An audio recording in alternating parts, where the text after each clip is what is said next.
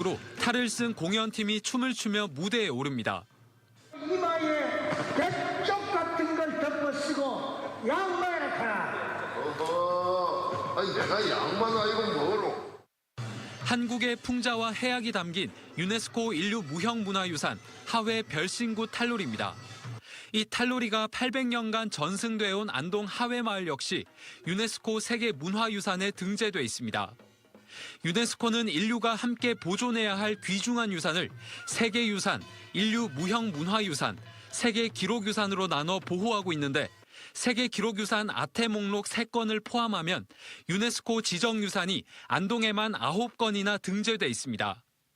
문화유산, 무형유산, 기록유산으로 나뉘어 각각 따로 관리되고 있는 인류의 유산들을 통합적으로 보호하고 활용하기 위한 대규모 국제학술대회가 안동에서 열렸습니다. Even though each of them exists separately, and for technical reasons they require different approaches, the reality is cultural heritage comes as a package. People who live the cultural heritage, people who enjoy it and who identify with it, don't separate this. 기록유산은 문화와 무형유산의 맥락을 제공하고 문화와 무형유산은 기록유산을 실물로 구체화할 수 있기 때문에 상호 보완적 관계의 각 유산들을 통합적으로 이해해야 한다는 목소리가 커지고 있는 겁니다.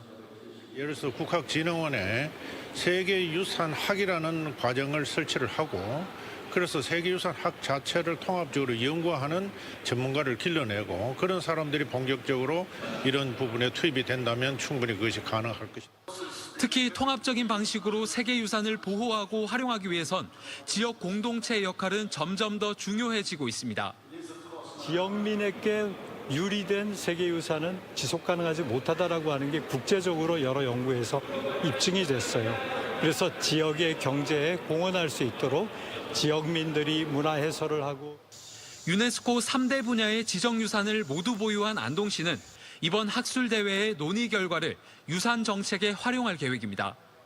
우리가 가지고 있는 세계유산을 보존과 전승이라는 가치를 뛰어넘어서 재미와 감동이 있는 콘텐츠를 만들어서 세계 속의 한국, 한국 속의 한국인 안동을 실현하고자 합니다.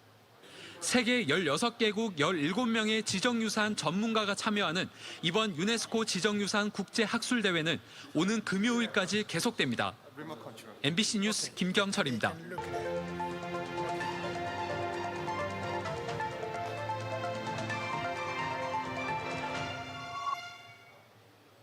안동에서 전해드립니다. 유네스코 지정유산 국제학술대회가 오늘부터 18일까지 4일간 안동 국제 컨벤션 센터에서 열립니다. 학술대회에는 16개국 지정유산 전문가와 유네스코 한국위원회 등 20여 명의 연사가 참여해 세계유산과 세계기록유산, 인류 무형문화유산 등 3대 분야에 대한 현실적인 보호와 접근, 활용 방안을 논의합니다. 또 안동 하회마을 등 국가별 사례와 지정유산에 대한 통합적 관리와 전략 등에 대한 발표가 이어집니다. 세계문화유산과 세계기록유산, 인류 무형문화유산 등 유네스코 3대 분야 지정유산을 모두 보유한 안동에서 대규모 국제학술대회가 열렸습니다. 3가지 분야로 나뉘어 관리되고 있는 세계유산을 하나로 통합해 보호하는 방안에 대해 세계 각국의 전문가들이 참석해 논의에 불을 붙였습니다. 김경철 기자입니다. 경쾌한 꽹과리 소리를 시작으로 탈을 쓴 공연팀이 춤을 추며 무대에 오릅니다. 이마에 백쪽 같은 걸 덮어 쓰고 양말을 타라. 어허, 아니 내가 양말 아니고 뭐로? 한국의 풍자와 해악이 담긴 유네스코 인류 무형문화유산 하회 별신구 탈놀이입니다.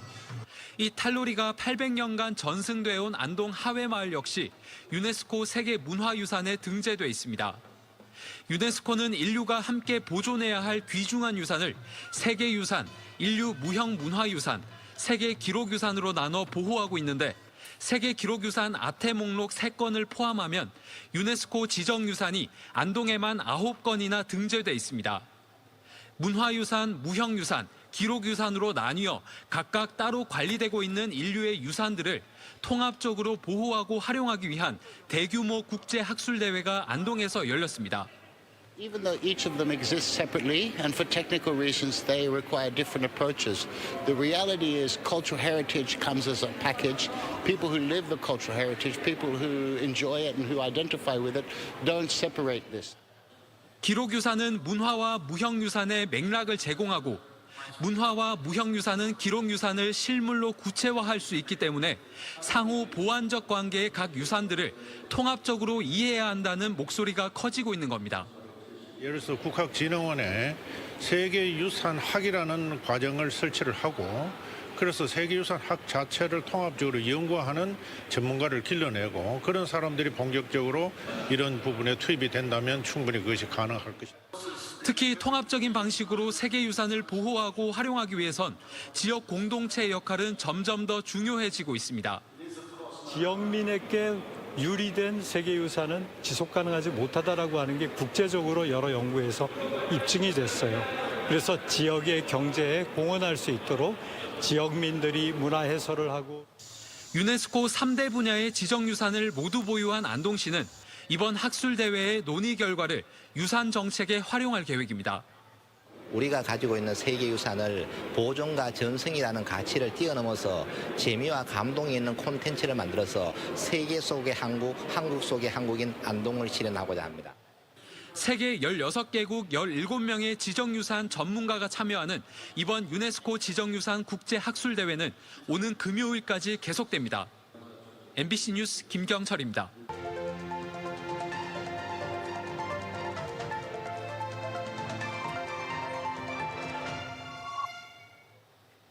안동에서 전해드립니다. 유네스코 지정유산 국제학술대회가 오늘부터 18일까지 4일간 안동 국제 컨벤션 센터에서 열립니다. 학술대회에는 16개국 지정유산 전문가와 유네스코 한국위원회 등 20여 명의 연사가 참여해 세계유산과 세계기록유산, 인류 무형문화유산 등 3대 분야에 대한 현실적인 보호와 접근, 활용 방안을 논의합니다. 또 안동 하회마을 등 국가별 사례와 지정유산에 대한 통합적 관리와 전략 등에 대한 발표가 이어집니다. 세계문화유산과 세계기록유산, 인류 무형문화유산 등 유네스코 3대 분야 지정유산을 모두 보유한 안동에서 대규모 국제학술대회가 열렸습니다.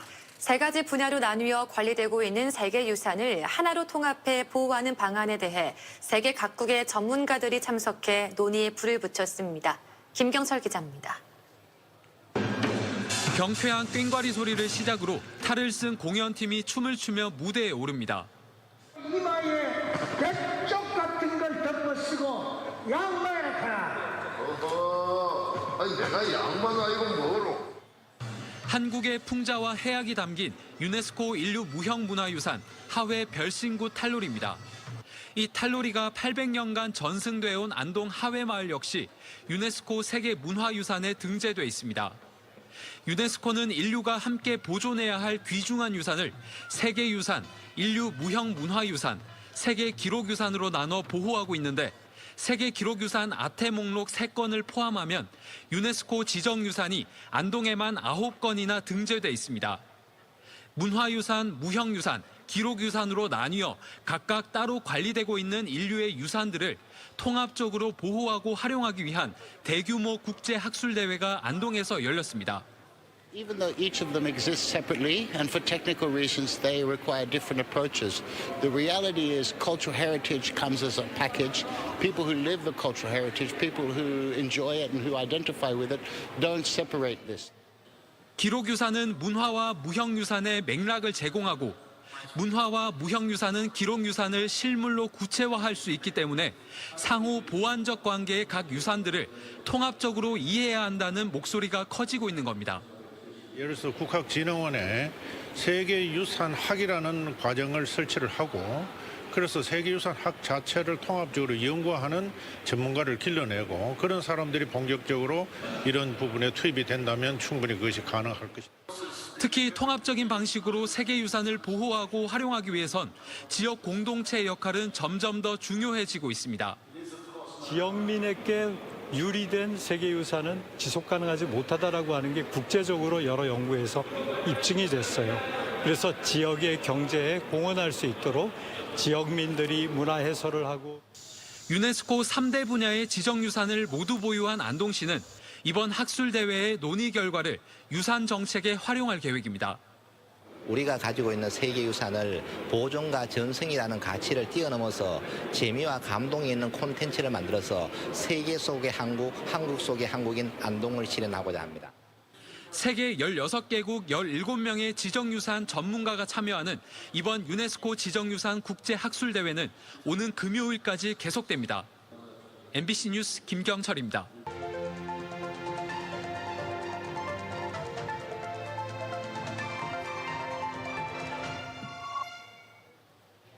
안동에서 전해드립니다. 유네스코 지정유산 국제학술대회가 오늘부터 18일까지 4일간 안동 국제 컨벤션 센터에서 열립니다. 학술대회에는 16개국 지정유산 전문가와 유네스코 한국위원회 등 20여 명의 연사가 참여해 세계유산과 세계기록유산, 인류 무형문화유산 등 3대 분야에 대한 현실적인 보호와 접근, 활용 방안을 논의합니다. 또 안동 하회마을 등 국가별 사례와 지정유산에 대한 통합적 관리와 전략 등에 대한 발표가 이어집니다. 세계문화유산과 세계기록유산, 인류 무형문화유산 등 유네스코 3대 분야 지정유산을 모두 보유한 안동에서 대규모 국제학술대회가 열렸습니다.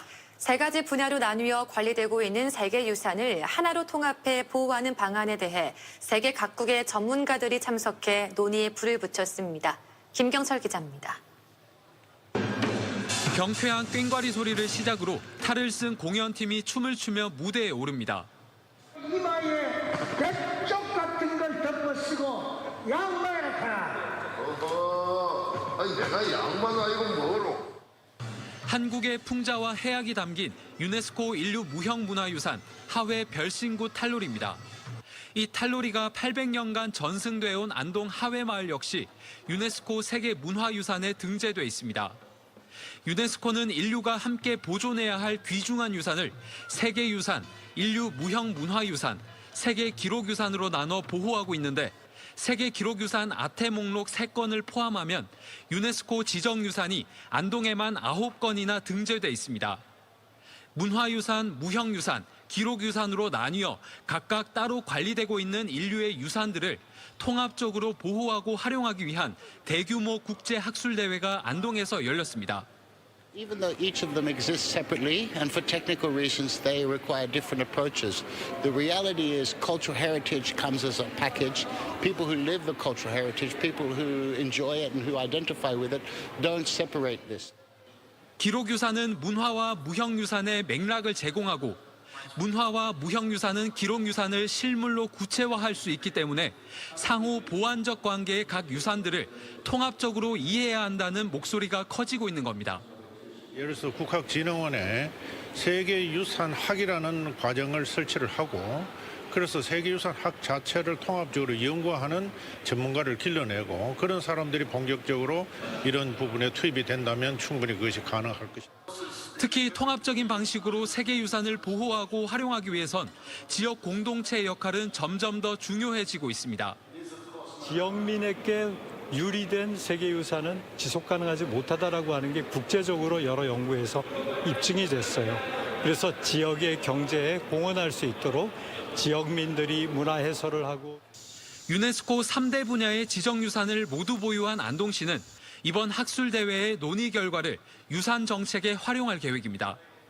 우리가 가지고 있는 세계유산을 보존과 전승이라는 가치를 뛰어넘어서 재미와 감동이 있는 콘텐츠를 만들어서 세계 속의 한국, 한국 속의 한국인 안동을 실현하고자 합니다. 세계 16개국 17명의 지정유산 전문가가 참여하는 이번 유네스코 지정유산 국제학술대회는 오는 금요일까지 계속됩니다. MBC 뉴스 김경철입니다.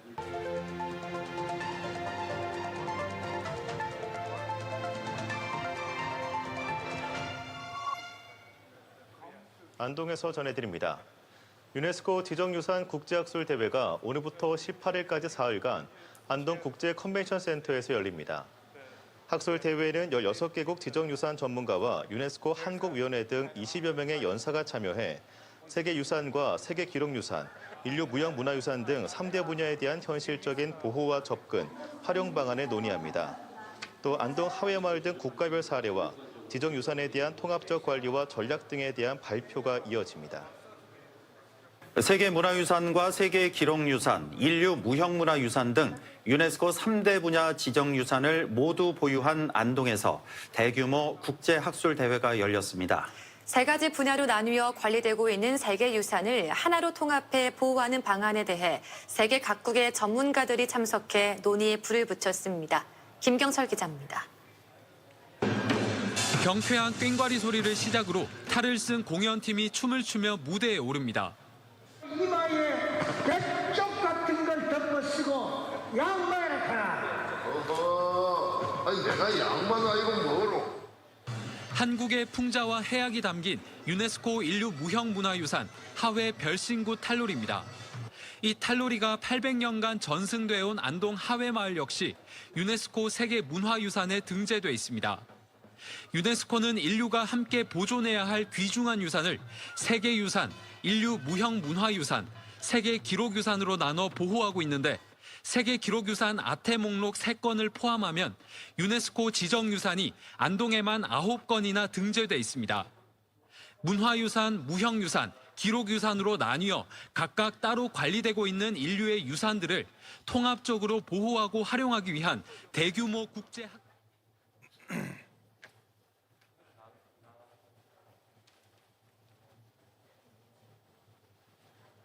지금부터 학술대회를 시작하겠습니다.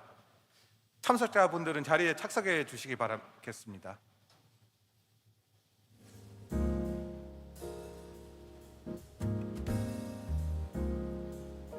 학술대회를 시작하겠습니다. 네, 안녕하세요. 한국국학진흥원 강보석입니다. 반갑습니다.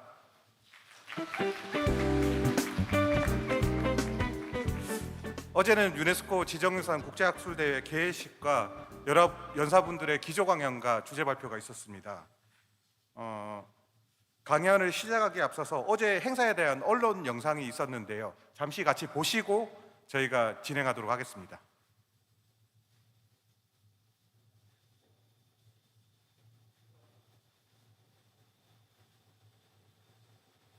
세계문화유산과 세계기록유산, 인류 무형문화유산 등 유네스코 3대 분야 지정유산을 모두 보유한 안동에서 대규모 국제학술대회가 열렸습니다.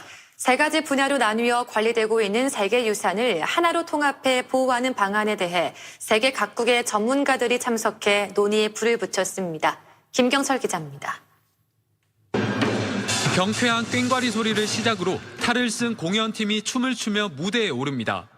이마에 백쪽 같은 걸 덮어쓰고 양말을 하나. 어허, 아니 내가 양만 아니고 뭐로?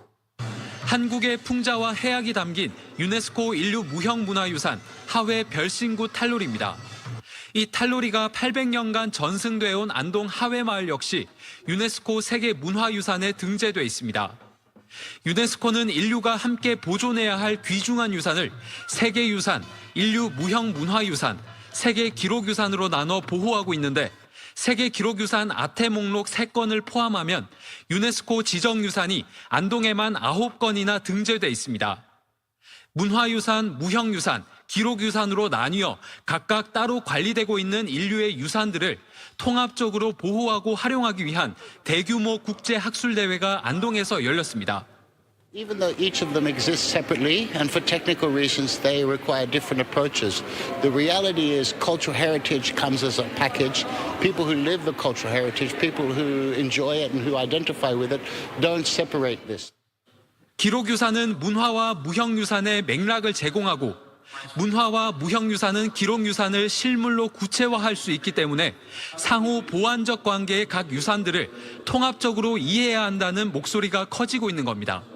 예를 들어서 국학진흥원에 세계유산학이라는 과정을 설치를 하고 그래서 세계유산학 자체를 통합적으로 연구하는 전문가를 길러내고 그런 사람들이 본격적으로 이런 부분에 투입이 된다면 충분히 그것이 가능할 것입니다.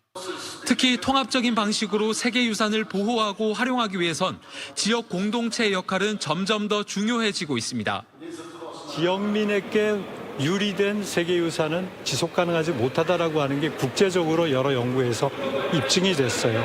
그래서 지역의 경제에 공헌할 수 있도록 지역민들이 문화 해설을 하고 유네스코 3대 분야의 지정유산을 모두 보유한 안동시는 이번 학술대회의 논의 결과를 유산 정책에 활용할 계획입니다.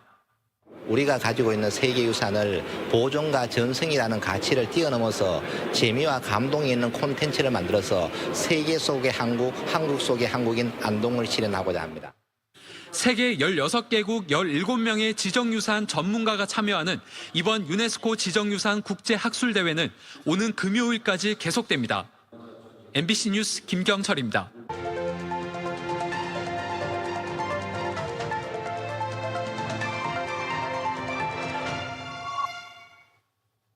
안동에서 전해드립니다. 유네스코 지정유산 국제학술대회가 오늘부터 18일까지 4일간 안동 국제 컨벤션 센터에서 열립니다. 학술대회에는 16개국 지정유산 전문가와 유네스코 한국위원회 등 20여 명의 연사가 참여해 세계유산과 세계기록유산, 인류 무형문화유산 등 3대 분야에 대한 현실적인 보호와 접근, 활용 방안을 논의합니다. 또 안동 하회마을 등 국가별 사례와 지정유산에 대한 통합적 관리와 전략 등에 대한 발표가 이어집니다. 네, 이렇게 많은 연사분들과 참석자분들 덕분에 학술대회를 성공적으로 시작할 수 있었던 것 같습니다. 다시 한번 감사드립니다. 네. 그럼 지금부터 기조강연과 주제 발표를 시작하겠습니다. 기조강연에 앞서 먼저 오늘의 좌장을 소개해 드리도록 하겠습니다. 도호쿠 대학교 미츠루 화가 교수님이시고요. 유네스코 세계기록유산 아시아태평양 지역위원회 부의장을 같이 하고 계십니다. 박수로 맞이해 주시기 바랍니다.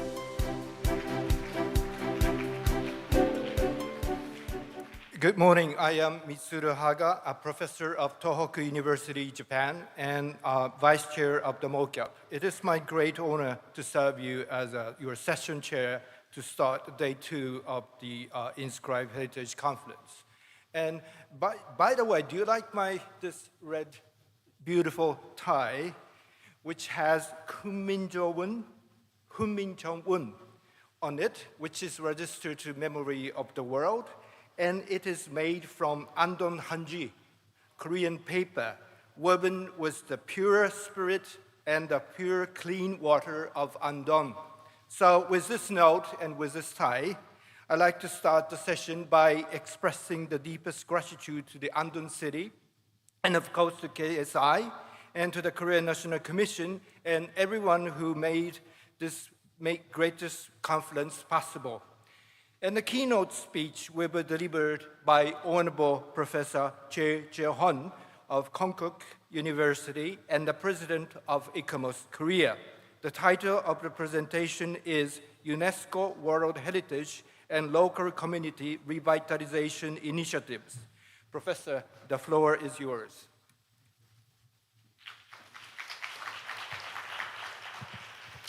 Thank you, Chair.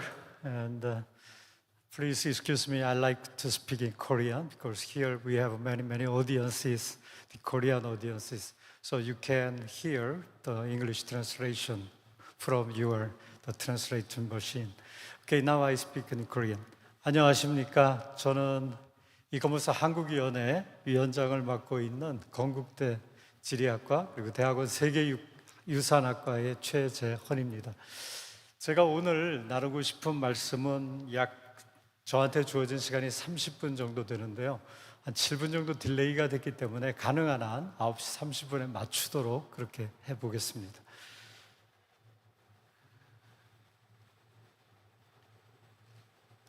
자, 전체적으로 제 발표 내용은 세계유산에 대한 전반적인 내용을 좀 개관을 해드리고 그리고 세계유산에서 지속가능성이라고 우리가 얘기할 때 빠지면 안 되는 것이 5C라고 얘기하는 개념입니다.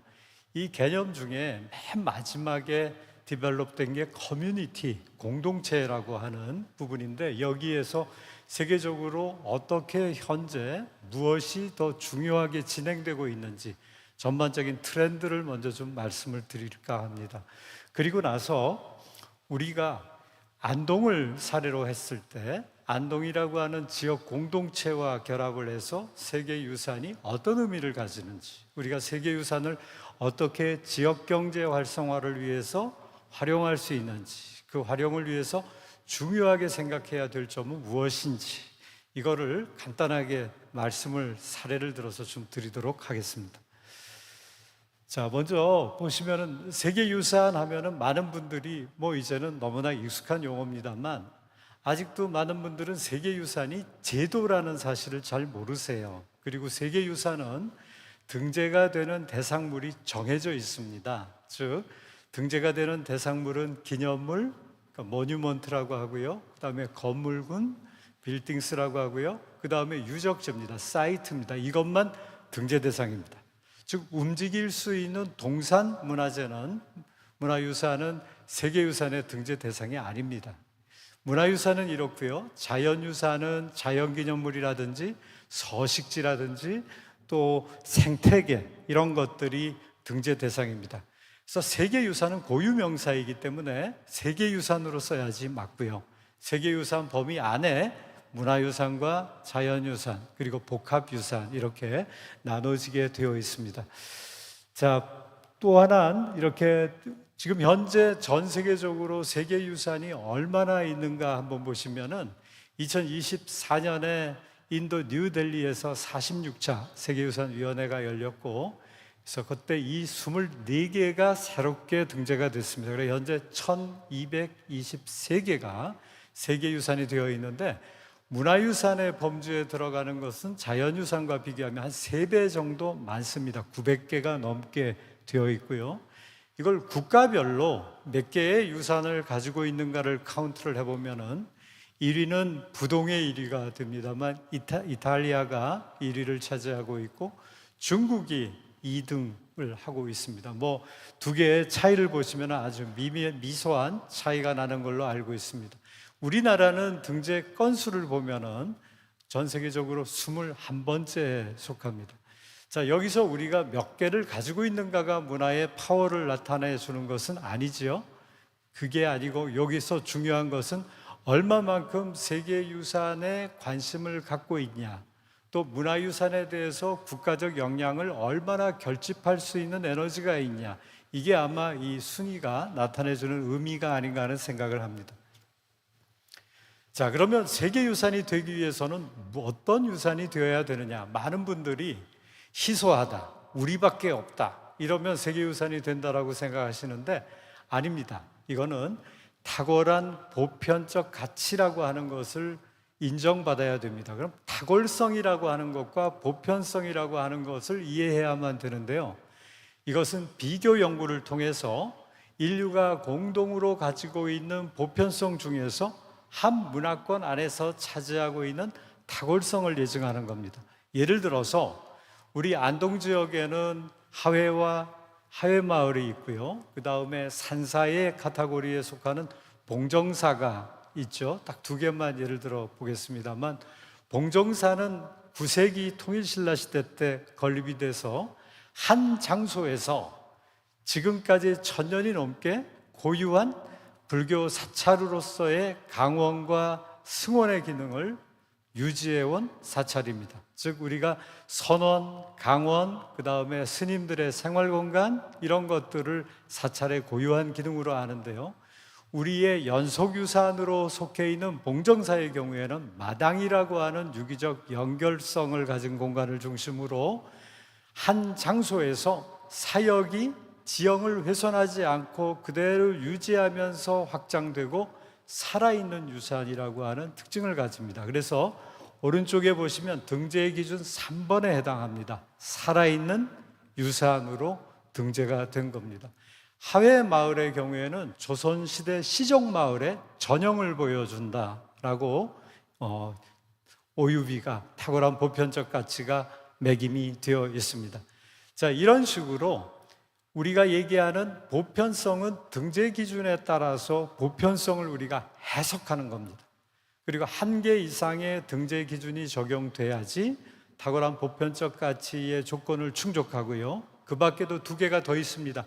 아래 그림을 보시면은 또 하나는 여기 보시면 진정성과 완전성을 입증하게 되어 있고 이것은 한마디로 표현하면 온전하게 남아 있어야 되고 거짓 없는 정보의 출처를 가지고 유산이 등재돼야 된다는 의미입니다. 완전성의 개념을 많은 분들이 혼동하시는데 영어로 표현하면 intactness, 훼손되지 않고 원형 그대로가 유지되는 것, wholeness, 온전하게 유산 가치를 전달하는 모든 구성 요소를 포함할 것. 세 번째는 적절한 보호의 공간적 규모, 그리고 또 하나는 위험 요소가 없어야만 된다. 이런 부분에 조건식을 충족해야 됩니다. 마지막 세 번째는 보존과 관리 요건을 충족해야 되는데요. 그거는 법적, 제도적으로 유산의 보호를 인정받고 확인할 수 있어야 되고, 우리나라는 문화유산보호법에 의해서 모든 유산이 보호되고 있고, 또 세계유산법이 만들어지면서 세계유산에 등재되면 국가유산법과 동일하게 보호가 되는 그런 강점을 또 갖고 있기도 합니다. 자, 이렇게 되었을 때 세계유산이 됩니다. 그러니까 등재기준 1번에서부터 6번까지는 문화유산에 적용되는 등재기준이고, 7번에서 10번까지는 자연유산에 적용되는 기준입니다. 자, 이렇게 해서 한국의 세계유산을 보시면 16개 세계유산이 있습니다. 지금 저기 아래쪽에 보시면은 이제 선사, 서원, 가장 최근에는 가야 고분군이 등재기준 3번을 적용받아서 등재가 되었습니다만, 우리나라 16개 세계유산 중에 가장 많이 적용된 등재기준은 등재기준 3번입니다. 두 번째로 많이 적용된 건 4번입니다. 그 이유는 다 아시겠지만, 전란을 우리는 5,000년이라고 하는 우리 짧고도 긴 역사 동안에 역사서에 나와 있는 침략의 횟수만 931번의 전쟁을 겪은 국가입니다. 이 속에서 보존해 왔다는 것은 굉장히 기적 같은 일이라고 생각이 됩니다. 그 중에 특히 안동 지역이 9건이나 되는 이와 같은 세계 유산뿐 아니라 유네스코 지정유산을 갖고 있다는 것은 안동이 정신문화의 수도라고 칭할 만한 자격이 있다는 것을 반증합니다. 그것은 물론 우리 한반도의 지형지세를 놓고 봤을 때 중심에서 가장 깊은 쪽에 있는 곳이 경상북도 지역입니다. 저기 쉽게 외침을 할 수 없는 위치에 있기 때문에 이와 같은 우리의 귀중한 문화유산을 지킬 수 있지 않았나 하는 생각도 덧붙입니다. 자, 세계유산은 제도라고 말씀드렸습니다만, 이 제도를 운영하는 데는 여러 기구가 있습니다. 이 기구 중에 보시면은 일단 유네스코 총회가 있고요, 또 세계유산위원회가 있고요, 또 세계유산센터가 운영이 되고 있습니다. 그리고 이런 세계유산의 가치를 평가하고 모니터링하고 도움이 필요할 때 컨설팅을 해줄 수 있는 국제적인 자문기구가 3개가 있습니다. 하나가 제가 지금 몸담고 있는 이코모스, 문화유산을 다루고 있고요, 또 하나가 IUCN, 세계자연연맹이고요, 세 번째가 여기 가민희 교수님이 바로 디렉터로 계셨던 이크롬이라고 하는 조직입니다. 이걸 통해서 세계유산은 적절하게 보존되고 관리가 되는 그런 제도적 특징을 갖고 있습니다. 자, 이런 제도적 장치뿐 아니라 세계유산을 운영하는 데는 국제적으로 합의된 1972년에 만들어졌던 세계유산 협약이 가장 본바탕이 되고요, 그리고 나서 유네스코 일반 총회에서 나오는 결의문, 그리고 유네스코에서 또 소속되어 있지만 세계유산에 특화된 세계유산위원회의 결의문, 컴이라고 붙습니다. 그리고 실질적으로 협약은 자주 바뀔 수 없기 때문에 운영지침이라고 하는 오퍼레이셔널 가이드라인, 여기에 근거해서 세계유산 제도는 운영이 되게 됩니다. 오퍼레이셔널 가이드라인스라고 부르는 운영지침은 세계유산을 지속가능하게 만들기 위해서 5가지의 5C라고 하는 전략적 목표를 설정을 하고 있습니다. 그 중에 지금 아래쪽에 보시면 나와 있는 credibility, 신뢰성부터 시작해서 맨 아래에 이제 공동체라고 하는 개념까지 저렇게 연결이 되어 있습니다. 자, 이들 개념을 통해서 한번 국제적으로 세계유산 분야가 어떤 특징을 가지는지 한번 간단하게 살펴보시겠습니다. 먼저 credibility, 신뢰성은 세계유산 목록을 전 세계 사람들이 신뢰하고 받아들여지는 게 정말 중요합니다. 그래서 투명해야 되고, 이 때문에 이코모스가 또 IUCN이 늘 세계유산위원회에서 리코멘데이션이라고 하는 그 평가 보고서와 공고안을 제시하게 되어 있습니다. 제가 옆으로 화면이 보이지 않아서 제가 조금 이쪽에 옮겨서 말씀을 드리도록 하겠습니다. 자, 세계유산은 제도고 정해진 게 아니라 계속 진화하고 있습니다. 발전하고 있습니다. OUB에 대한 개념, 등재 기준에 대한 정의도 달라져 갑니다. 등재 기준 3번에 living이라고 하는 단어, 살아있다고 하는 단어도 최근에 이제 인설트가 되어 있고요.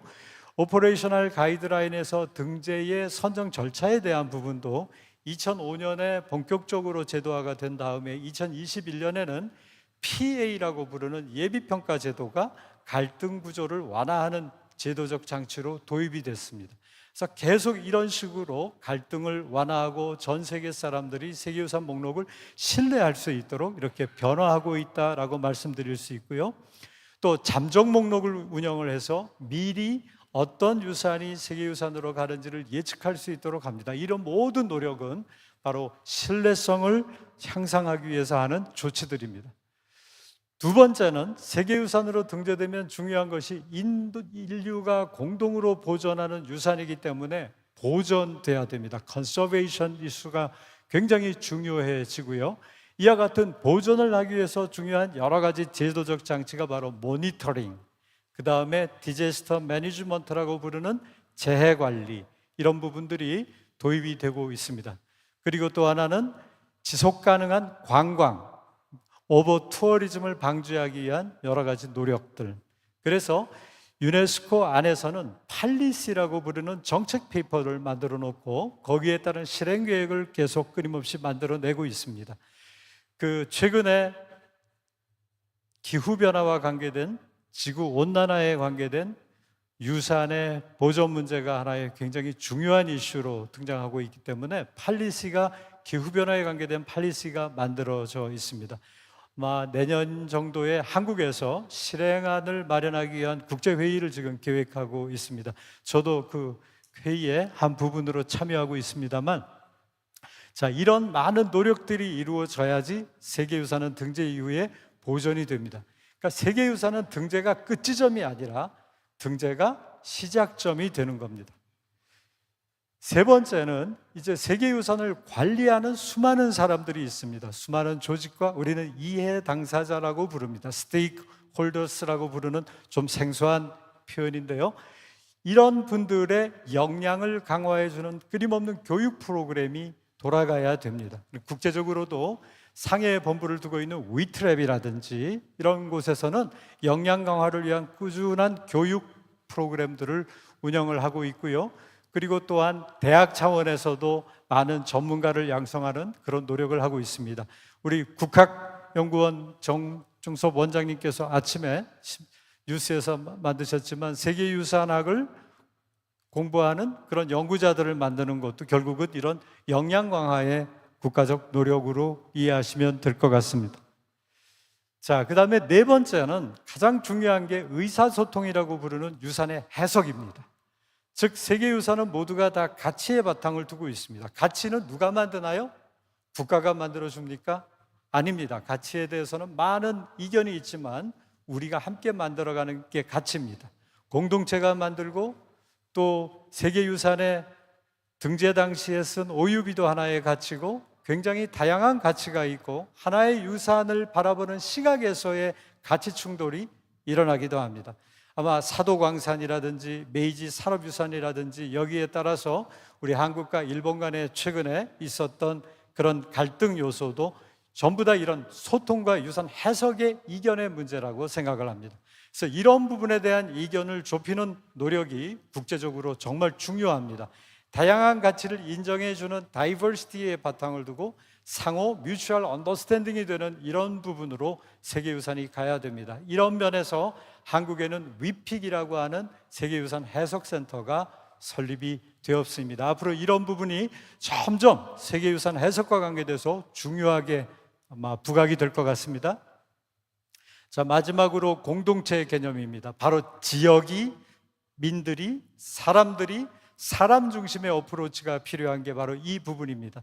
사람을 중심으로 할 때 성평등의 문제부터 인권의 문제, 원주민들의 인정 문제, 이런 부분들, 그 다음에 또 하나는 세대 간의 갭을 메꾸는 젊은 세대를 등장시켜야 되는 문제, 여러 문제들이 있습니다. 다 아시겠지만 특히나 이 세대 간의 갭은 국제적으로도 문제가 되기 때문에 이커머스에서는 이머징 프로페셔널이라고 하는 개념도 도입해서 젊은 세대들이 문화유산에 관심을 갖도록 그렇게 촉진을 시키는 여러 가지 활동을 또 하고 있습니다. 제일 중요한 게 바로 이런 모든 것, 유산이 남의 것이 아닌 내 것이라고 인정할 때 우리가 근본적으로 던지는 질문은 Whose heritage? 이 유산이 누구의 것이냐라고 물었을 때 내 것, 우리 것이라고 하면 훨씬 더 보존에 신경을 쓰게 되고 이렇게 되게 되겠죠. 그게 결국은 평화와 안정과도 연결이 됩니다. 전쟁이 없어야겠습니다. 이런 개념도 전부 다 이 5C 안에 다 포함이 된다고 말씀드릴 수 있습니다. 자, 그러면 이제 지역 공동체와 그 세계유산의 지속 가능성이 왜 중요한가를 한번 따져보겠습니다만 여기 이렇게 정리를 해놨습니다. 한마디로 표현하면 세계유산은 지역이 고유하게 가지고 있는 지역의 문화자산의 하나입니다. 이것은 그 지역에 사는 사람들에게는 수천 년 오랜 시간을 거쳐오면서 고유한 기억이 들어있고 내가 누군가의 정체성이 덧입혀진 그런 정말 소중한 보물과 같은 자산이 되는 것이죠. 이게 남의 것이 아니라는 겁니다. 내 것이라는 겁니다. 우리 지역의 것이라는 겁니다. 그래서 우리 지역을 발전시키는데 이 세계유산을 가장 최대한으로 활용할 수 있도록 하자. 이게 전체적인 것을 꿰뚫는 아이디어입니다. 자, 그렇다면은 이 핵심 요소들을 보면은 간단하게 한 3가지 정도로 이야기를 할 수가 있는데요. 먼저 주민 중심형 참여형 유산 보존이 이루어져야 된다. 이게 participatory approach라고 이 그롬에서는 얘기를 하는 부분입니다. 참여 중심의 세계유산 보존과 관리의 필요성이 바로 있고요. 하나의 단적인 예를 들어보면 안동에 있는 9개의 유네스코 지정유산을 해설하고 안내하고 체험하는 것이 외부 사람이 아니라 지역민들이 그런 것들을 해주시면 더 좋다는 거죠. 두 번째는 세계유산은 결국 환경보호와 깊은 관계가 있습니다. 환경을 보호함으로써 다양성을 보존할 수 있고 생태계의 다양성을 포함하는 말씀입니다만 그리고 지속가능한 발전을 도모할 수가 있습니다. 이 부분을 생각을 해야 됩니다. 세 번째는 바로 주민들의 거주성, 레지던셜빌리티라고 표현하는 거주성, 삶의 질 이거를 확보하고 지역경제 활성화를 함께 도모해야 된다는 점입니다. 자, 그래서 경제 활성화를 할 수 있는 5개의 방안으로 한번 정리를 해보겠습니다. 먼저 경제를 활성화할 수 있는 것은 세계유산은 브랜딩입니다. 즉 장소 마케팅을 할 수 있는 최고의 브랜딩입니다. 이 브랜딩을 활용해서 관광을 활성화하는 방법입니다. 많은 분들이 안동으로 오셔서 안동을 향유하고 가실 수 있게 하는 방법이죠. 두 번째는 이와 같은 관광산업과 지역 주민들의 경제활동이 이렇게 유리되면 안 된다는 거죠. 떨어지면 안 되고 지역 주민이 바로 이런 관광과 여기에 다 참여할 수 있어야 됩니다. 즉 유산의 해설과 관리와 보존의 모든 과정 속에 주민 중심의 프로그램을 만들어야 된다는 겁니다. 이거는 아마 전 세계적으로 적용할 수 있는 원칙이 될 것 같습니다.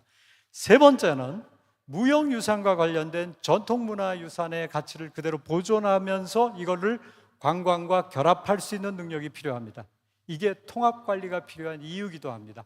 음식 문화가 대표적인 겁니다. 음식을 즐기고 갈 수 있도록 해야 되는데요. 어제 시장님이 말씀하신 것 중에 안동에 헛제사밥이 빠졌습니다. 하회 마을에서 오신 분들 계시겠지만요. 또 다른 비빔밥입니다. 차갑게 먹는 비빔밥인데 정말 맛있습니다. 이런 부분을 최대한도로 활용하고요. 그 다음에 세계유산과 지역경제의 연계성을 도모해야 되는데 숙박업부터 컨벤션 이런 모든 것들을 도모하면서 이해 당사자들 간의 다양한 종사자들 간의 네트워크를 함께 구축해야 된다는 겁니다.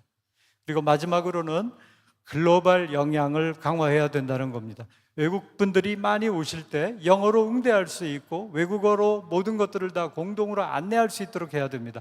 어제 잤던 호텔에서 모든 안내문이 한글로 되어 있어서 제가 걱정이 많이 됐습니다. 외국 분들이 과연 이 뜻을 이해할 수 있을까? 이런 부분에서도 조금씩 변화가 필요하다는 것하고도 관계가 있습니다. 자, 이제 시간이 제가 1분이 남았습니다만 지금까지 드린 말씀을 그냥 이 슬라이드 한 장으로 대체하고요. 제가 말씀드리고 싶은 얘기는 바로 이겁니다. 즉 안동의 지역경제 활성화를 하기 위해서 유네스코 지정유산이 9개가 있다라고 한다면 이걸 자랑만 할 게 아니라 우리가 최대한도로 활용할 수 있어야 되고, 그 활용의 방법은 안동시가 하는 것도 공무원이 하는 것도 저와 같은 전문가 그룹이 하는 것도 아니라는 겁니다.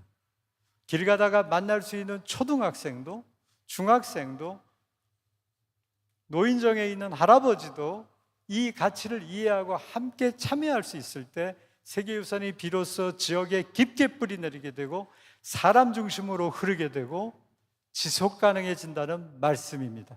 이게 제가 마지막으로 꼭 드리고 싶었던 말씀입니다. 자, 이상 제가 20초 남겨놓고 마무리하겠습니다. 들어주셔서 감사합니다. Thank you very much, Professor Choi Choi-hon, for your inspiring and impactful talk. Your thoughts, like, for example, the local community is a critical link that connects everyone. Understanding World Heritage strengthens the community's identity, and through that we can achieve sustainable developments, are so insightful and have truly addressed the core issue and laid the foundation of this conference. Thank you very much again, Professor Choi Choi-hon, and please give him another round of applause. Thank you very much. Thank you. And in the light of this keynote speech, now we'd like to start the topic session 2 on heritage policy. The first speaker is General Manager Dr. Min Chi-yeon and Ms. Tin Shu-jin of Georgetown World Heritage Incorporated. The title of the presentation is Synergization of the 1972 and 2003 Conventions, Perspectives from the World Heritage Site Manager. The arena is yours, please. Thank you.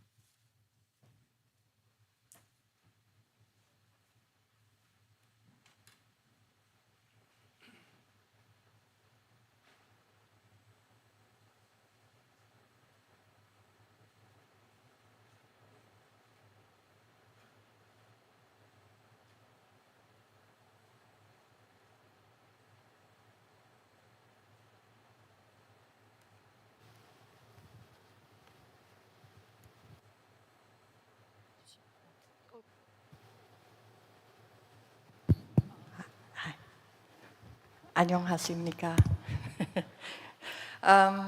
Good morning. My name is Ang Ming-chi. You can call me Ang. 안녕하십니까. Ting Siu-jing. You can just call me Ting. All right. And we are the site managers. And may I know if there's any site managers with us today at the audience? If you are, please raise your hand. Don't worry. My mission is to make you to like these professions. And hopefully in the future, we have more site managers in the audience. So today, we are going to share with you the topics, as you can see over here. Okay. And very quickly, this is the content that we'll be presenting to you. And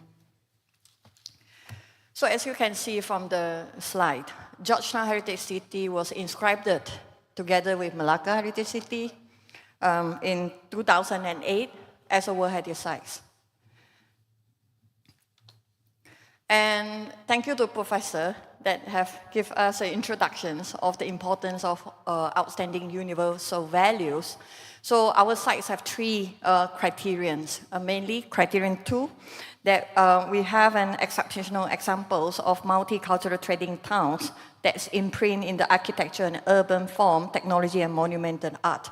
I'm going to go very fast on that because you actually will get the information from our websites and in UNESCO website as well. And then we also have another criterion, that's criterion 3, that makes us link to the 2003 conventions because we are talking about a living cities in Georgetown. There are still people who live, work, and use the town on daily basis. And the third one is that we have very beautiful, very excellent, unique architecture, culture, and townscapes in our town. And I really invite all of you to visit us if you haven't. And you have been there, come back again. Now you have a new friend from both of us. All right. And as you can see from the map, when we talk about World Heritage Site, we talk about the properties, the buffer zones, and the land areas. In our area, it's about 262 hectares. I would like to point to you, I'm not sure how to do this, but if you see in the box, we have 82 Category 1 heritage building. Yes, it's 82, it's not 8, it's not 2, it's 82. And we have 3,771 Category 2 heritage buildings, that's a lot. And we have about 1,160 modern buildings that's, mix and match within the town. So it is a small town, but there's a lot of buildings to manage, and there's also people that we have to collaborate with. So under the 1972 conventions, there's a term called site managers, and that is who are we.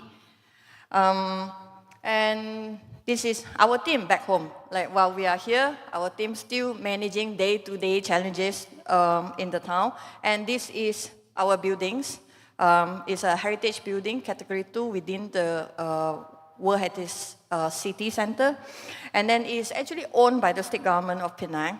And we operate as a private companies owned by the government with resources from the government. We have 40 positions, and we conduct at least 60 projects annually. I just want to show you our bosses that's led by the Chief Minister of Penang. And also, site managers don't work alone. This is the organizational chart of GTWHI, Georgetown World Heritage Incorporated.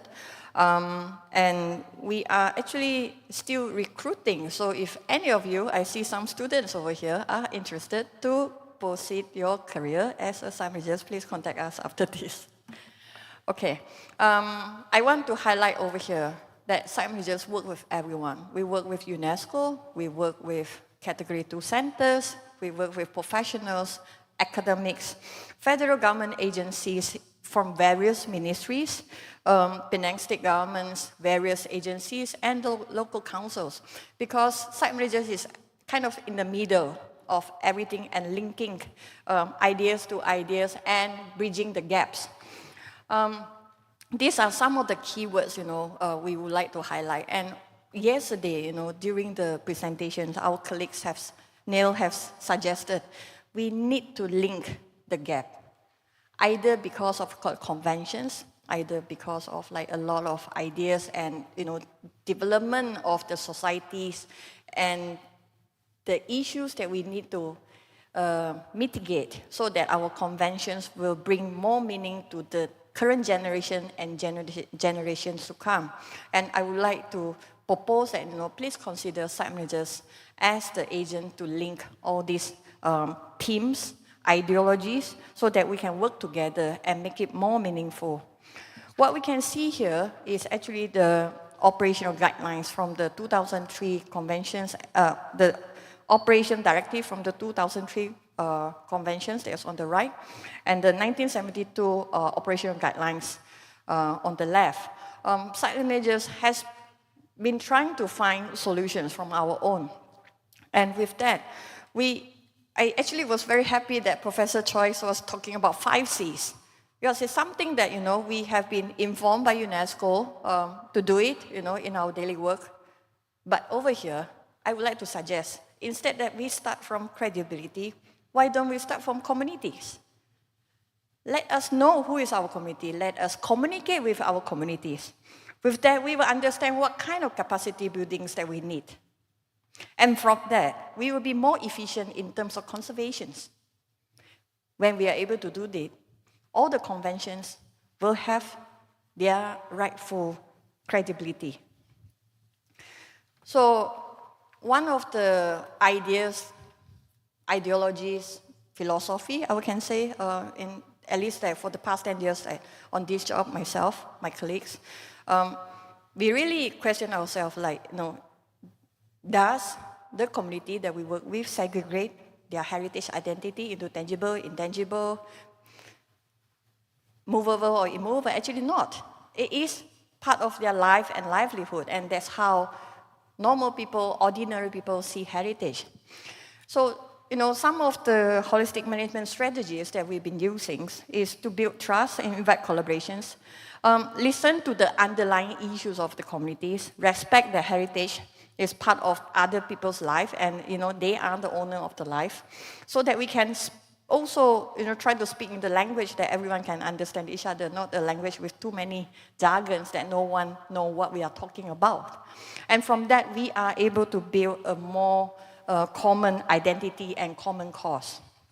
So that when we do holistic heritage building conservations, it will go further and more sustainable. This is one of examples of the conservation management plan that we use in Georgetown. You can download it. Some of the example of the work that we've been using. But I think most importantly is to make that our heritage becoming meaningful, really for our city, our people who visit us, and the next generations. In our office, we've been doing a principle of like 30%, 30 years old. We are very aware that whatever that we are doing inherited, us as a heritage professional, we inherited this opportunity from a lot of hard work by our seniors. And we have to start thinking of like who's going to continue the journey. The fact that all of you wake up so early, come all the way up here, means that you like something about heritage. So I think it's also important to open up this opportunity to listen to all of you, the ideas, and how do we want to move on. And empowering the youth and the next generation is so important, and it's not just a topic identified by site managers from Georgetown, but also site managers across the world. So there are efforts that done by our office, Jidao Chai, all these years, and I would like to invite Ting to share with you the work that we've been doing. Thank you. All right. So, thank you. So as Ang has mentioned earlier, so in March this year, we actually organized the very first We Are Site Managers International Symposiums in Georgetown, Penang, Malaysia. And it is actually the very first symposiums organized by us, GTWHI, the site managers of Georgetown Historic City, for the site managers around the world as a platform to share and discuss about challenges, potential collaborations, opportunities, and of course to make friends and to build relationships among the site managers and also UNESCO C2C centers and also the UNESCO offices. So we are actually very honored to have 130 participants from 37 countries, including site managers from 28 properties, which is actually now 29 properties because the Guanya National Park in Malaysia has just been listed this July. And we also have 48 speakers and 15 moderators sharing their experiences and insights over the 5-day symposiums through 20 sessions. And during the symposiums, we have themes like the politics in the World Heritage Sites, the experience sharings by site managers from different regions, and also from the previous site managers, and many more. So from the posters here, perhaps you might see some familiar faces of your friends, your colleagues from all around the world. So one of the main outcomes of these symposiums is, of course, the Georgetown Declarations that we launched on the last day. So in these documents, the site managers actually ask for their voices to be heard, their daily challenges to be addressed, and also urge for a more transparent procedures in the decision-making process. So for example, just to simply attend perhaps the sessions of the World Heritage Committee. And of course, to encourage more collaborations and capacity building opportunities, and also to have more relationship, more communications among the site managers to know that we are not alone. There are so many people out there that faces the same issues, same challenges as us. So we actually brought a few limited copies of these Georgetown Declarations. You might find it on your table and also at the table outside at the entrance there. Feel free to get a copy. We have like very limited copies today. Yeah, so you will find the full versions of the declarations inside these documents and also how to participate, to be part of these declarations. So since we're in Korea right now, so shout out to our Korean colleagues. We're still waiting for the Korean versions. As you can see here, we have 11 languages right now, but yeah, we're still waiting for it. So please contact us if you want to contribute something to this declaration, to translate it into your local language, and then to invite adoptions from your stakeholders. All right, so of course, one of the main outcomes of this, from these declarations is to let us set up a World Heritage Site Managers Global Network. It is actually a database, a very simple database that includes like informations like the person in charge of a site, the names of that property, the contact, who should we contact when we want to go to that site and something like that. And then it is mainly to share the information among the site managers around the world. And then right now it's actually just at a very preliminary stages. So if you have any ideas on how we should set up this network, how we should do it, please feel free to share with us after these presentations. During the coffee break and everything, we are very open to any kinds of ideas. So what we were thinking right now is like to let the site managers to have a national network in their country, and then slowly it can expand into a regional office, and then a global one, which is us. And then with that, we will have a more formal entity in the future. So our hope is, of course, to have GWHI as the secretariat to oversee the operations of this network. All right.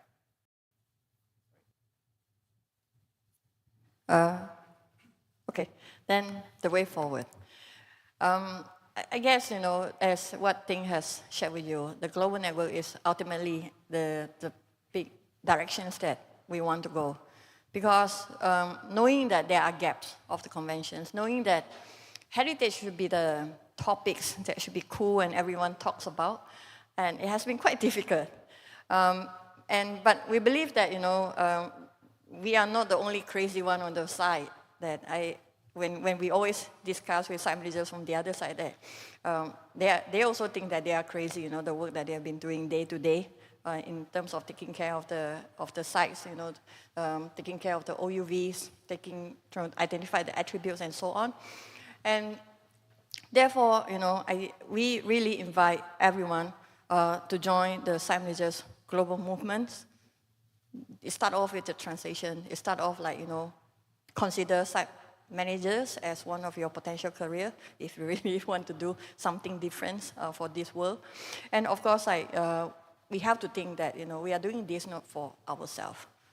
We are doing this because our passion in heritage, because we care. We want to maintain the identity of humanities, and more importantly, we want to do it for the next generations. With that, we would like to say terima kasih and thank you very much. Thank you.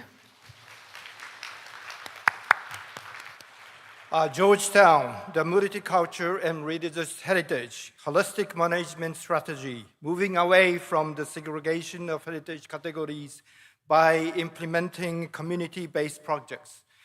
The presentation has been an excellent heritage policy case study that perfectly aligns with the purpose of the symposium. We have learned profound philosophy as well as practical measures from your presentation. Thank you very much. Please give them another round of applause. Thank you. And our next speaker is Ms. Misako Ito, UNESCO Africa Regional Advisor for Communication and Information in Africa UNESCO Office in Nairobi, Kenya. She is a distinguished UNESCO figure from Africa, but prior to that, she worked at UNESCO Regional Office in Bangkok, where she represented MOCAP.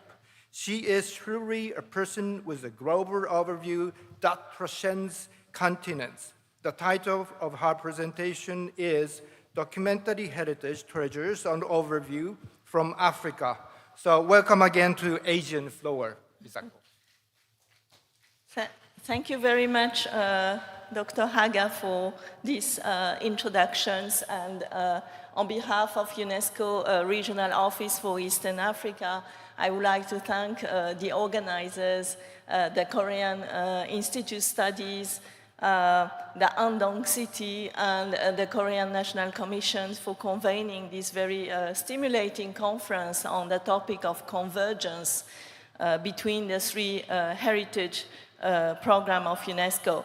So my presentation will focus on documentary heritage, and especially on the memory of the world inscription from Africa, where now I'm based for, and I'm responsible for the regional continental-wise activity relating to memory of the world in Africa. So the stories, as you know, of documentary heritage, we have seen many examples. They complement the narrative of World Heritage Site and intangible cultural heritage.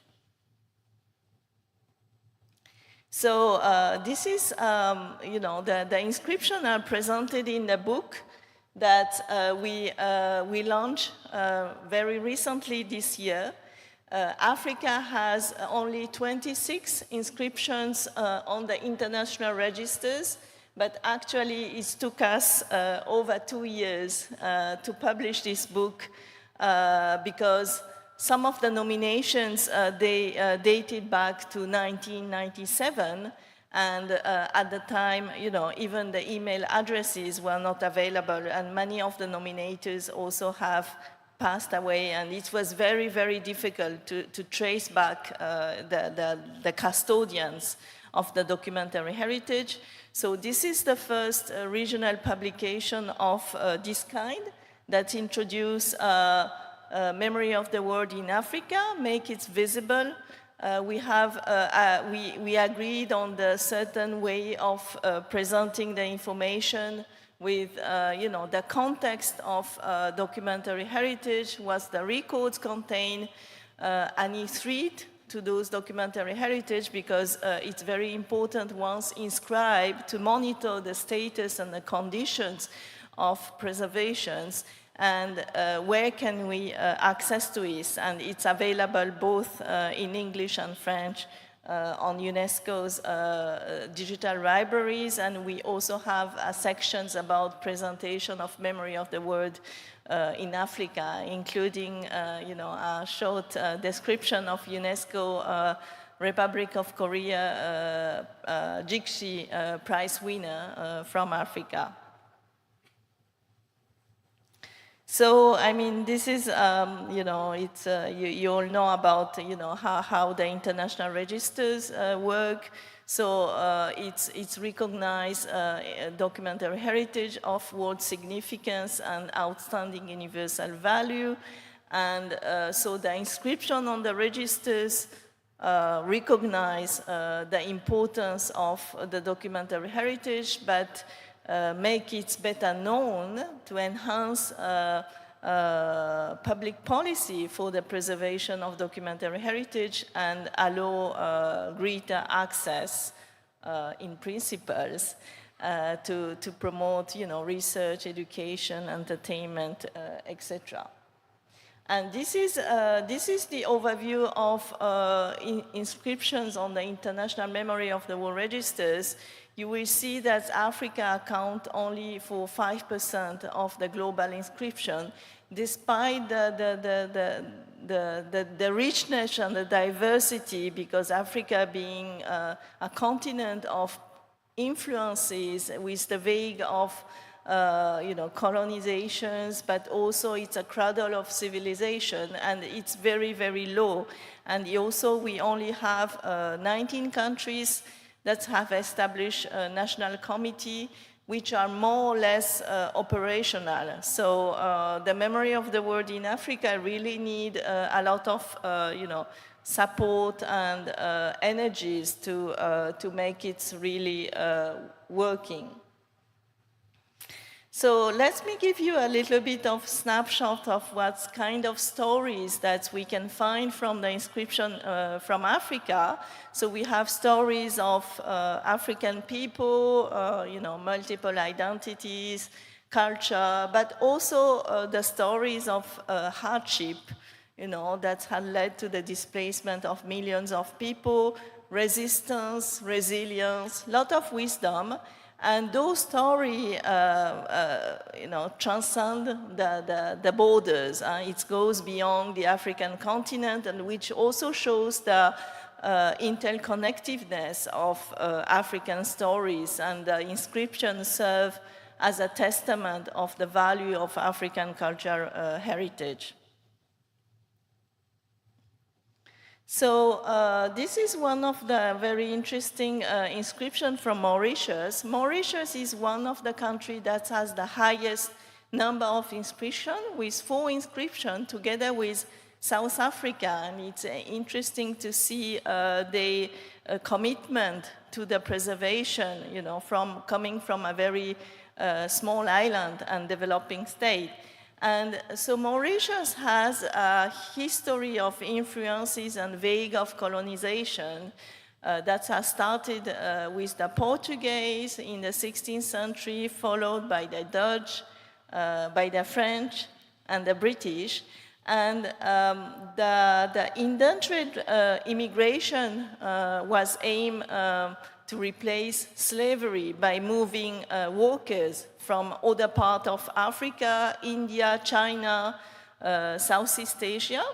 And the records document also the establishment and management of a Pravasi Ghat, which is the first immigration depot outside India in Mauritius for the processes of immigrants. And the building are a symbolic site of memory, which is also inscribed to World Heritage Site. So this is, again, another example of convergence and synergies between other heritage programs. And we could see, because this pilot experience has generated positive results, it was also replicated in other colonies. And for example, we can find also joint nomination, from the Asia-Pacific region, from the National Archive of Fiji, Guyana, Suriname, and Trinidad and Tobago on the same topic. Another inscriptions from Mauritius, which is the record of French occupation, which began in 1721 after the abandon of the occupation by the Dutch, and when African slaves were brought to the islands to work in the sugarcane. So this was before the indentured immigrations, and the slave accounted for 80% of the island's population. And the document, they shed the light on the slave trade, their treatment, and the event leading to its abolition in 1835. Another very interesting inscription is from Madagascar, and this is where we see actually the complementarity of 3 heritage programs is the Royal Archives. So the Royal Archive and the records, they mark the birth of the Kingdom of Madagascar before its colonization by the French. And the archive include, for example, the diaries of the prime ministers, the archive of the Minister of Interiors, but also images of the Queen Ranavalona III pronouncing the war against France. And there is also a very interesting description of kabari, which is an oral art tradition in Malagasy, and which is inscribed to UNESCO's intangible cultural heritage. And those archives also complement the World Heritage Site of Royal Hill of Amboimanga, which is located in the neighborhood of Antananarivo, and which was also used as a burial site. So it's a very interesting cases where we see, again, the convergence of three heritage programs. Another interesting inscription is the letter journal of Hendrik Witbooi from the National Archives of Namibia. So this is the record of a key figure and leader in Namibian history who resisted German advances. And what distinguished his archive and his letters from other contemporary and early African texts is his attempt to formulating African concept of, African legal concept, the fundamental differences between conflict with African competitors and those with European colonizers, and his visionary and poetic writing of some of the texts were considered as the first written formulation of the concept of Pan-Africanism. Now we are moving to the Western Africa, and these are the record of William Ponty's School collections of paper. So it's a collection of 721 manuscripts that were written by the School of the Teacher Training College in Saint Louis in Senegal. And the school became an African education center where prominent personalities attended, such as the former ministers of Senegal, Benin, Guinea, the former Secretary General of African Union organizations, and they conducted surveys and documentary on history and tradition of Africa, which are reflected in these collections of paper. Now, yesterday we also had a presentations on the Robben Islands, and this is a very famous archive, criminal court case of State versus Nelson Mandela and others, and this is a very iconic archives of Nelson Mandela's trial, which include documentation of the sentences passed, transcription of witnesses' testimonies, and also the African National Congress document, which was seized by the police. So we can find a handwritten note on freedom movements, a press statement from Nelson Mandela, a new draft program for the South African Communist Party, etc. And the court case was the first time when the state used its power under the 1960 Act to arrest and prosecute top leaders from ANC and the largest anti-apartheid organization in South Africa. And those documents complement also the iconic World Heritage Site of Robben Island, where Nelson Mandela was in prison.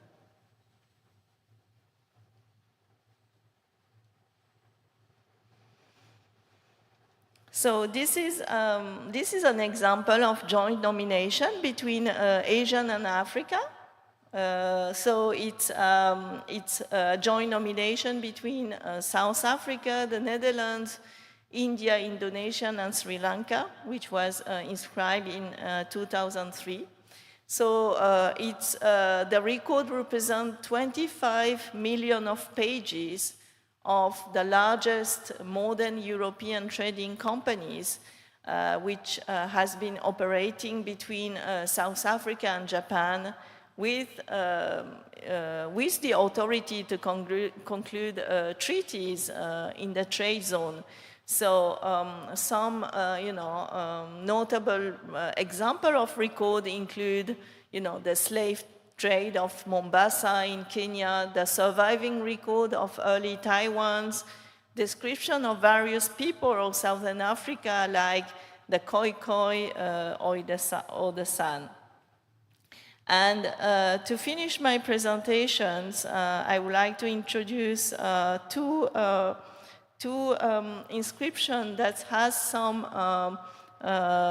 gender component. As you know, since the last nomination cycle, there is a new field that was added into the nomination form, which is the description of gender equality landscape. And gender equality is one of priority of UNESCO. And women are too often forgotten from the archive and the history, despite the fundamental role they play in making the history. And out of 26 inscriptions, we search documents that has some, gender equality background, and we could find two. One is the Bleak collection from South Africa, and the other one is the Nehanda and Kaguvi medium judgment docket from Zimbabwe. So the Bleak collections, so Dr. Bleak, he was a curator at the South African Library in Cape Town, and he became famous for the study of the San group in 1917, and he has recognized the opportunities of recording this disappearing culture. So he began to record their languages and the folklore. And actually his sister-in-law, Lucy Lord, was behind the scene of his work, and she was trained by him to help him with his work, which she continued for some years after his death. And his daughter, Dorothea Bleak, also edited and published much of the research left by her father. And she also recorded San vocabulary, genealogy, etc. And the importance of Lucy Lord and Dorothea Bleak in the transcription and publication of the document is notable due to the patriarchal nature of the South African society at that time. Sorry, I forgot to move the slide. So the second one that I would like to present is from Zimbabwe. So Nehanda and Kaguvi, they were two key spirit medium who inspired the Zimbabwean revolution. And as prominent mediums, they spoke out strongly against colonial rule and ignited a spirit of nationalism among local people. And under their guidance and leadership, individual chiefdoms were united to resist the colonial wave in what is known, remember, as the First Chimurenga, which is the War of Liberations between 1896 and 1897. And Nehanda is an important reference point for the participation of women in Zimbabwean African politics. The distinct national memory of Nehanda's courage and leaderships played a critical role in strengthening public regard towards women for top governance position, and which has been also reflected in the appointment of Zimbabwe's first female vice president, Joyce Mujulu, in 2004. So these are the snapshots of the book, which is, I took some printed version, but it is available on the UNESCO's digital libraries. And we really would like to thank all the contributors and especially the custodians who share who share the documents, but also the photographs. And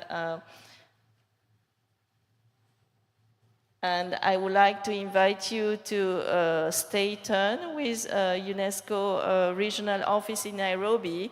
As I mentioned at the beginning of my presentations,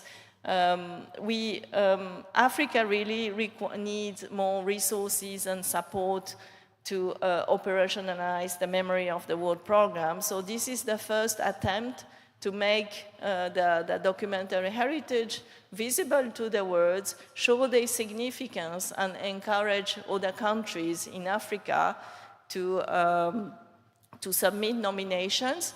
We have a shortages of actually experts from Africa that can build the network for the Memory of the World. So we are launching, I think it will come out either today or tomorrow, a call for experts to create an expert facility, as it was been done in the 2005 Convention of the Culture, as a way to create a network of experts able to become like a goodwill ambassadors of Memory of the World from Africa. And we are taking also those lessons from MOCAP and Asia Pacific. So thank you very much. And yeah, I wish you a successful conference. Thank you.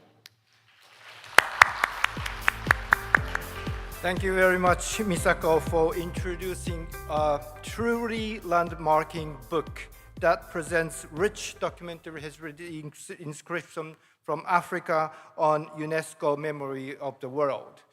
We always have to bear in mind that Africa is where we Homo originated around 6 million years ago, and especially we Homo sapiens originated quite recently, around 300,000 years ago.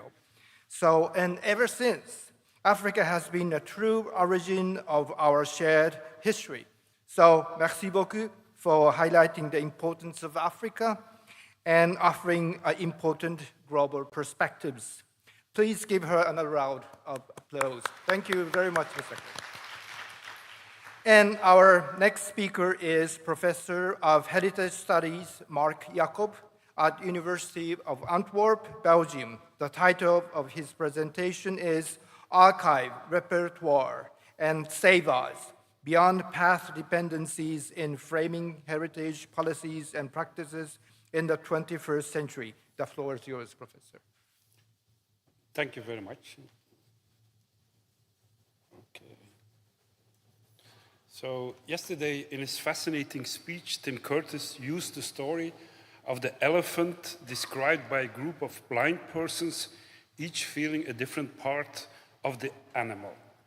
A potential danger of that story is that one might think that the elephant stands for heritage, as some big organic entity, instead of a series of constructions and projections of the concept of heritage on phenomena in reality. I've been thinking about the image Tim Curtis used, and I would like to propose an alternative interpretation, that the elephant stands for UNESCO as a power actor, or for a UNESCO convention in action. Other metaphors I want to plant in your head, like for instance, the careful elephant in a porcelain shop, or an elephant, or more than one elephant, making a path in a field, yielding effects of path dependency. I've seen the elephant power of a convention in action in the last 25 years in my career. Between 1999 and 2019, I was the director of a research institute and mediating organization in Flanders in Belgium.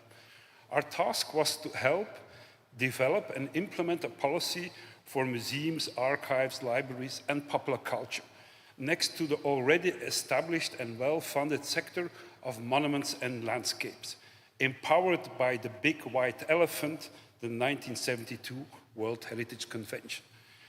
The World Cultural Heritage was mobilized and projected on that scattered field of collections, traditions, etc., and it proved a key for success, funding, and so on. I had the fortune to be sent to Paris, to UNESCO, to represent Belgium in the process of drafting and then later developing the 2003 Convention and all the subsequent basic texts like the operation directives, including the criteria for inscribing elements on UNESCO lists. The next years, I quickly learned in Belgium about the elephant power of UNESCO Convention, constructing the sector of intangible heritage. I also learned what happened if there's no convention, but just a UNESCO program or a recommendation, like for instance for memory institutions like museums, archives, and libraries. Okay, so what I want to do in this session is to share a number of experiences of these last 25 years. And first I would like to present a model by Deanne Taylor, presented in her famous book, The Archive and the Repertoire, and more recent editions known as her Save As speech she delivered a few years ago. And her thesis is that there's something fundamentally different between, on the one hand, the archive with supposedly enduring materials like texts, documents, buildings, resistant to change, kept in a specific place, and transmitting knowledge, separating the source of the knowledge and the people consulting it. On the other hand, there's the repertoire on the right, and this corresponds to living heritage. It involves embodied knowledge. Living human bodies are important there to be present and to transmit it. She added the last few years the Save As a third element. And with this, she describes the effect of the proliferation of digital culture. And one of the lessons you can learn from Save As, think about, for instance, when you save a text, you can save it as a Word file or as a PDF or as something else. And you need to migrate this version after version of every software. And that's one of the big lessons of this new digital age, that objects in the digital archive or in the repertoire require, rather than resist, change. So they have to be transformed. So once something is inscribed, it has to be reframed, rewritten, transforming, not saving. Okay. So think about these images, places, things, embodied knowledge, and this Save As metaphor. Okay. So a lot of things changed in the 21st century. And one of the challenges I was presented since 5 years, I transferred from my position in that organization implementing policy towards university. And the challenge was there to try to build a master program that addressed a number of these challenges, what my predecessor called this convergence. How do you make a master program today? And the challenge was to transform a master program in monuments and landscapes care towards a heritage program. And we were inspired by developments in UNESCO, but also in European frameworks, like for instance, my favorite convention, the Framework Convention, that starts from a number of issues. And you see there in the red points, recognizing the need to put people and human values at the center of an enlarged and cross-disciplinary concept of cultural heritage, emphasizing the value and potential of cultural heritage wisely used as a resource for sustainable development and quality of life in a constantly evolving society. So I had the chance to be the engineer of this new program. We had 2 years in the master program, and we decided in the first year to try to capture what we are trying to capture here, this idea of convergence of heritage as a field and potential as an actor in that field. And in the second year, students can specialize in 10 directions: in natures and landscapes, built heritage, archaeological heritage, museum studies, or archives, libraries, safeguarding intangible heritage, digital heritage, heritage and policy, conservation, restoration of complex objects. And then the challenge was, how do you construct this first year? And this is one of the basic ideas. On the right, you see here a part of the program, Heritage Domains, where we prepare students for the choice in the second year. And it's about built heritage, landscapes, memory institutions, intangible heritage, and digital heritage. So every student take this whole program. On the left, you see this attempt to capture the paradigm. And one of the courses I teach is about global and European frames. And this is about these UNESCO Convention elephants, programs, and so on, but also European texts. Basically texts developed since the Second World War, and especially how they developed in the 21st century. In the second course, Heritage, Genealogy and Precursors, we try to see what we today understand in the 21st century as heritage, what happened before. What happened before the Second World War, what happened before the French Revolution. And the lesson we try to give them is that heritage is a very complex idea, and that you have all these predecessors like antiquarianism, taking care of monuments, folklore studies, anthropology, archaeology, that they each present a rich story that can still develop today. We have a course on policy and legal aspects, an introductory course on critical heritage studies, focusing on recent literature from a constructivist point of view, and then a course on climate and sustainability. So you get the idea. We try to introduce them in these different directions, but we also try to give them the lesson that something changed in the 21st century, that we are challenged with a converging field, but that everything has not crystallized out yet and probably will never do so.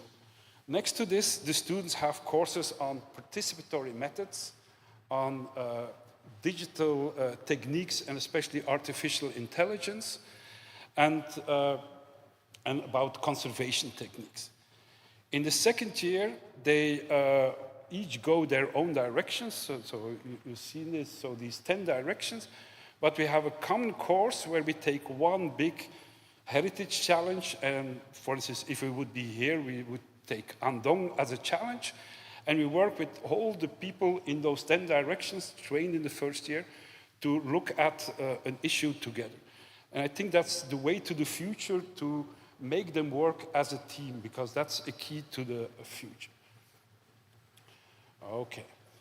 So in that course, Heritage, Global and European Frames, I teach them about the different conventions, and I have not used the elephant metaphor before, but I will try to do that in the future. Each of these conventions have yielded a path, a way of approaching heritage that is valuable on its own. We also have, since 2015, 2 recommendations, so not so strong as an instrument, as a convention. The recommendation concerning the preservation of and access to documentary heritage, including in digital form. So the recommendation connected to the Memory of the World program, and the recommendation concerning the protection and promotion of museums, collections, their diversity and their role in society. And as I explained in the beginning, in the field in Flanders, we really feel the importance of these conventions. At the moment, we have a new government since 2 weeks, and the government has decided to put all these different heritage approaches into one ministry. And there you feel the effect of having a convention on world heritage and intangible heritage, and not having a convention on memory institutions and documentary heritage. Okay. So in the last part, I want to share a number of ideas about the Mandiakut 2022 declaration. It was already mentioned before, and I came across this declaration in a meeting of the 18th session of the Intergovernmental Committee of the 2003 Convention in Kasane in Botswana last December. And much to my surprise, a document was presented by UNESCO to change the mechanism of the overall results frame, so this theory of change instrument, and to change the freshly introduced program of 5-year periodic reporting group by group, and to advance in this way. It was proposed to change it in a new system, adapting to the Mondial Code advice to produce a global report on culture policies in 2025 and then in 2029. And the agenda behind it was clearly to influence the debates on the post-2030 Sustainable Development Agenda, to make culture more important there. So I will not explain the Mondial Code. It has been done by several speakers before me. So these ministers, they addressed UNESCO and the other colleagues to do something, to act and to get their story together. And one of the things they mobilized was all the texts that were available in UNESCO, ranging from declarations to recommendations to a list of all the heritage conventions mentioned until now. So you do find the 1972 convention and the 2003 convention and the other conventions. Much to my surprise, I discovered that there's one text missing, and it's precisely the recommendation concerning the preservation of and access to documentary heritage, including in digital form. So the Memory of the World program. How was this possible that all these clever ministers forgot this, this recommendation? And I think it's something we should address, and we should, and perhaps this conference can contribute to this. Sorry. So, because there's much at stake. So the idea of making those global reports is to influence a number of processes and also related to sustainable development and so on. So UNESCO is encouraged to bring together a number of lessons learned by the convention, to combine the power and to make that into a special report.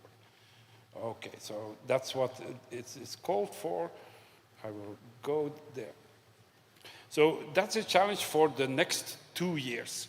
How can we make a report together converging all the power of these conventions, recommendations, and so on? And if you look at what is at stake now, for instance, in 2 weeks, there's a big conference in Paris about the Memory of the World program, and under impulse of the Director General of UNESCO, artificial intelligence, and especially also the recommendation on the ethics of artificial intelligence, is actively put on the agenda. And I think it's a good idea to emphasize this and to work on this. If you look at the recommendation, I don't know if you know that, but there's recommendation 94 that member states are encouraged to incorporate artificial intelligence systems where appropriate in the preservation, enrichment, understanding, promotion, management, and accessibility of tangible documentary and intangible cultural heritage by ensuring a participatory approach targeted at institutions and the public. And I think here we have a key to advance, to produce a document together. It's unfortunate that up to now the Memory of the World program is not included, but this could be used as an argument to claim for a better position and to introduce the ideas that I've evoked when speaking about the Diana Taylor model, to develop those safe as models and to bring that into one field. So my story is on the one hand an appeal. Let's do something with this Mondial Code declaration, use the fact that these different conventions and recommendations and the Forgotten Memory of the World program can work together. And in Antwerp, I'm very glad that we developed a program that our students and researchers are prepared to deal with this, with these challenges in a team. In the first year, learning the issues in the different subfields, learning the languages of convergence, and in the second year, specialization. Because in the future, and that's the key, they and we will all have to work together towards that common goal. And hopefully by 2030, there will be a special sustainable development goal focusing on culture and heritage and on the power of culture and heritage. I thank you for your attention. Thank you very much, Professor Mark Jacob. From your very well-structured, informative, and at the same time very philosophical presentations, we have acquired a great amount of knowledge and gained many philosophical insights regarding how we should deal with the elephant. So thank you very much, and please give Professor Jacob another round of applause. Thank you very much. And now, last but not least, I would like to introduce our final speaker of this session before coffee break, Professor Park Thompson of Graduate School of Science and Technology Policy at Korean Advanced Institute of Science and Technology. And he's also a director of the Center for Anthropocene Studies. The title of the presentation is The Climate Crisis and Cultural Heritage in the Anthropocene. Professor, the floor is yours. Well, thank you very much for your kind introduction. And first of all, thank you for inviting me to this wonderful conference. I'm a historian studying history of science and the Anthropocene. I'm not a specialist in heritage or practitioner or administrator, but I'm a committee member of UNESCO's Korean Commission, so that I got introduced the importance of heritage and from historical perspective and then also Anthropocene perspective. 제가 그 발표를 영어로 준비를 해서 영어로 오늘은 발표를 하겠습니다. 저기 외국 분들이 많이 오셨다고 하셔가지고 했는데 통역이 필요하신 분은 통역기를 쓰시면 될 것 같습니다. So I will back to my presentation. I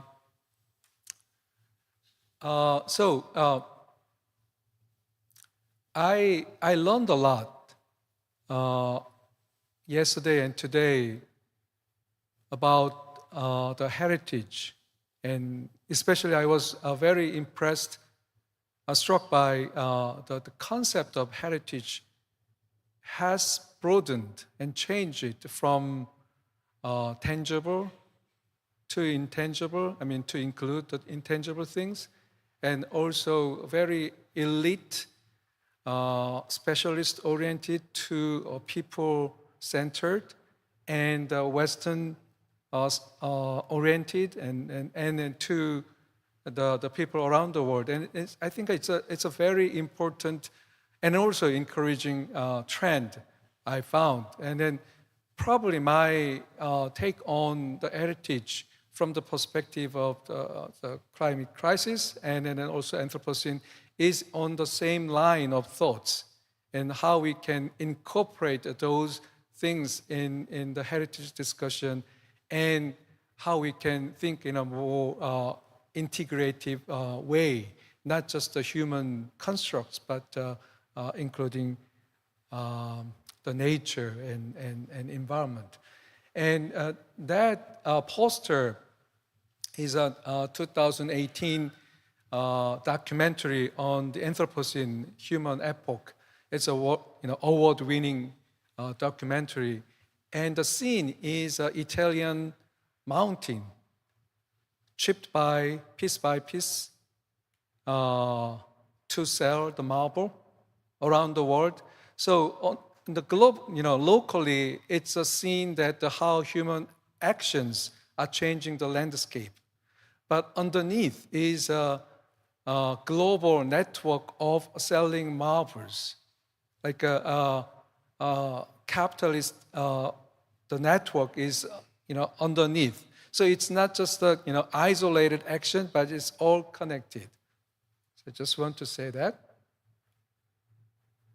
So definition of Anthropocene, I will give you a snapshot of how Anthropocene was proposed and how what's the status of today. But dictionary definition is it's is a newly proposed geological epoch where humans are dominant forces, geological agents in changing the shape of the Earth. And it started roughly 1950. That's the dictionary definition. More specialist definition is the Anthropocene is not same as climate change, global warming, environmental problems, pollution, or a host of other terms. It's fundamentally geological concept that says that we are living in a very different era, epoch. Previously, we are living in Holocene, which is very stable, okay, where the humans can build their civilizations, but now we are very precarious situations, and the problem is that it's almost impossible to go back. So that we have to think about how to live in this kind of situations. That's the main message, and then it took place very rapid, abrupt, and accelerated way, and that's a key issue to deal with. So the idea of the humans as a geological agents, we can trace all the way back to 19th century or earlier, but the concept, the Anthropocene, was proposed by atmospheric chemist and the Nobel Prize winner Paul Crutzen in 2000. And then he is in the discipline of Earth system science. But almost at the same time, environmental historian, a very famous environmental historian, John McNeil of United States, wrote a book called Something New Under the Sun. Probably you are familiar with the phrase, nothing new under the sun. But he says, no, there is something new. And it took place in the 20th century. All social systems, all natural systems are changing. We have to recognize it. So he's a global environmental historian and then saw that. And somehow, those two disciplines working together and came up with an idea and a concept called Great Acceleration, in Korean, 대가속, and which means that starting from around 1950, many graphs representing, on the one hand, Earth system science, Earth system trends, and the other is socio-economic trends, are all going up. The concentration of CO2, methane, and others are going up. And then the Earth temperature is going up. And then on the socio-economic side, the population going up, GDP going up, and energy consumption going up, and then many travel going up. And then there are a lot of indicators showing the great acceleration. That's a very important concept to support the changed and altered Earth. In 2012, in Berlin, Germany, Hahoe, Haus der Kulturen der Welt, 세계 문화의 집, is a kind of a museum and an institution that invites people from many different disciplines, from, of course, arts, museums, but also humanities and social sciences and natural sciences, and then to talk about it.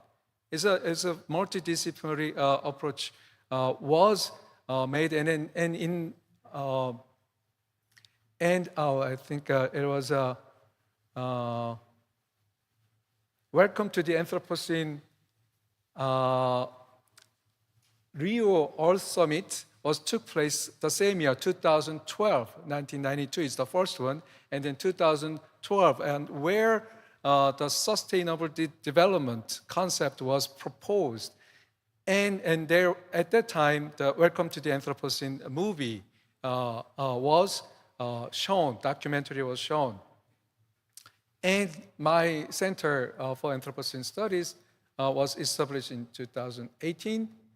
And so after 10 years, Anthropocene Working Group was wondering whether we should go forward to propose officially Anthropocene as a geological concept. And they voted inside their group, and then overwhelmingly they, in favor.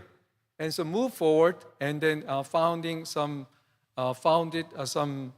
evidence, geological evidence, and then made a proposal last year. But this year, geological community in general said that we are not ready to accept it, and then nonetheless, the concept of Anthropocene would be very useful in studying the Earth and then talking about human responsibility. So that's the state about the Anthropocene. And interestingly, in 2018, UNESCO began to have an interest in Anthropocene, having a special issue on Courier, the newsletter, and you can find it. So this is a documentary made in Korea, EBS, Educational Broadcasting System, in 2019. I was involved in making it. The idea is alien visiting the Earth, where the sixth great extinction took place. So humans, nowhere. And then that alien was wondering what caused that to happen. And looking for fossils. What they found is chicken bone and plastics. And then, the documentary is 3 parts, but they are trying to find why that took place, why the humans, once thriving, why they went extinct. And so this is a very interesting thought experiment, thinking what would be the future fossils of the Anthropocene, and seeing the present from the future perspective, or seeing the present for the future. And more importantly, then, what is heritage in post-humanity, which means that the world without humans. And then it's very encourages us to think very reflexively to the past, and then critical engagement with the past. I took a lot of ideas from this book by Amitav Ghosh. Amitav Ghosh is a very famous writer, originally from India, but he got a PhD in cultural anthropology from Cambridge University. And he was wondering why there are not many novels or other literature work dealing with this kind of nature, changes in nature. And he didn't assume that the humans go extinct, but he said it. I'm going to read it very slowly. When readers and museum goers turn to the art and literature of our time, will they not look first and most urgently for traces and portents of the altered world of their inheritance?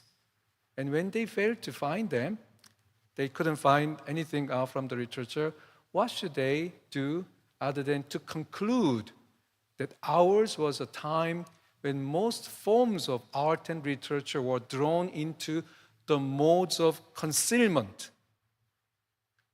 The cultural activities are concealing the realities. And that's his point. So quite possibly then, this era will come to be known as the time of great derangement. And he continues that the Anthropocene presents a challenge not only to the arts and humanities, but also to our common sense understandings and beyond that, to contemporary culture in general. It's a cultural issue. And indeed, Anthropocene is perhaps the most important question ever to confront culture in broadest sense. So he said that the climate change crisis, climate crisis, a crisis of a culture, and thus crisis of our imaginations. So culture is so important, causing the problems and also solving the problems, not just the technology. But I'm going to say a little bit of technological aspects, how to respond this kind of situations. And then one mode of response is, okay, we're going to have a disaster and crisis, then preserving natural heritage. And so the Frozen Ark project was embarked in 2004 in UK. It's very interesting. It's not Frozen Ark. And it's resembling Noah's Ark, where the numerous pairs of animals, male and female, were brought on board to save some species. The same idea, biobank of engendered the species and the DNA were kept. And it's by private consortium, the Zoological Society of London, and the museum and the university. And Norway has a seed vault, and it's collecting the seeds, the plant seeds. It's not frozen, and then it's like a library. They kept it safely, and then a biobank of world's crop diversity. Why did they do that? Did they really worry about it? But many analysts point that they might have some commercial interests down the road. UNESCO is a leader of protecting some problems of World Heritage. And 2007, UNESCO also recognized that, following IPCC's recommendation, the conservation of World Heritage natural sites may be jeopardized. So threatened. Climate change is threatening the precious places. So that's one mode of thoughts. And the second mode of response is preserving cultural heritage. Cultural heritage, not in fear of the being destroyed, but as a way of dealing with it, improving resilience. And I'm going to read some parts from the Smithsonian Institute's conference report, which was held 2020. They recognize that climate change is the civil rights issue of the 21st century. You know that, because climate change doesn't go equally. The poor, underprivileged were exposed more. And the second paragraph, history teaches us that we can build change even in the face of odds that seem overwhelming. So the place like a Smithsonian Institution has an obligation to provide ideas to cope with these difficult situations and provide hope. So cultural heritage as a source of dealing with difficult time and then lessons. And last year, UNESCO published documents. I just took it from the website, and says that cultural heritage can convey traditional knowledge that builds resilience for change to come and leads us to a more sustainable future. World Heritage properties serve as a climate change observations. I really like that phrase, and kind of indicators of what's happening. So UNESCO and many other places are recognizing some serious problems and how to summon our cultural heritages to cope with that. And museum studies community is also responding, and the numerous books and journal articles are published to deal with what to do with climate change in the museum and for the museum. And many ideas are coming. And also, quite recently, this year, the UK museums decided to do collective actions to tackle the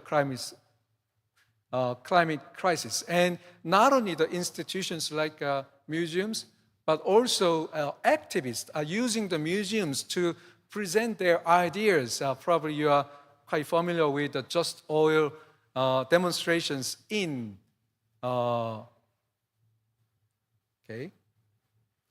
So, I have been invited to many museums to present, to talk about the concept, the themes of the Anthropocene.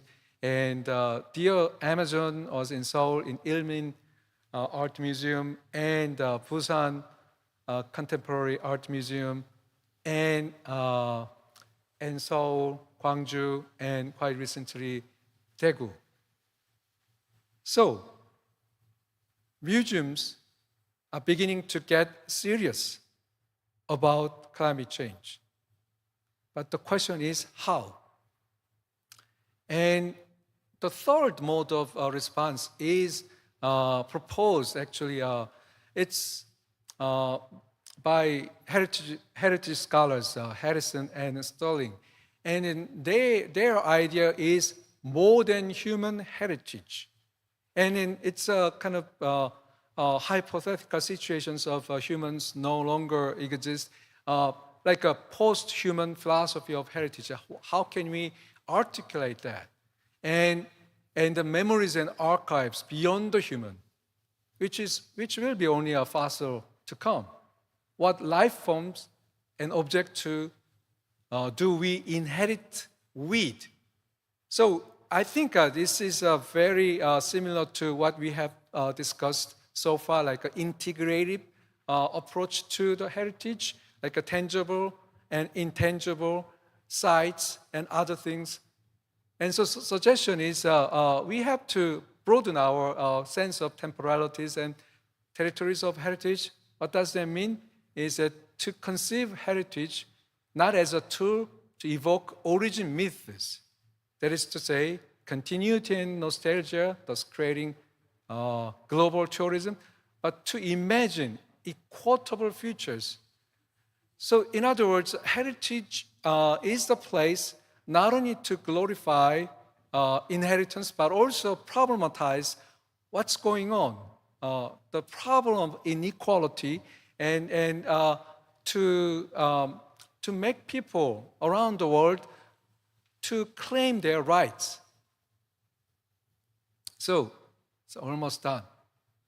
So, Anthropocene requires us to consider more than just climate action and think with heritage. And then third, recognize that heritage should not be reduced to a human construct. It's a total system. And yesterday, there was a presentation about total system. We have to see the people-centered approach allows us to see in total, like trees, animals, landscapes, as well as humans, and then at the same time. And so, entangled nature of all heritage processes that we have to think about. So, thinking the impossible, unthinkable, not say two things.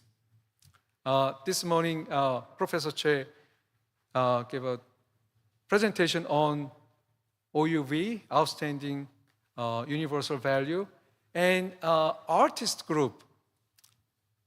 It's a kind of experimental approach. How about having our atmosphere, like as a kind of endangered space, sites, and then how about enlist it to as a UNESCO heritage, and then saying the outstanding universal value of Earth's atmosphere in the hope of finding common interest for the international community in protecting and preserving atmosphere for present and future generations. Have values, and push the German government to take an action, but the Germans said no, and others no. There is one country responded positively from Latin America. But so this is a very experimental ideas. It didn't go well. And then also there is an article published on how about the Earth's orbits as a UNESCO heritage, in the same vein. But what about DMZ? Like conflict sites as a UNESCO's World Heritage. So broaden our views, like from treasures to conflict sites. And I'm not just, it's an imaginary suggestion. It was suggested and tried some years ago, but it didn't go. You know why? Because the North Korean counterparts didn't cooperate. It didn't go. But the idea of two countries sharing some space, sharing a culture, and having some kind of a heritage recognition, then probably we might have peace, and then more installed system, and so Anthropocene pushes us to think twice about what it means to be human, and what the planetary means. What is planetary, Earth? But at the same time, it allows us to rethink heritage. And I just repeat yesterday's message that we have to overcome culture-nature divide, right? And local-global divide. But at the same time, it has to be the people-centered. But people here is not just the humans. Humans living with and in the nature with other non-humans all together.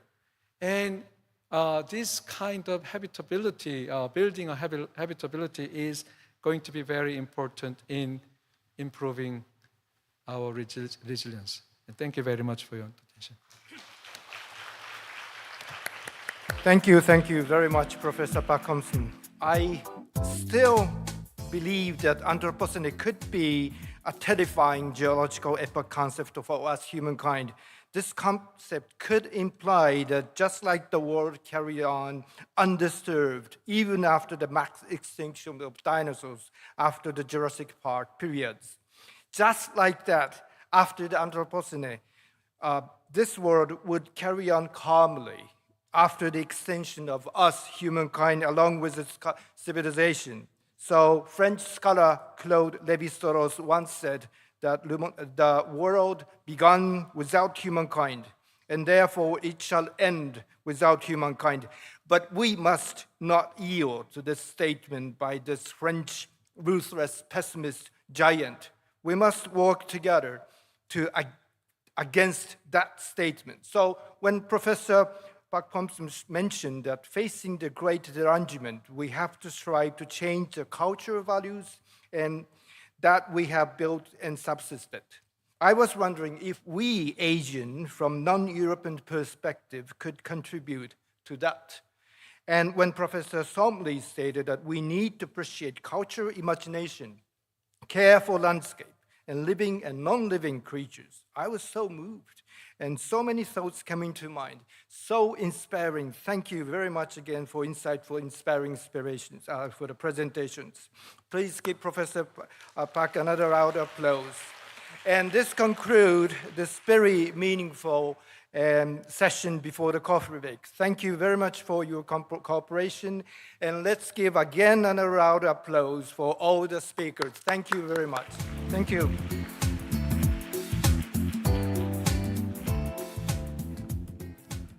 Thank you to Professor Haga, the keynote speaker, and all presenters. We will have a coffee break from 10:58 to 11:10, and the presentation will start at 11:10. Please take a break and will be seated by 11:10. Thank you.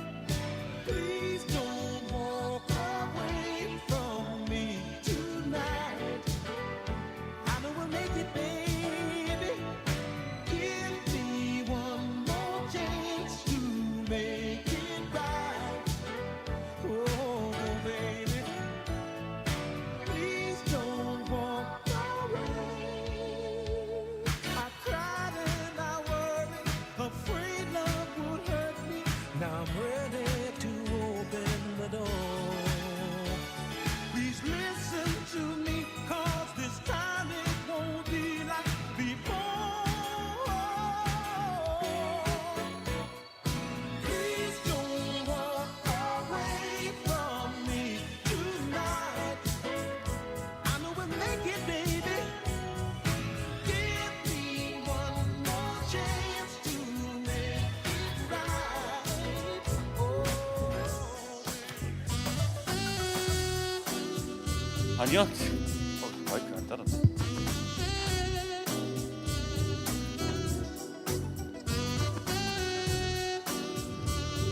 꺼졌다.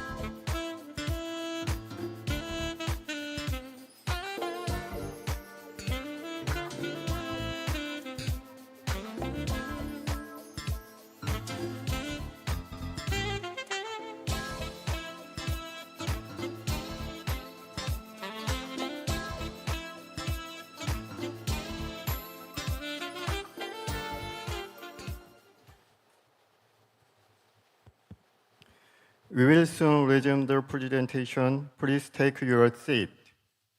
We will soon resume the presentation. Please take your seat.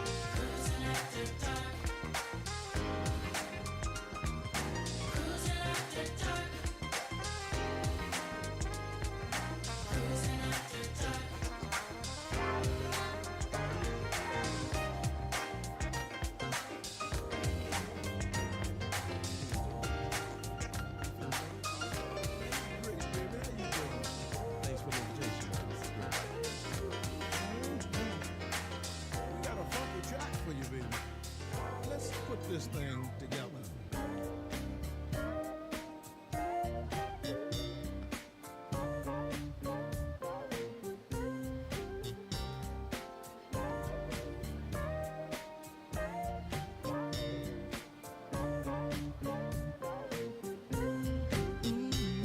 Hey yo, are you ready to get out of your seat? Hey yo, let me rock you to the funky beat. Hey yo, are you ready to get up and jam? Hey yo, let me show you just who I am. Oh,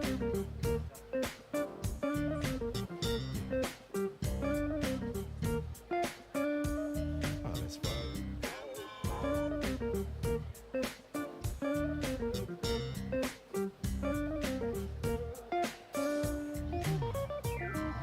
We won't have some fun. It ain't nothing but a party. Yeah. Won't you come along? Move it. We will be resume the presentation shortly. Please take your seat.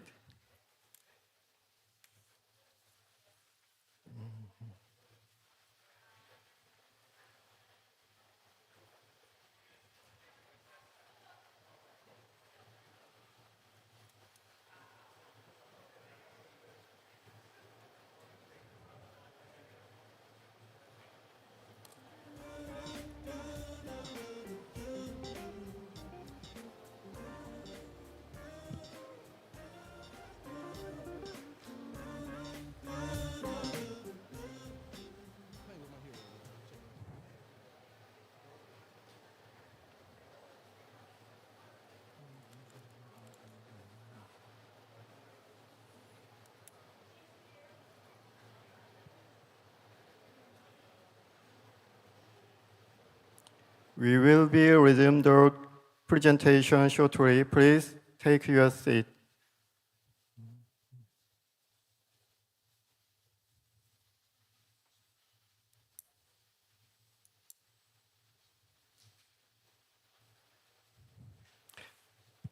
Thank you. Now, it's my pleasure to introduce the chairperson for this session. Please give a warm round of applause to Professor Izakin Kozobekova from University of Central Asia.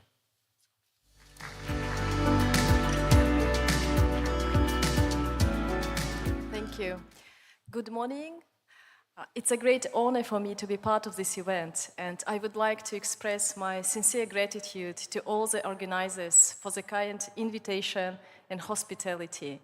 Korea holds a special place in my heart, and this is where my journey with the Memory of the World program began. And I am extremely delighted to moderate the session entitled Heritage Policy, where we are going to have 3 distinguished experts. And the first speaker is Dr. Ahmed Skunti, professor of National Institute of Archaeology and Heritage Sciences of Morocco. Dr. Ahmed contributed to the drafting of the 2003 ICH Convention and was a chair of the evaluation body of the Intergovernmental Committee of the Safeguarding of ICH in 2015 and 2017. The title of the presentation is UNESCO Cultural Conventions, the Case of 1972 and 2003. The floor is yours, Dr. Ahmed.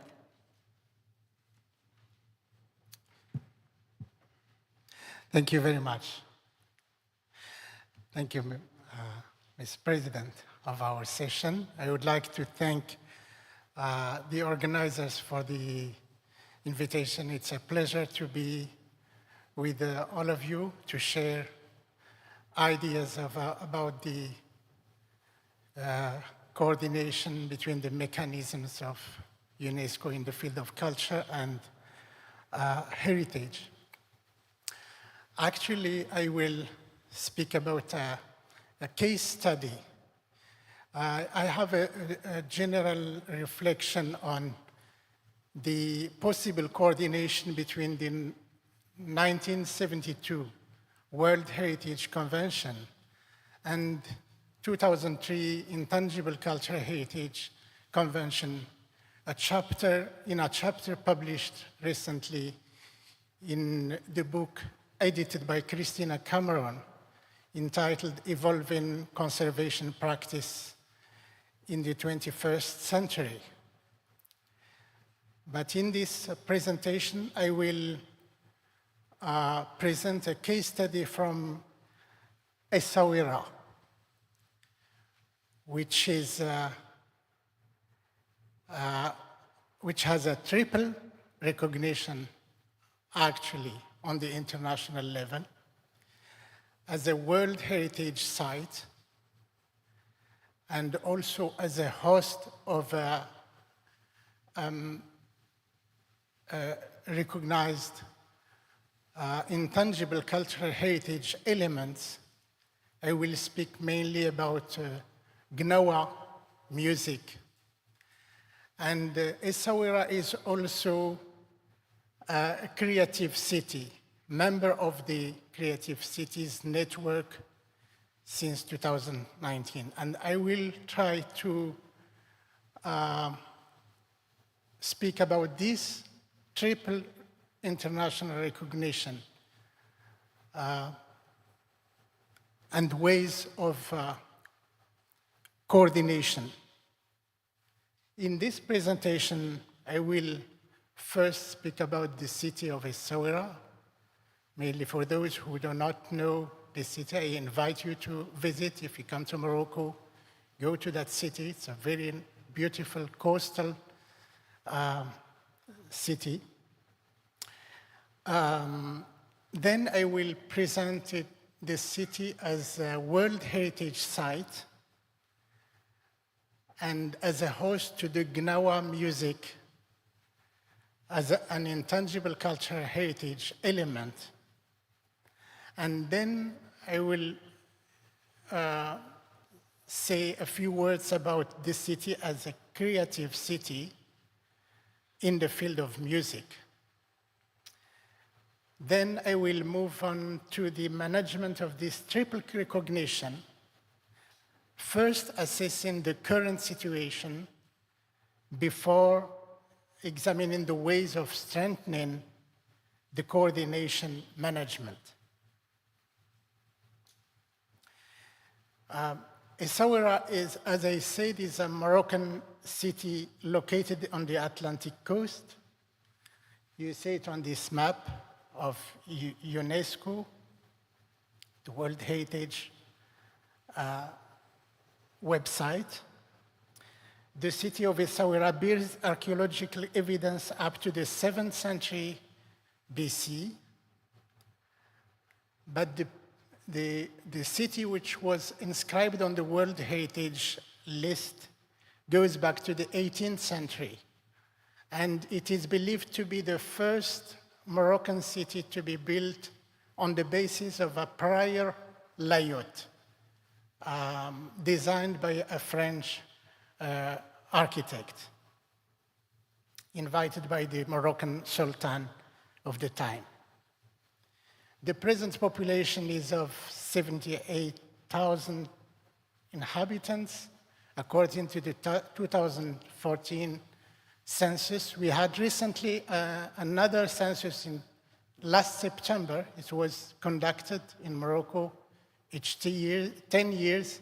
The last one was finished last September, and we expect that the population will grow up a bit, more than 80,000 people.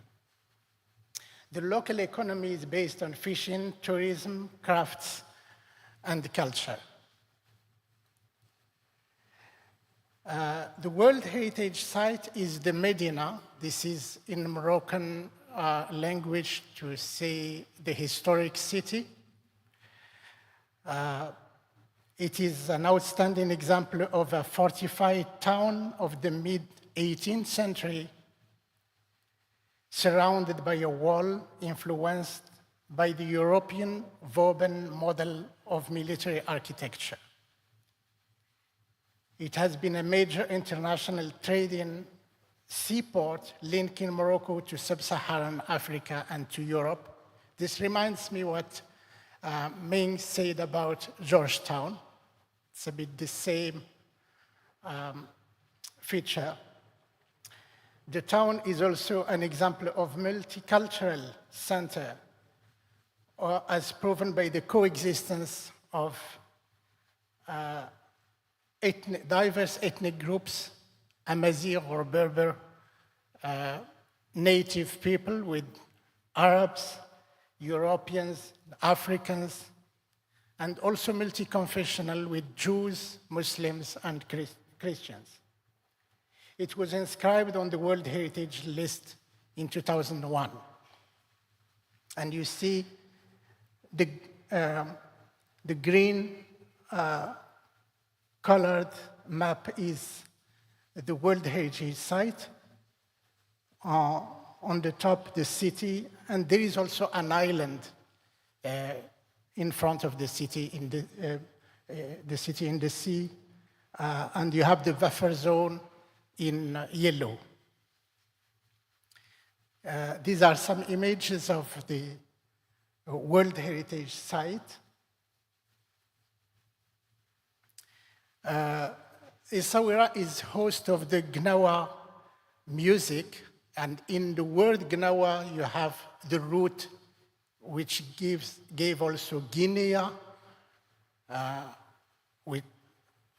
and this underlines the relationship between Morocco, between North Africa and sub-Saharan Africa. Gnawa is a Sufi brotherhood music combined with lyrics with a generally religious content invoking ancestors and spirits. Gnawa refers to a set of musical events, performances, fraternal practices, and therapeutic rituals mixing the secular with the sacred. It is practiced by groups of individuals from slave descent from the 16th century, and now is considered as part of the Moroccan culture. The practitioners of this music wear colorful costumes and celebrate music during the night. They organize in associations and participate in local and international events. The Gnawa as a music was inscribed on the representative list of the Intangible Cultural Heritage of Humanity in 2019. Here you have on the left the traditional way of practicing the Gnawa music in an intimate sphere, and on the right, the participation of the groups in modern and contemporary festivals. Essaouira, as I said, was also recognized in 2019 as a creative city. It boasts exceptional spaces for cultural expression where music takes on its full meaning.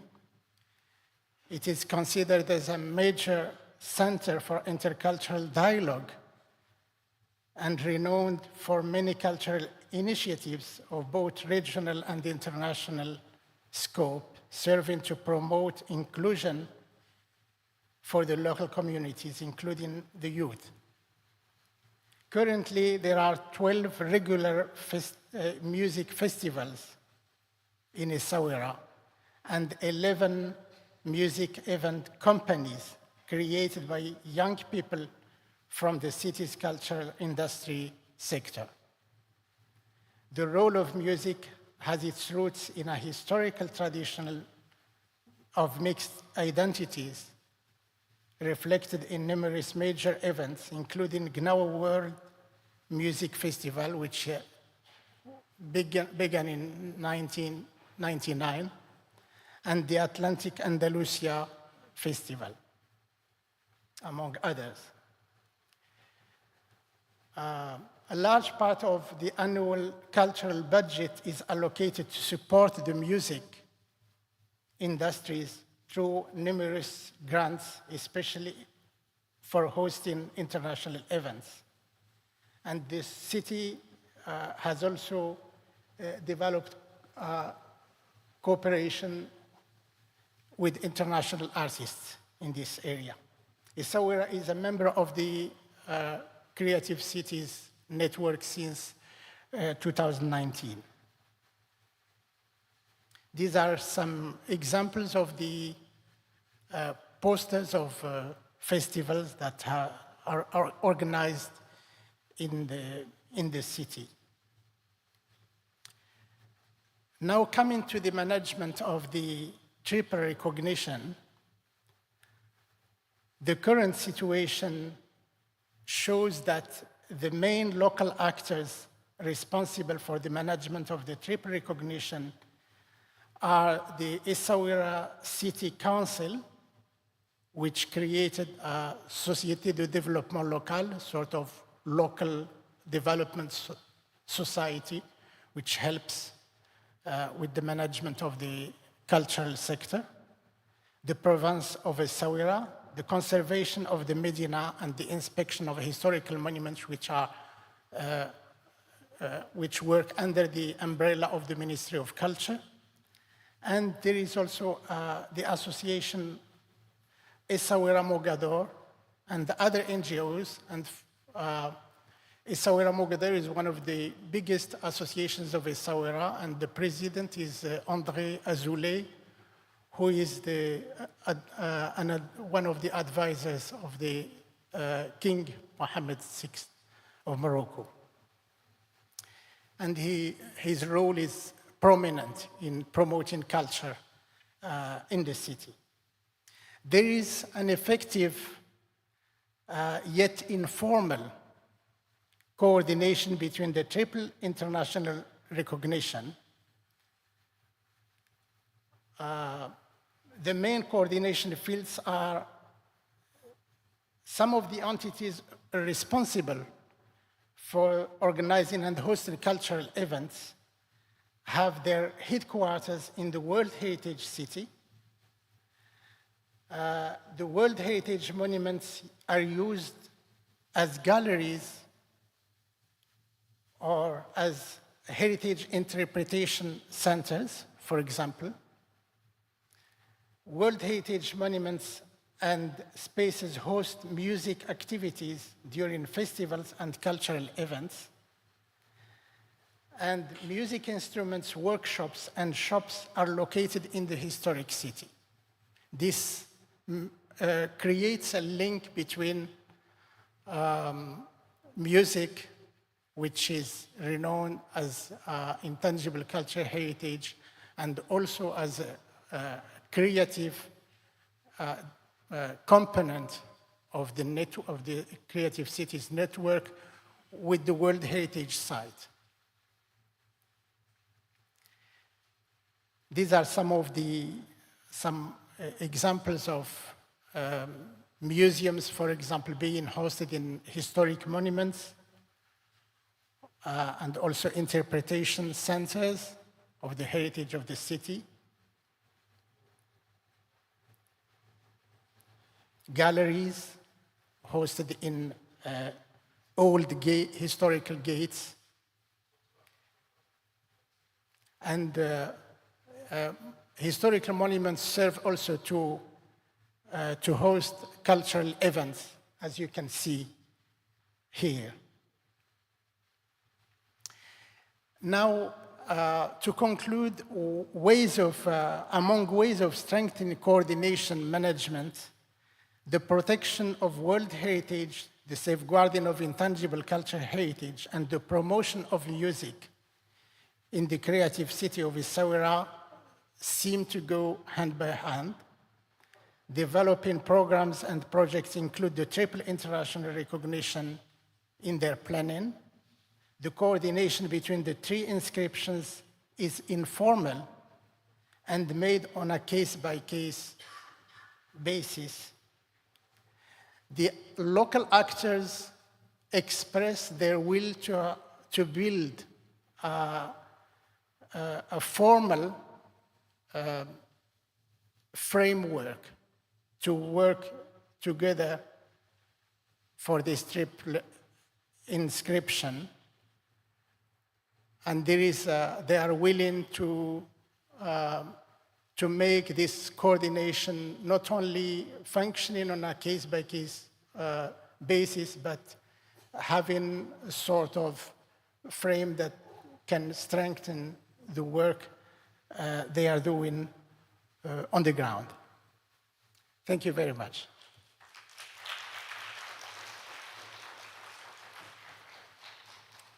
Thank you, Dr. Ahmed, for your insightful presentation, which showcased interconnection between intangible cultural heritage, world heritage, and creative cities, with a special focus on the sacred and syncretic music. And thank you for reminding us that only complex and integrated approach can help us to succeed in safeguarding intangible and tangible cultural heritage. Once again, many thanks and a round of applause to the speaker. Our next presentation will be made by Ms. Rihaf Gassas, Chief Executive Officer of Saudi Heritage Preservation Society. Ms. Rihaf is one of the first Saudi ICH UNESCO certified facilitators in the field of ICH since 2019. The title of the presentation is The Impact of Inscribed ICH Elements on the Local Communities in Saudi Arabia. Ms. Rihaf, the floor is yours. Thank you so much. Thank you for the invitation and for having us here. It's a pleasure to listen to all the presentations that we've seen today. So coming from an NGO, a nonprofit organization which is accredited by UNESCO in the field of intangible cultural heritage, my focus will be mainly on the local communities.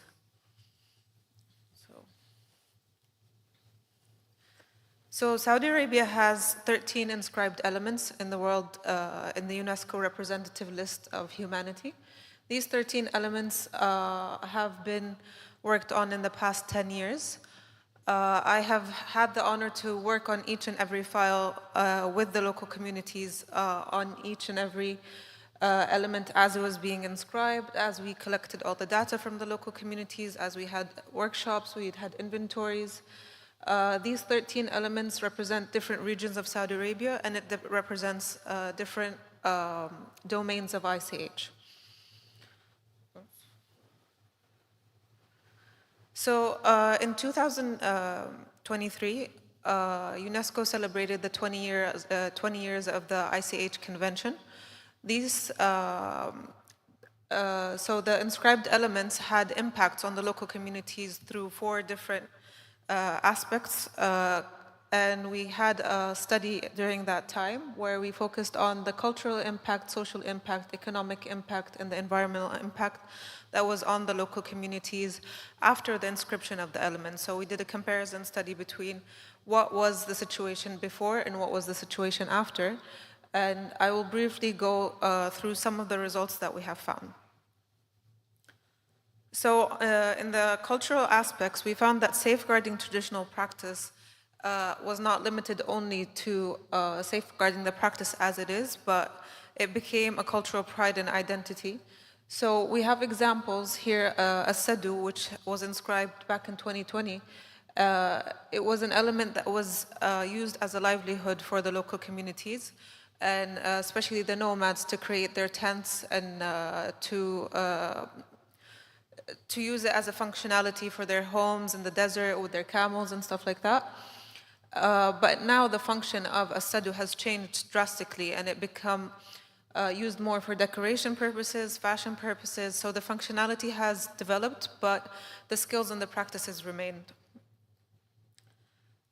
After that, we have metal engraving, which was a multinational file inscribed between Saudi Arabia and a couple of Arab countries. Also, metal engraving was used to decorate weapons in the past, but it became more decorative, and then jewelry and more decorative arts have developed. So it preserved the practice again, but the functionality has changed.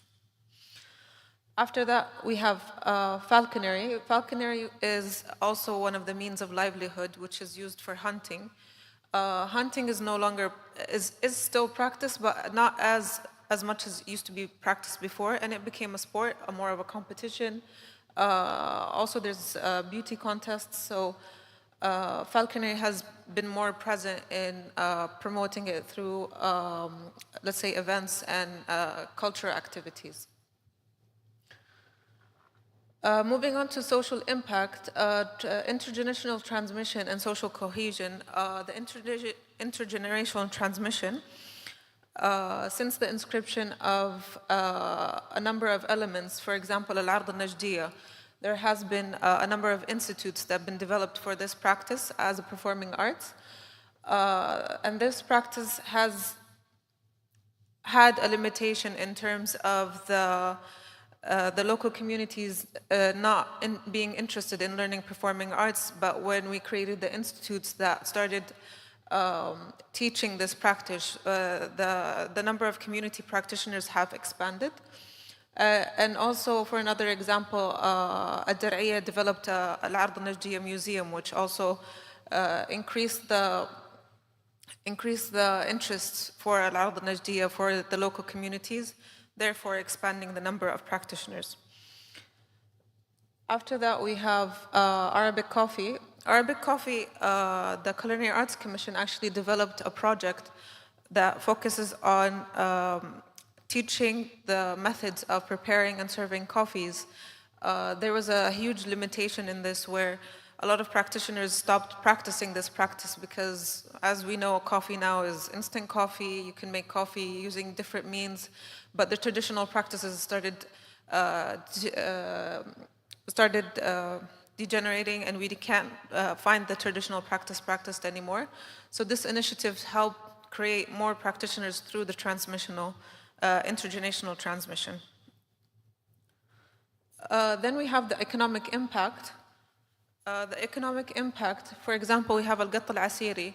Back in 2015, Al-Gatt al-Asiri wasn't known on a national level, but after the inscription, it became more known, and there was more, let's say, a market for it. So there was a huge economic impact on the practitioners and the artists, and the artisanals became aware of the value of their art. They used to sell their art for quite cheap, even though there was a lot of effort and work going into it. So this helped them drastically change their economic impact, and they started making more money out of their art. After that, we have Arabic calligraphy, which is also an element inscribed with multinational countries. There were more economic opportunities after the inscription. Also, Saudi Arabia promoted Arabic calligraphy for an entire year as the year of calligraphy. This made the market for Arabic calligraphy quite wider, and also encouraged artists to be inspired and add Arabic calligraphy to their art. So this opened a new market for economic impact on the practitioners of Arabic calligraphy. Finally, we have the Kholani coffee beans in the environmental impact. Kholani coffee beans was inscribed as a national file. This file had the economic impact and sustainable practices between the local communities. We saw an impact where they became exchanging a lot of information and knowledge among practitioners, not just in coffee beans, but also in other agricultural practices, which was a positive impact for sustainable practices and development in the environmental sector. So after going through all of this, we found a number of challenges of risk. So I'm just going to highlight the over-commercialization, culture commodification. There has been a lot of economical impact, but we have faced a lot of products that are made with the art itself, but it's not with the local communities. So the local communities are kind of cut out of this because of the over-commercializations, and a lot of products are produced through graphic design, through images, without the involvement of local community. So mitigating, so can we imagine if we have a world where things have no meaning, things have no story, no histories, no feelings, they become still and we lose the living heritage that we are trying to safeguard and preserve. So therefore, to mitigate these risks and challenges, we want to focus on raising awareness, creating policies, regulations, and guidelines. And there have been positive examples in Saudi Arabia. For example, one of the NGOs that works on crafts has worked with a number of practitioners on creating products that are partially handmade by the practitioners, and then they get integrated into fashion like bags and clothes. Also, some other companies have hired local practitioners to create their products. They become handmade products made by the practitioners. This also helps in the economic impact on having opportunities to use the local practitioners as a job opportunity to continue their practices.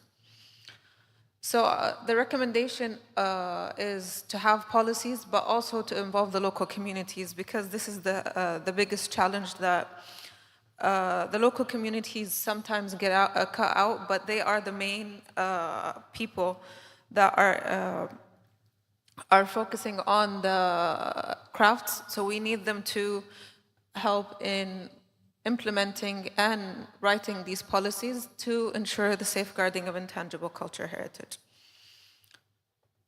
So in conclusion, heritage is the soul of a community. By empowering communities to protect it, we honor the past together and ignite a shared future. Working with the local communities for the past 10 years has had a huge impact on me personally and the cultural heritage in Saudi. They are the heart of it, and they are the people that hold this intangible cultural heritage. So without the local communities being involved in policies and regulations and all the work that we do, there is no preservation of intangible cultural heritage. Thank you.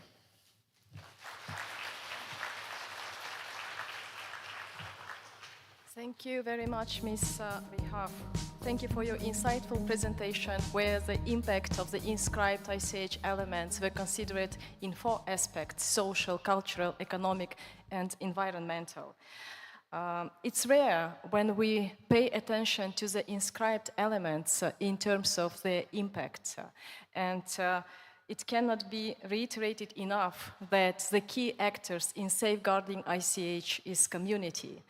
And the problem of over-commercialization is very common for many communities and countries. And as it was mentioned in the presentation, the proper policies and awareness-raising campaigns are critical in order to protect ICH from their over-commercialization and help communities to keep the feeling of cultural identity and social cohesion.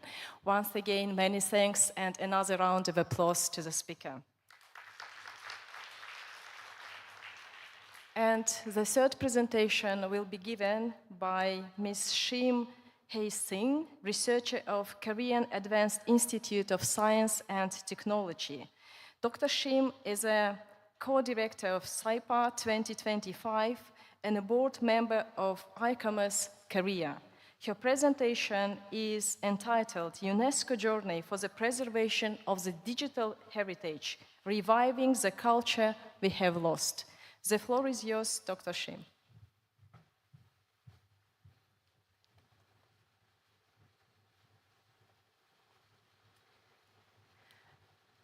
Thank you very much for giving me the floor. Good morning, everyone. Thank you for this opportunity to join this conference. And also, before starting my presentation, I really would like to extend my sincere thanks to the organizers for the wonderful invitation and hospitality. It's also a great honor to be here with the distinguished guests and colleagues and friends. Well, in my presentation today, I will provide you an overview of UNESCO strategic initiatives for the preservation of digital heritage. For this, I'm going to explore the trend, not the details, how the UNESCO effort have sparked important global discussions and led to the development of framework aimed at unlocking the vast potential of digital heritage in safeguarding our culture for present and future generations. from a key milestone, which is the 2003 Charter, Digital Heritage Preservation. This presentation will offer a broader perspective on evolving direction of digital heritage preservation, highlighting its growing significance in digital age. And also, I'm going to briefly touch on how this key milestone has been integrated into the conservation and management and dissemination of cultural heritage as part of the implementation of UNESCO World Heritage Convention. I'll present these topics in the following orders as shown in this slide. Well, as you all know that digitization has become an essential and sustainable tool for heritage preservation. This is no doubt. It plays a critical role in addressing the destruction of cultural heritage in conflict zone and the degradation of fragile cultural objects and traditions due to disasters and natural deteriorations. Let me share some examples of how digital technologies have advanced the identification, protection, and sharing of our heritage, going beyond traditional preservation. Well, the 5 years after being damaged by fire, Notre Dame de Paris is expected to open this December, thanks to the use of cutting-edge digital technologies in its restorations. In places like Syria and Ukraine, World Heritage sites have been suffered due to conflict, but rapid digital monitoring of these sites has allowed for timely assessment of their condition, helping the experts draw up corrective measures to prevent further damage. In addition, the digitization heritage makes it possible to convert analog forms in the digital format, enabling us to preserve and explore cultural knowledge more deeply and sustainably than ever before. This is a mapping of intangible heritage elements produced by UNESCO. So as we all know that UNESCO is a leading international organization when it comes to the preservation of culture and information, with the responsibility of safeguarding heritage on a global scale. It is no surprise that UNESCO is deeply invested in the preservation of cultural heritage. Then we can ask just one question. Where does the UNESCO commitment to digital heritage originated? To answer this, I'd like to draw your kind attention to UNESCO Constitution, which highlights its role in promoting the free flow of ideas through word and images, and ensuring the protection and conservation of world cultural heritage. Well, the preservation of digital heritage actually is situated within the organization's communication and information sector, which was created in 1990s. Aligned with the UNESCO mandate, one of the sector's primary goal is to foster access to and preserve information and knowledge.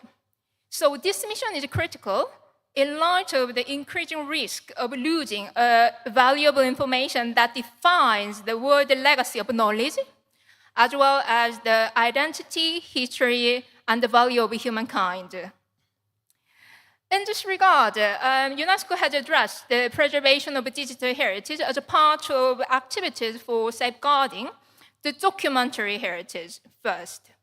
The drawing attention to the growing digital heritage in the world and its susceptibility to technical obsolescences and the physical decay, the UNESCO actually launched a forward-thinking campaign for the promotion of digital heritage and officially developed a concept of digital heritage.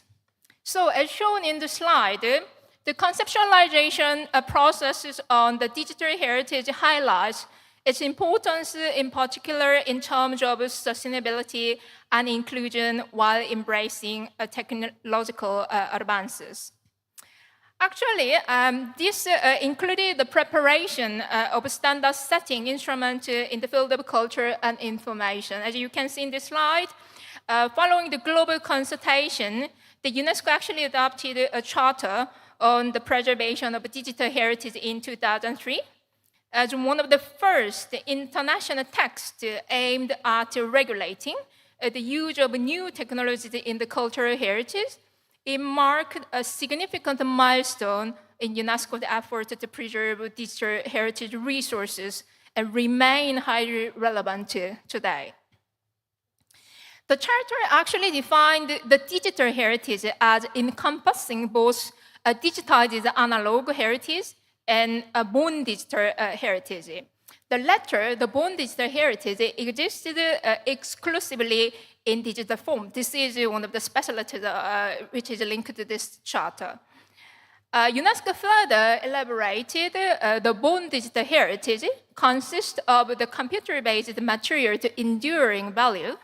So these unique characteristics of digital heritage has led its recognition as a new heritage, offering an expanded opportunity for the creation, communication, and the sharing knowledge across cultures.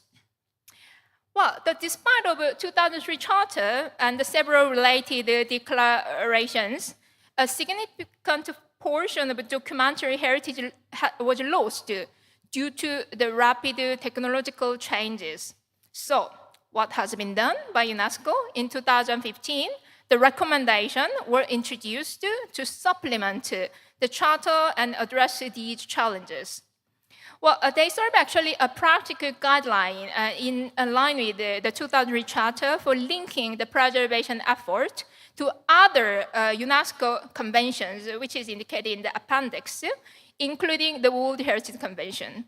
So together, these two documents form a foundation of UNESCO's approach to digital heritage preservation, establishing a comprehensive legal and policy framework at the global level.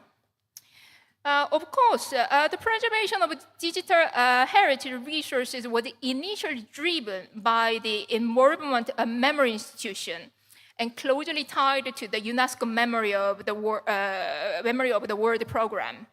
However, what I would like to bring your kind of attention is that the understanding of digital heritage has evolved. So recognizing that anything considered important enough to be passed on to the future generation can be viewed as having heritage values. So as a result, the implication of this charter extended beyond documentary heritage alone. So indeed, the strategic guidance of charter has been crucial in advancing the implementations of UNESCO's key activities, aligning with the global priority like UN SDGs, and the organization's strategic orientation, such as C5 program and the budget. So the next chapter, we'll see how this, the milestone can be linked to the other, important key document to promote the digital heritage preservation so far in the chapter. The 2003 chapter, which serves as a cornerstone of UNESCO journey in the digital heritage preservation, is not only established a legal and policy framework, but also stimulate critical global discussions. This timeline I just draw up to put into all the important documents in order in this way. This international debate actually have particularly shaped the field of heritage documentation, emerging as international declarations, documents, and principles related to the conservation and management and dissemination of cultural heritage. So I just marked in the orange color, and that after this, key milestone, that there is some changes we can just observe. So as we know, we all know that I just make the previous timeline into two separate things. This reason is that as we know, all know that heritage documentation is essential for conservation, as it provides a detailed record of the cultural significance of the site. In this regard, actually several key documents, such as the Venice Charter and e-commerce principles for recording of monument and building and sites, have been established. But initially, the integration of digital technologies in heritage documentation was not the primary concern. However, since 2003, UNESCO's emphasis on digital heritage has brought these issues to the forefront globally. As a result, many key international documents now addresses the preservation of digital heritage and integration of digital technologies. The boxes that I highlighted in green are some of the examples for this. At the same time, beyond the heritage documentation, international discussion and have focused on ensuring the methodological rigor of computer-based digitization and visualization as a tool for researching and communicating cultural heritage through digital resources. The movement has also led to the establishment of important milestones driven by UNESCO, European Unions, and civil societies, something like that. For example, I'm not going through all the detail, but I just wanted to just point out something important, the aspect.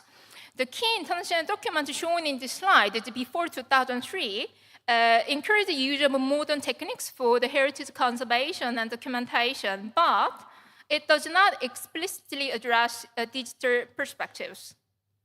However, after 2003, there are several key documents which produced, like a Recordim or e-commerce Florence declaration, something like that, and also e-commerce guidance for the portrait recovery, etc.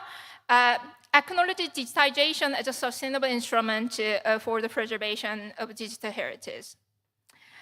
At the same time, when UNESCO just adopted the 2003 Charter, and the European Commission has also begun to recognizing the capabilities and the potential of digitization with cultural heritage. Here are some examples of results of the global debate.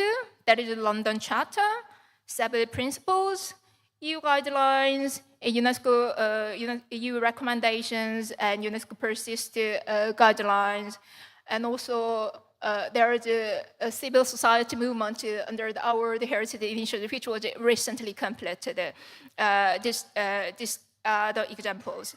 So they highlight actually the digital heritage preservation as a critical tool for the empowering people, fostering collaboration, and opening new avenues for interpretation. So within the global discourses, how is such a trend understood in the context of world heritage then?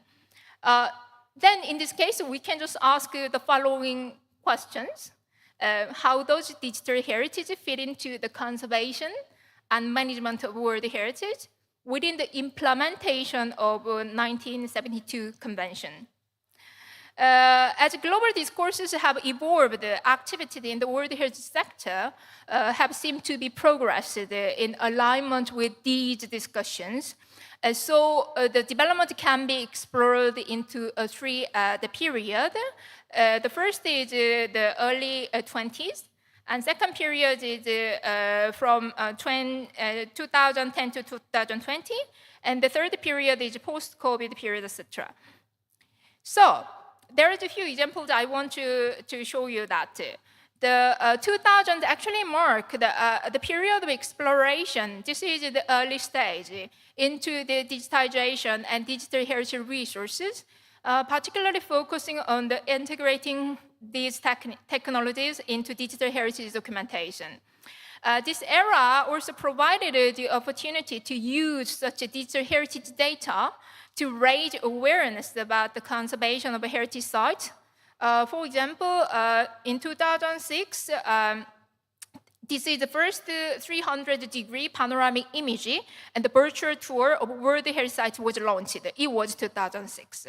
And this is one of the examples for the Cologne Cathedral, and the other example is the Bafu in the Laos. And the second period, starting from 2010, can be seen as a period of maximizing the potential of digital heritage, building on the experiment and the research conducted over the previous decade. In addition to the more precise and detailed 3D documentation for conservation, digital heritage provided a new platform to bring public attention in depth about conservation, such as fragility and the importance of a World Heritage Site. So this platform not only offered key insight into the understanding these sites in order to set up an history and also evoke strong emotional responses. This is one of the examples organized in 2016 by the Econem and the UNESCO. The exhibition about the Bamiyan and Palmyra held in UNESCO can be one of the examples to explain this kind of a trend. And the third period after 2019, beginning of the COVID-19 era, there was a heightened awareness of the urgent need of integrated digital technologies as a first aid kit to enhance heritage preservation efforts. This period, therefore, actively encouraged us to explore new ways to present and interpret the diverse forms of heritage. For example, this is the virtual journey from the Palmyra to Mosul was launched using dynamic images through a large-scale projection and digital reconstruction. And you know, well, this example that UNESCO in cooperation with the Google Arts and Culture offered alternative ways to access heritage sites, creating new methods for sharing and experiencing the site. So what can be observed is that the approach to digital heritage within the implementation of the 1992 Convention are being developed and reinforced in line with the policies layers from the UNESCO overarching strategic directions to the strategic objectives of World Heritage Convention, such as 5 Cs. In this context, World Heritage Online Map, for example, a platform has been developed that displayed georeference boundaries and allowed to basic cartographic operation for conservation and monitoring purpose. The Dive Into project, which is the flagship project led by the World Heritage Center, is an innovative platform that uses digital technology for the promotion of conservation of cultural heritage. And this is the first ever web platform to exploring intangible heritage along the tangible site in one place. There are several the best practices such as Heritage Atlas, World Heritage Journey, and Policy Compendium, etc. And what I would like to bring your attention now is that the most striking feature of recent years in that is that digital heritage is not only being preserved for conservation, but it's also emerging as a major virtual tool in fight against climate change in combination with other global initiatives. For example, one of the best practices, which is called the UN Act Now campaign at the virtual World Heritage Site, they just encourage the participants to just to respond to the climate mitigation, something like that. And this is another example also to mitigate the climate actions. So, as I come to the end of my talk, let me move on to the conclusion. By witnessing the great potential of digital heritage is not only in conservation, but also in dissemination and experience, it is very, very clear that the preservation of digital heritage benefits both present and future generations. Furthermore, the preservation of digital heritage has proven its ability to empower individuals, foster collaborations, and address global inequalities, especially in response to environmental challenges like climate change. But despite this huge benefit, even though the capability for managing digital heritage resources have increased, the challenges remain very complex. They range from technological advances and the emergence of new standards, tools, and ways of presenting information and coordination among the researchers from different disciplines. As new challenges arise, my conclusion is that it's very important to be aware that the current framework is not static, as we experienced since 2003. The need to be continuously revised and updated and extended or specified for the benefit of humanity, the use of the digital heritage preservation. Thank you very much. This is the end of my presentation. Thank you.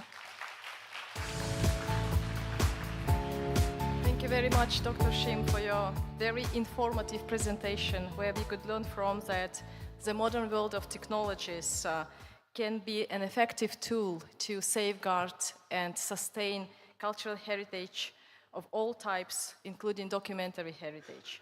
Separate thanks for drawing our attention to the concept of digital heritage.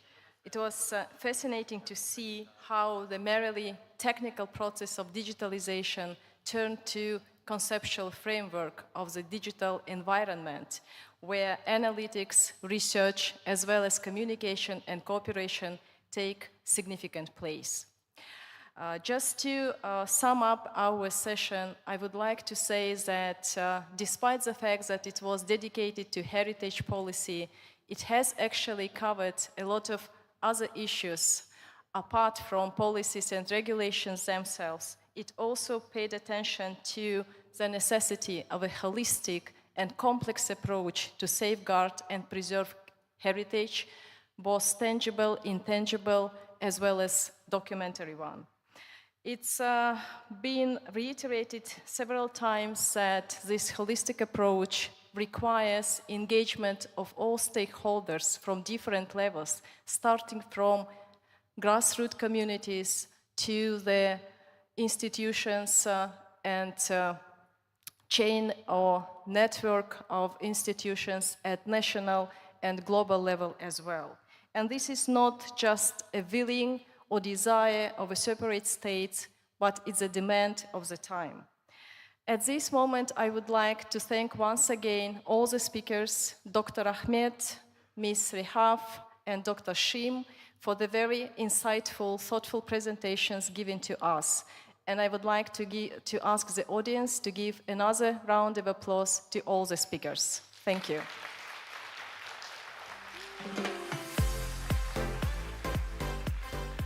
Thank you to Professor Isaacin Kozhebekov and all the presenters.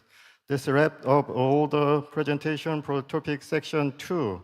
Lunch will be from 12:10 to 1 and will be served on the second floor. After lunch, we will resume the keynote speech here. Please be seated by 1. Thank you.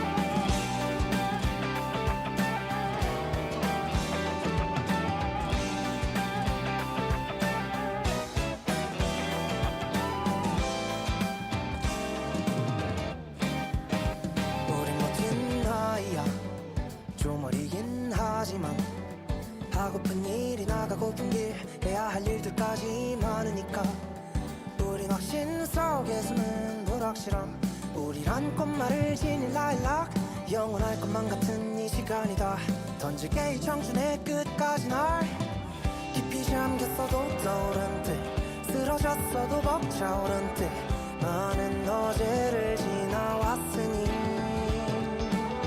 점이 되어버린 출발선네 무모했던 나를 날 데리러 언젠간 돌아갈 거라 믿어 푸르른 공기가 나를 사무친다 가득 하늘을 나를 수 있을 듯한 밤이다 잔요동이 헤엄쳐오는 곳이 어딘지 몰라 안 가는 건 아니야 따사로운 온기가 덜 구름을 향하는 비행이 망설여지기도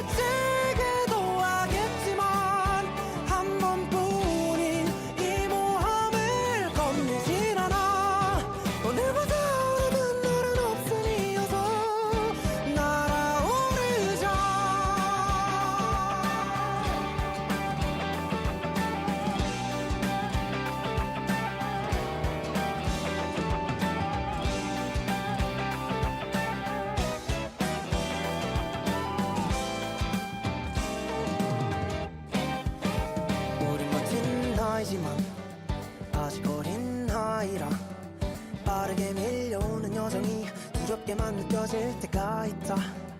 오늘은 지나쳐가는 유람일까, 혹은 기나긴 꿈이 약인가. 답을 찾는 건 어렵기만 하지만 따라야지, 그게 청춘이라니까.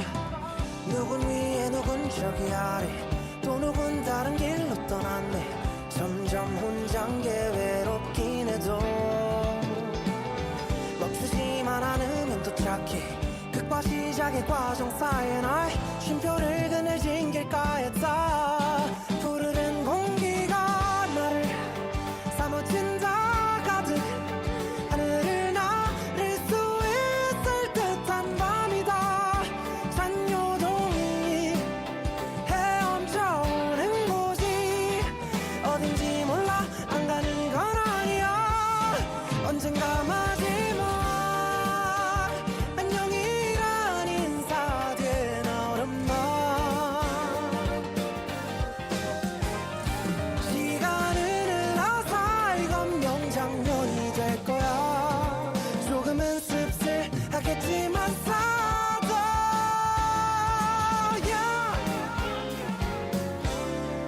지나면 아련한 만화. 그래서 찬란한 우리가 기다린 미래도 우리 기다릴까.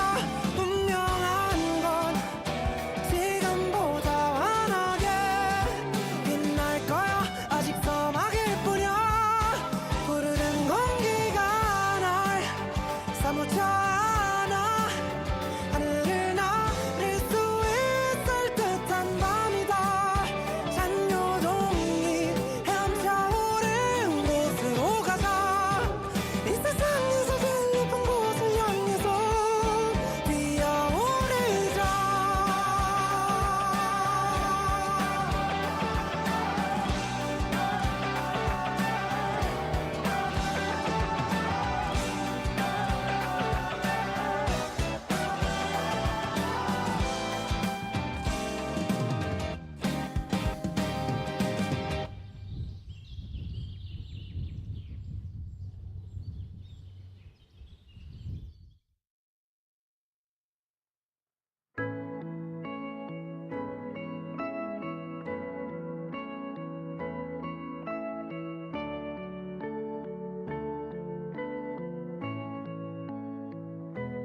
날 사랑해서 떠난다면 눈물 짓던 그대의 말을 믿을 수 없죠.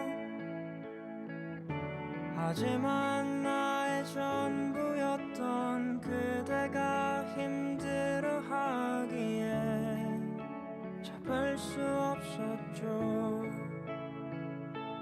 온통 나와의 기억뿐인 나를 위해서였다면 조금씩 무너져가는 날 위한다면 이대로 내 곁에 있어야 해요.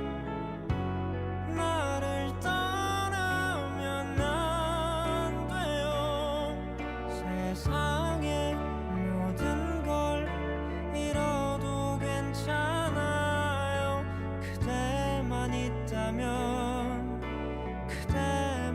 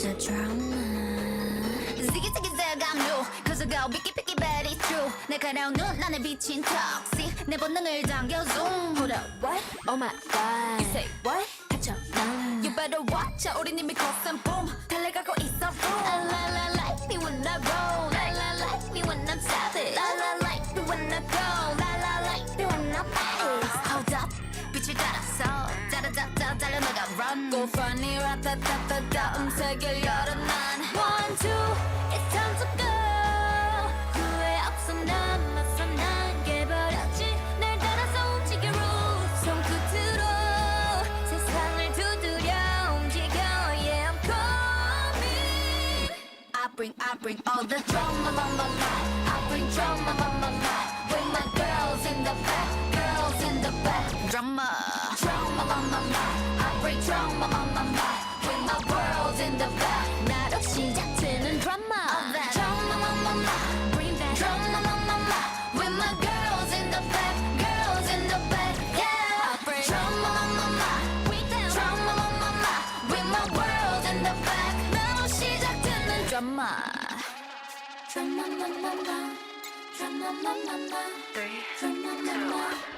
You know I've been kinda like 1, 2, 3 깜짝 놀랄 dancing 길을 거머쥔 주인공은 나 4, 3, 2 going down 쉽게 through 데자부 같이 그려지는 이미지 날 굳이 막지 마라 이건 내 드라마 도발은 굳이 안 막아 I'm a stunner 1, 2 it's time to go 타오르는 날 느껴 난 And I love it 새로워지는 rules 내 눈을 딱 시작도 It's coming I bring all the drama I bring drama With my girls in the back Girls in the back Drama I bring drama With my world in the back 나로 시작되는 drama Into the real world 다가온 climax 두려워하지마 You and I 함께 써내려가는 story 날카로운 바다도 No 한계를 뛰어넘어 every day I'm on making my way out of the way I bring all the drama I bring drama With my girls in the back Girls in the back Drama I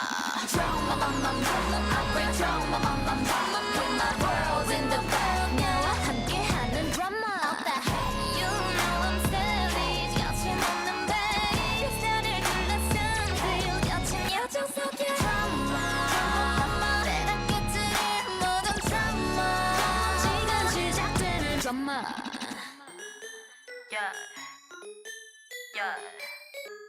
너로 시작되나 drama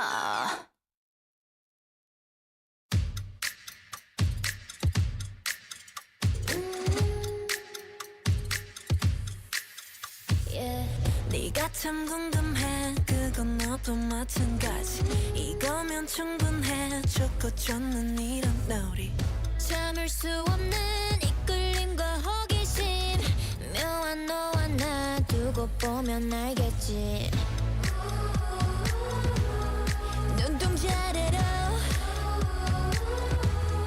감추고 있는 거 Yeah, it's so bad, it's good 난 그 맘을 좀 봐야겠어 Narcissistic, my god I love it 서로를 비춘 밤 아름다운 까만 눈빛에 빠져 깊이 넌 내게로 숨 참고 last step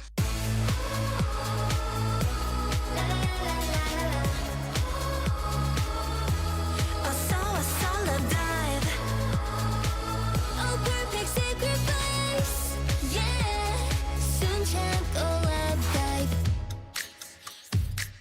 마음은 이렇게 알다가도 모르지 사랑이라는 건 한순간에 필 테니 직접 들어와 두 눈으로 확인해 내 맘 가장 깊은 대로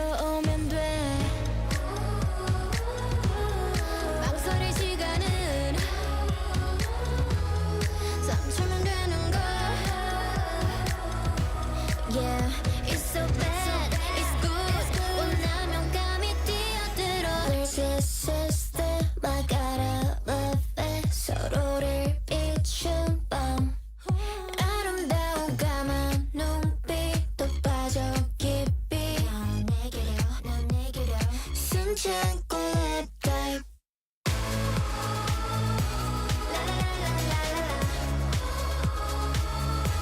어서 와서 love dive. A perfect sacrifice, yeah. 숨 참고 love dive.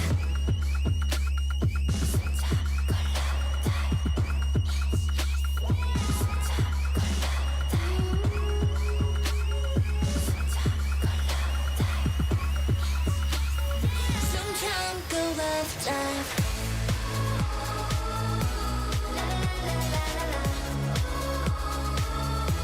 어서 와서 love dive. A perfect sacrifice, yeah. 숨 참고 love dive.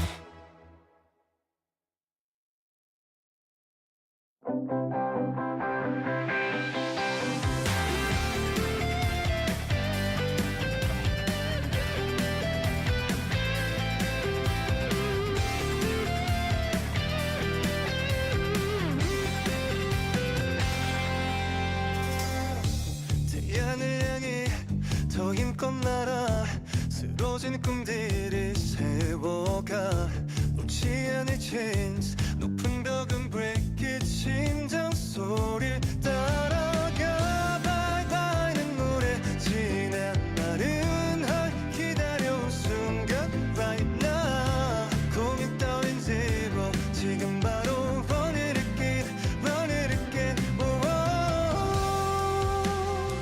떨리는 전율을 느껴 이완 멈출 수 없는 이 feeling 우린 다시 힘차게 달려가 I'm ready to run run 내 옆에 너를 안고 run run 넘어져도 스토리의 길 끝없이 펼쳐진 하늘 위로 fly forever 이대로 달려갈게 아범 거친 바람 가르고 난 대신 높이 날아올라 피어난 my dreams 희망을 향해 뛰어 자유롭게 So I'm running 밤이 캄캄해도 두려움은 no more 망설이지 마 We just go 서툴렀던 너를 바고 참아왔던 열정을 불태워 burn it up 뜨겁게 타올라 bye bye 눈물에 지난 나른한 기다려온 순간 right now 고민 따윈 zero 지금 바로 running running running again 떨리는 전율을 느껴 이완 멈출 수 없는 이 feeling 우린 다시 힘차게 달려가 I'm ready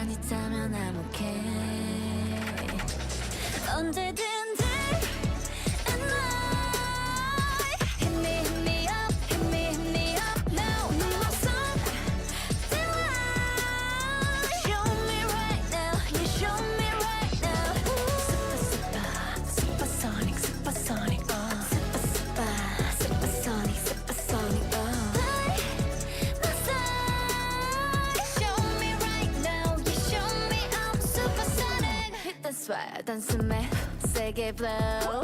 We got that. 이대로 go with the flow. 달라진 온도 차오른 설렘 overload. 자 지금부터 뛰어들어 ready set you go.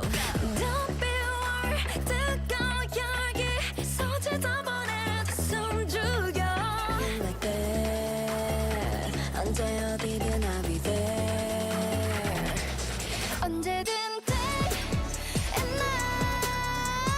Hit me up, hit me up now, now. Talk tonight. Show me right now, yeah, show me right now. Supersonic, supersonic, supersonic, supersonic, By my side. Show me right now, yeah, show me all supersonic. 다시 또 여름이 다가오면 말하지 않아도 알 수 있어. 짙은 너를 구할 방법을 보여. 길었던 day and night. Hit me up, hit me up now, now. Show me right now, yeah, show me right now. Supersonic, supersonic, supersonic, supersonic, Don't deny. Show me right now, yeah, show me all supersonic.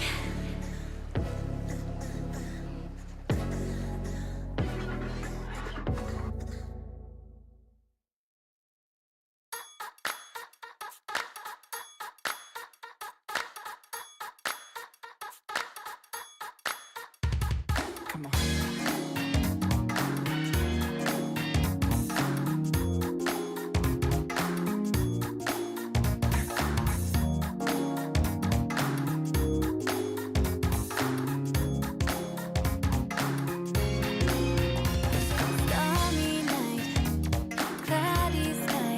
In a moment, you and I.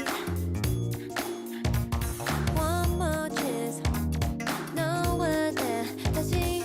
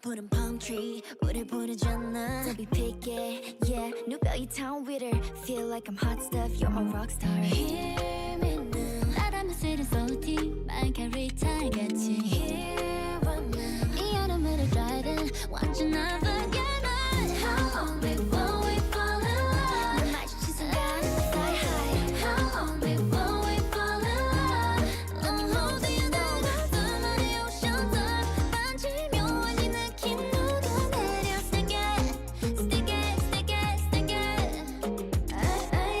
Love got so poppin' flavor 예상 못한 new taste 나른한 summer fever 내리지 않네 So hear me now 달콤한 맘이 drippin' like gelato melting Here right now 심장에 남긴 darling Want you never get me How long before we fall in love 날 마주친 순간 fly high How long before we fall in love Let me hold you down 둘만의 ocean dive 왠지 묘한 이 느낌 녹아내려 Stick it, stick it, stick it, stick it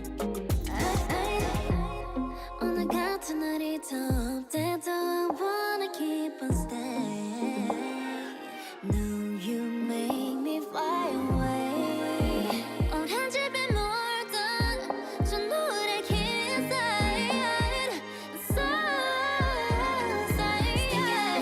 Stick it, stick it, stick it You're the one who's with it, with it, with it, with me Yeah, 느려져도 they let slow motion I'll take you to the new world So boy, 말 닿는 대로 가 There's no way 그리고 내게로 와 Follow my lead Let's get it, yeah How long before we fall in love 전화비처럼 난 go round round How long before we fall in love Let me know, let me know It's like a passion 약간 배 넘치게 Stick it, stick it, stick it, stick it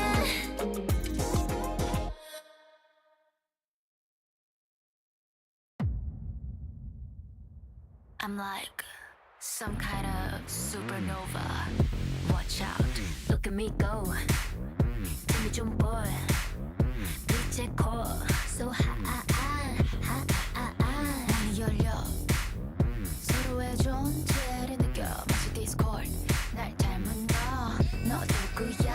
Drop. 사건은 다가와, 에이. 거세게 가져가, 에이. that tick bomb. that tick bomb. 감히 건드리지 못할 걸. 누구도 말야. 지금 내 안에선 supernova. Nova. Can't stop. Hyper. Stellar. 원초 그걸 찾아. Bring the light of a dying star. 불러내 내 우주를 봐봐. Supernova. Body bang.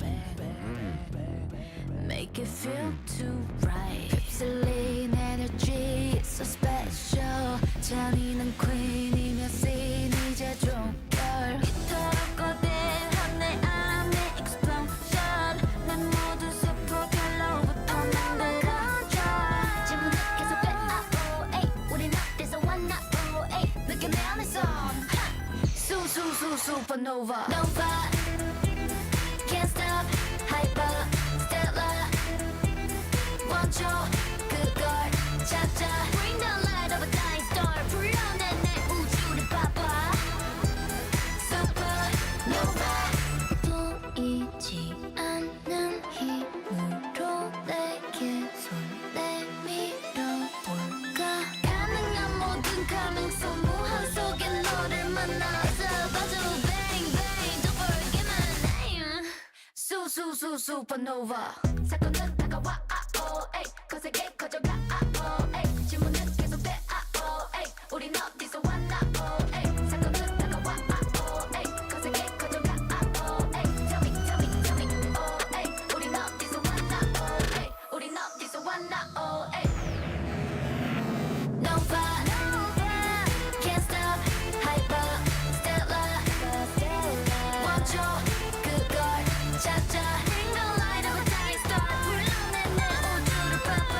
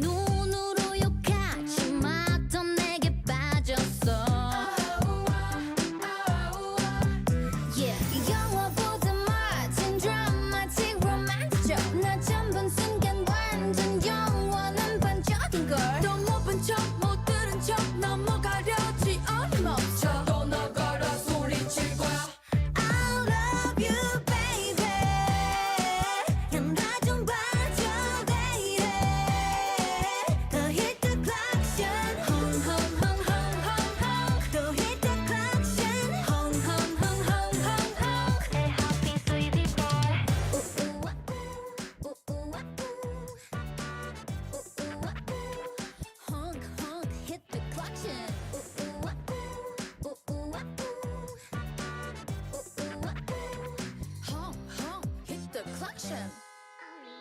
Yeah, 오픈카 타고 드라이브는 어때? Wanna be by Spice Girls 들고 오케이 딱 봐도 그 여잔 불건전해 그만할 건데 꽃을 튼 남의 옆에 We have so far so beautiful But don't worry I don't wanna body tie 잠깐 깎게 내 멈춰 깜빡이도 안 켜고 덮쳐 힙합보다 멋진 pathetic romantic show 너 처음 본 순간 완전 딱 천생연분인걸 또 못 본 척 못 들은 척 넘어가려지 어디 멈춰 또 나가라 소리칠 거야 I love you baby 나 좀 봐줘 baby 더 hit the collection home home home home home home 또 hit the collection home home home home home home Hey happy sweetie boy Hey I love you I want you to interview Ah yeah 난 너의 완벽한 the true lover Hey I love you I want you to interview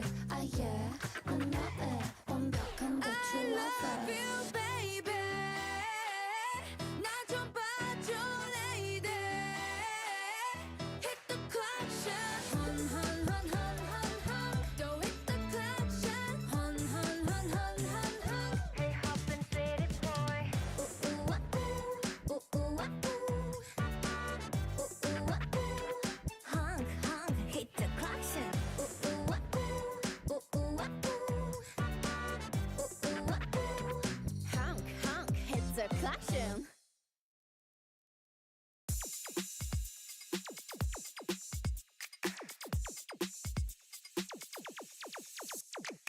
All I know is now 알게 됐어 난 그동안 맨날 always up and down 생각도 생각 spinning round and round changing my mind 세상에서 그렇지 이런 헛소리 How it's supposed to be 그만해 cause it's clean It's simple It's like biting an apple Toxic lover, you know better. 거기 숨좀 말고 얼른 나와. You're little my in my storyline, so no. And don't you know how sweet it tastes? Yeah, don't you know how sweet it tastes? Yeah, don't you know how sweet it tastes? Now that I'm without you. 나 더는 묻지 않을래. 알려주지 않아도 돼. Why don't you know how sweet it tastes? Now that I'm without you.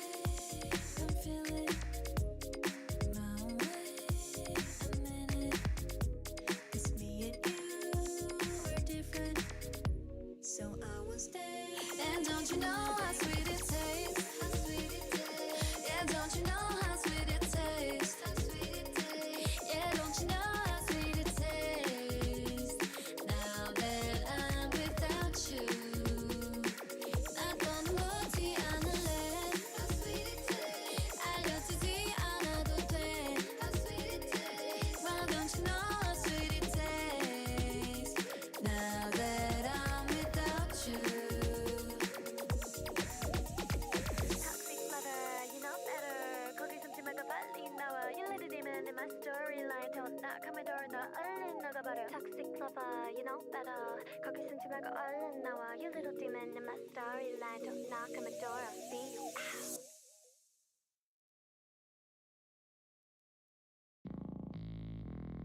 I'ma get it. Shoo. I'ma get it. Shoo. Watch, I'ma bite back, 짙은 어둠이 막아설 땐, 한 걸음 앞으로 날아든 it's best. 사라진 feedback, 시작된 callback, 깊어가 혼란스러운 밤, 악몽은 또 짙게 번져가. 난 널 숨기려고 해. I got it.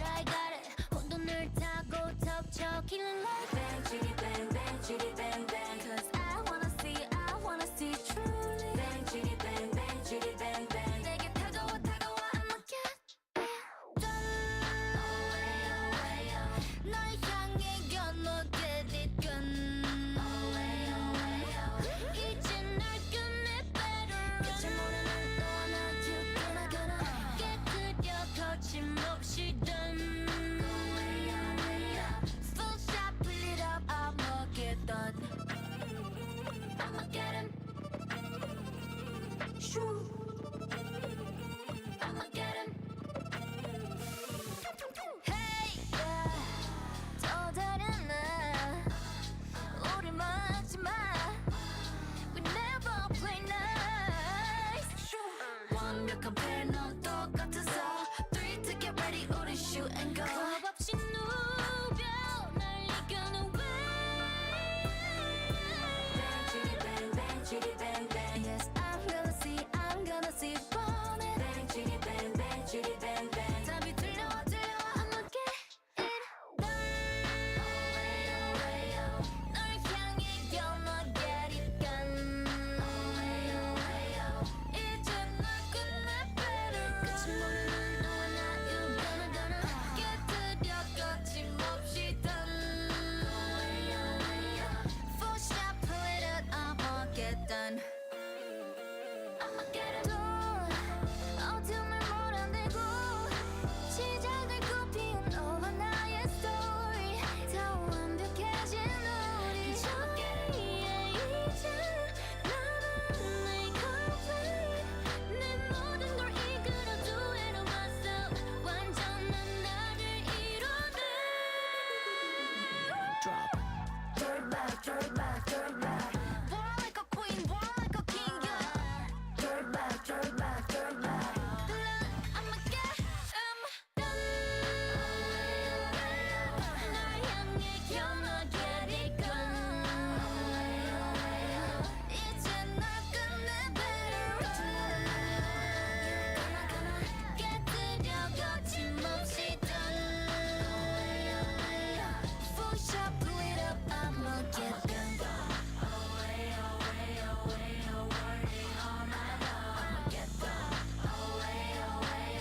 끝과 시작에 I'ma get done.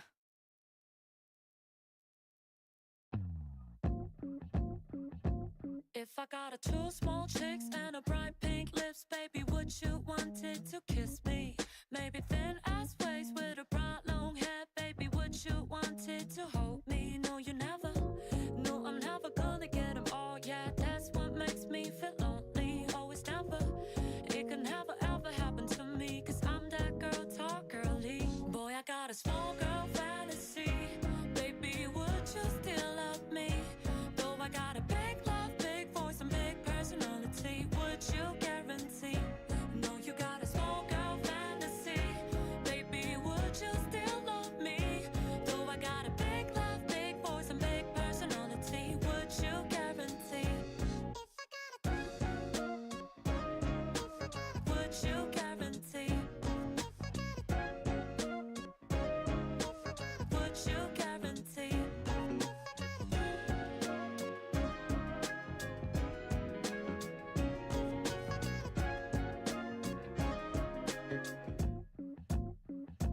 If I care about all those things that you care, then I'm not yours. Yes, you're wasting all your time for some stupid things, baby. I'm already yours. You keep asking me, do I really suit you? Do I really look good, girl? I don't understand you. All you have to do is smile and at me like this.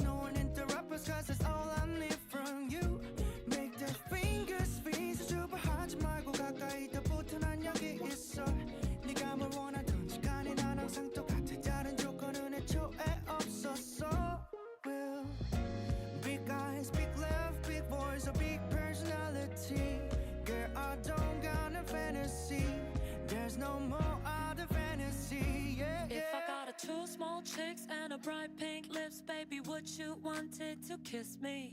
Maybe thin ass waist with a bright long hair, baby, would you wanted to hold me? No, you never. No, I'm never gonna get them all. Yeah, that's what makes me feel lonely. Always never. It can never ever happen to me, 'cause I'm that girl, tall girly. Boy, I got a small girl fantasy. Baby, would you still love me? Though I got a big love, big voice, and big personality, would you guarantee? No, you got a small girl fantasy. Baby, would you still love me? Though I got a big love, big voice, and big personality, would you guarantee? Would you guarantee? Would you guarantee?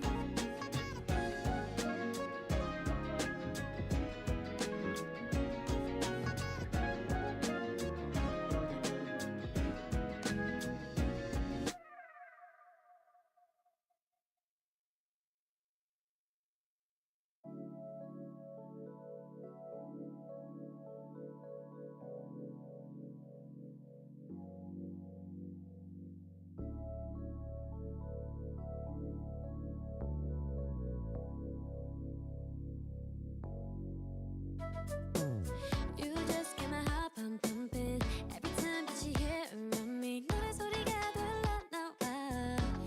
Yeah. 오늘 노래 calling you. I'm always so excited to meet you. 내 향기가 널 먼저 찾아가. Yeah. 눈 감아도 기억나게 어디 봐도 따라갈래. You're so delicate 꿈 속에 수많네. Oh, you make my heart melt away. You're softy 구름 같아. 이건 말로 설명 못해. You got me. 이미 우리 저기 멀리 높이 있네. 풍선 같이 have you right here in a basket. Oh my baby, sing like bubblegum. Don't sing like rainbow. 내 높이 올려줘. We're gonna fly away. Sweet like bubblegum. So sweet, soft like a hug. 더 많이 날려줘. Let's go far away. You're my favorite flavor bubblegum. Bubble, bubble, bubble, bubble, bubble, bubble. Bubble, bubble, bubblegum. 얘기 내려놓아주지. Like I got nothing better to do. 내 손바닥 안에서 그려와. Yeah. 너만 알고 싶은 비밀. All I know is I need this feeling. 내 향기가 널 완전 사로잡아. Yeah. 눈 감아도 기억나게 어디라도 따라갈래. You're so delicate 거품 속에 숨었네. Oh, you make my heart melt away. You're a softie 구름 같아. 이건 말로 설명 못해. You got me. Sweet like bubblegum. Oh, sweet like rainbow. 더 높이 올려줘. We're gonna fly away. Sweet like bubblegum. So, so, so like a hug. 더 멀리 들려줘. Let's go far away. 눈 감아도 기억나게 어디라도 따라갈래. You're so delicate 거품 속에 숨었네. Oh, you make my heart melt away. You're salty 구름 같아. 이건 말로 설명 못해. You got me. 이미 우리 저기 멀리 높이 있는 풍선같이 have you right here in a basket. Oh my baby, sweet like bubblegum. 이미 우리 저기 멀리 높이 있는 풍선같이 have you right here in a basket. Oh my baby, sweet like bubblegum. We will be starting the topic session 3 shortly. Everyone, please take your seat. We will be starting the topic section 3 shortly. Everyone, please take your seat.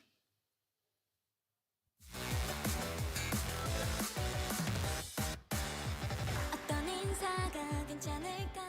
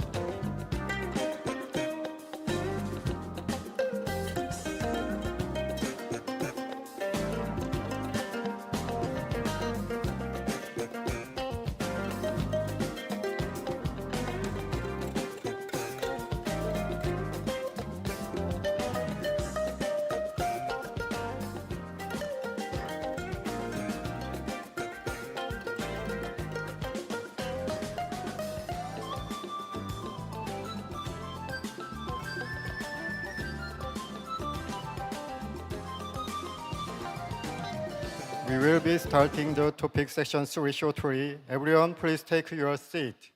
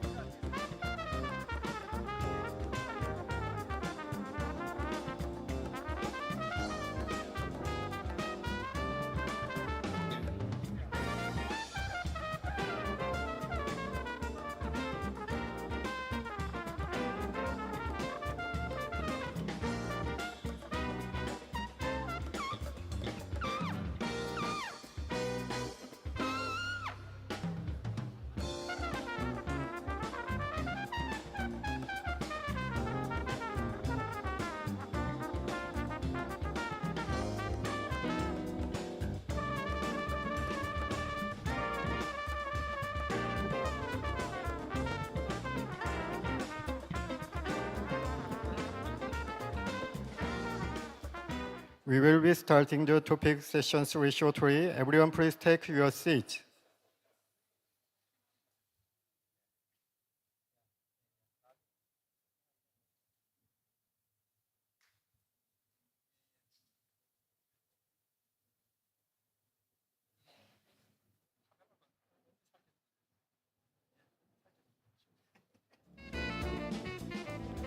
It looks like most of you are seated, so let's move on with the program.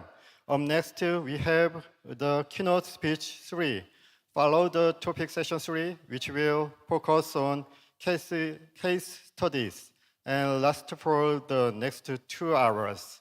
But before we begin the keynote, we have a special treat for you. Please enjoy a Taekwondo performance showcasing Korea's traditional martial arts, presented by the Keimyung University Taekwondo demonstration team. Let's give them a big round of applause.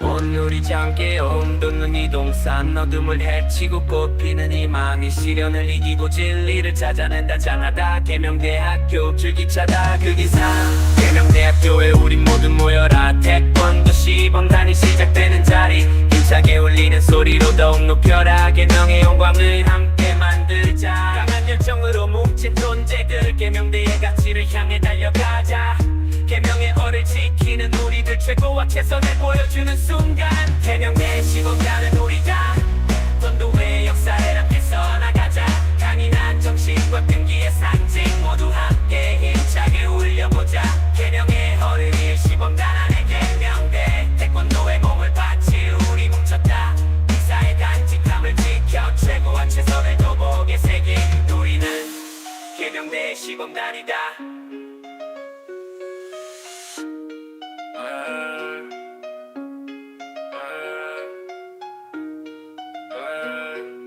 yeah.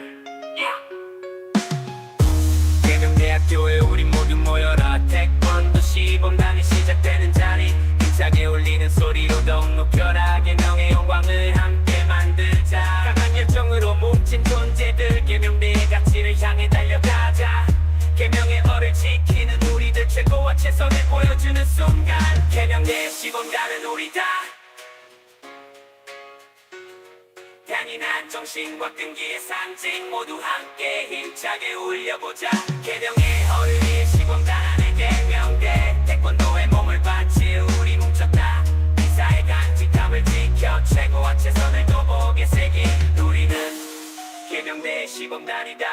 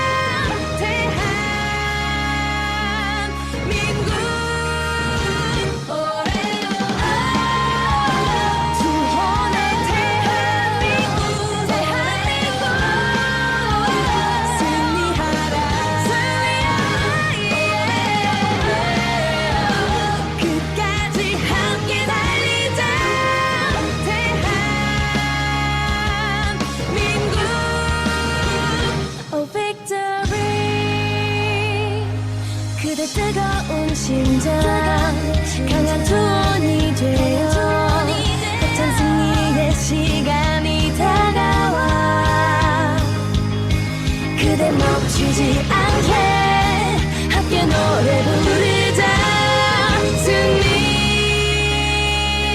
위해 구원의 대한민국 승리하라 끝까지 함께 달리자 대한민국 Oh victory Oh victory Oh victory Oh victory Oh victory Oh oh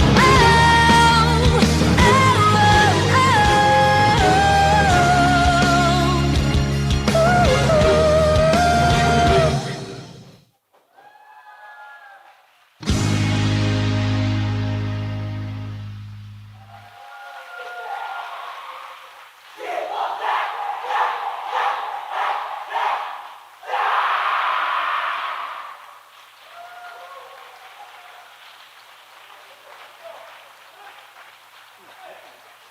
대명대학교에 우린 모두 모여라 기쁜 도시범당이 시작되는 자리 힘차게 울리는 소리로 더욱 높여라 대명의 영광을 함께 만들자 강한 열정으로 뭉친 존재들 대명대의 가치를 향해 달려가자 대명의 얼을 지키는 우리들 최고와 최선을 보여주는 순간 대명대의 시범 나는 우리다 태권도의 역사를 함께 써나가자 That was an incredible dynamic performance. Could they have been wearing an Iron Man suit under their clothes?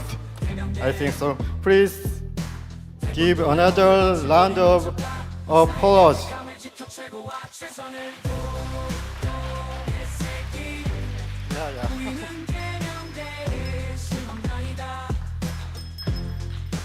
Please wait 1 minute.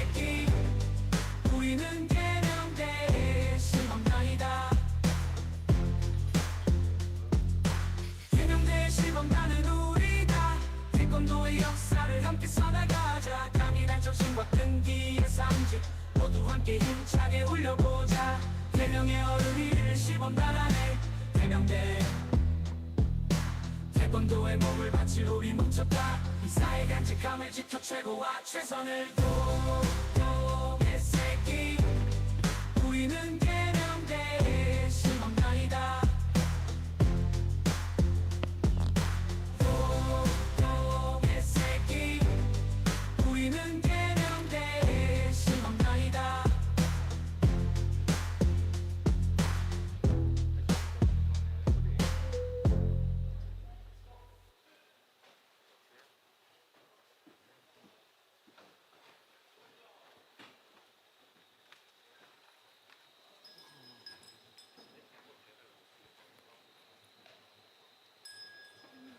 안내 멘트 한 번만 보여주세요. 무슨 안내 멘트요? 저희 그냥 시작한다 그러면 되지 않나? 지금 시작하는 건 아니고.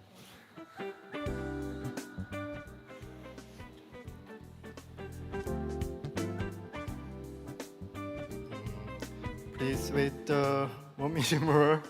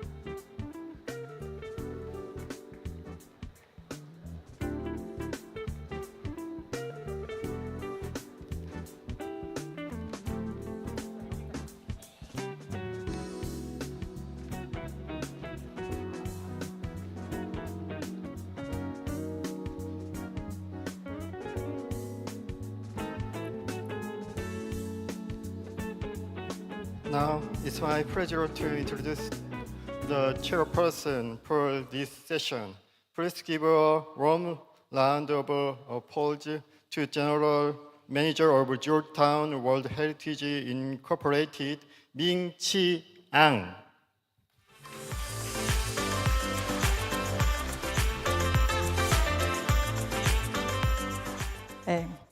I don't have the physical energy to do that. But pick up a flower. All right. I think we need to give them applause, for turn over the stage back to this one. Thank you very much.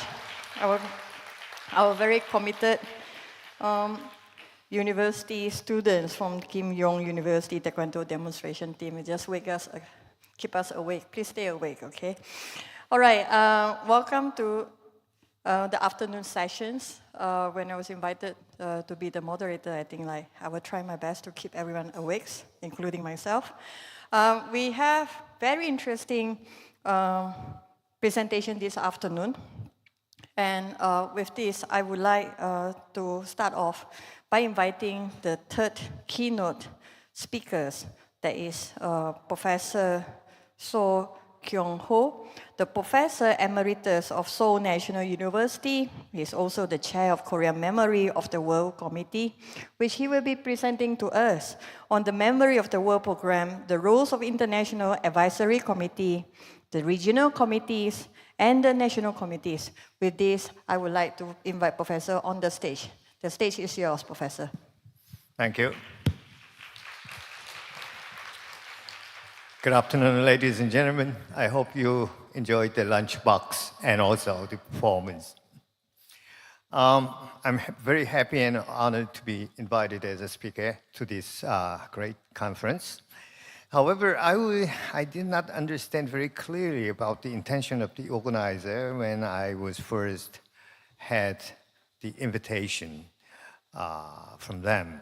Well, I thought this was just one of the kinds of the conferences about the about UNESCO heritage programs, and particularly I was requested to provide some general information about the Memory of the World program to the public audiences in Andong City.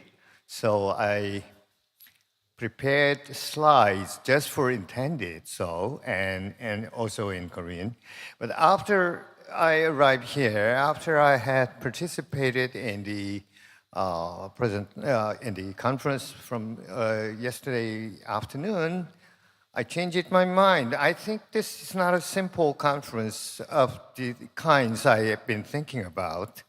And so I decided to change to English first, and also change to some particular focus rather than general information, which already has been given by Joy Springer, who is a great colleague of mine.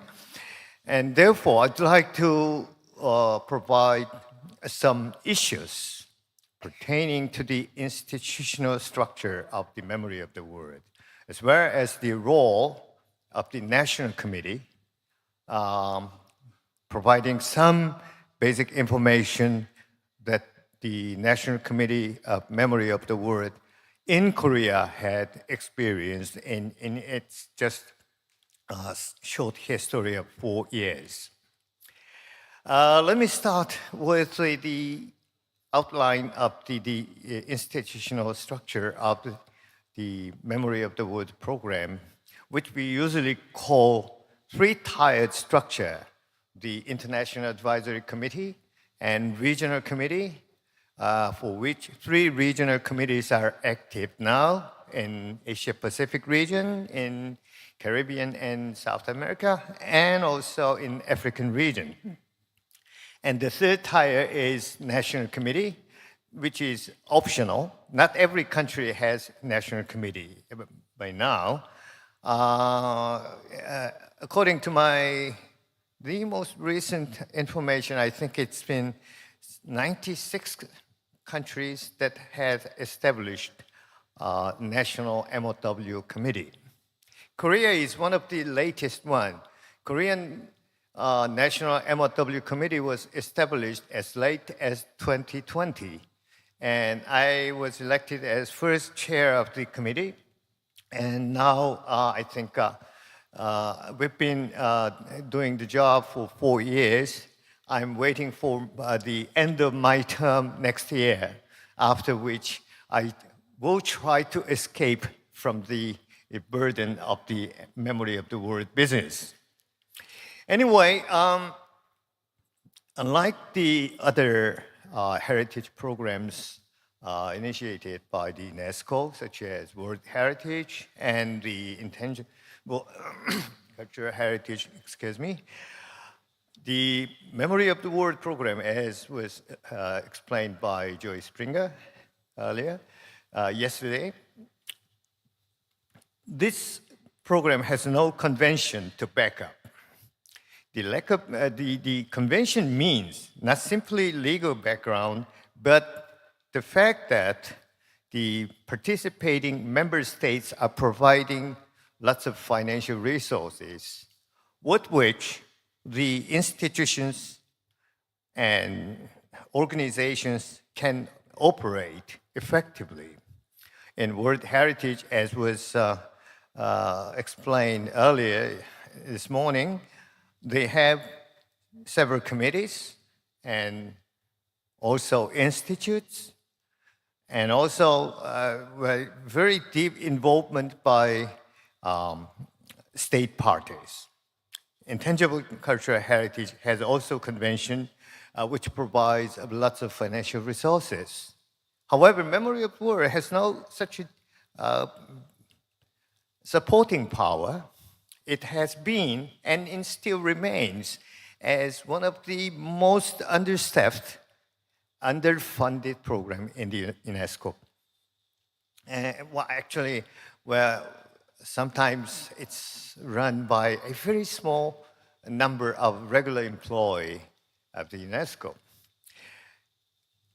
However, the program had expanded substantially from 1997 through 2023 through inscription process.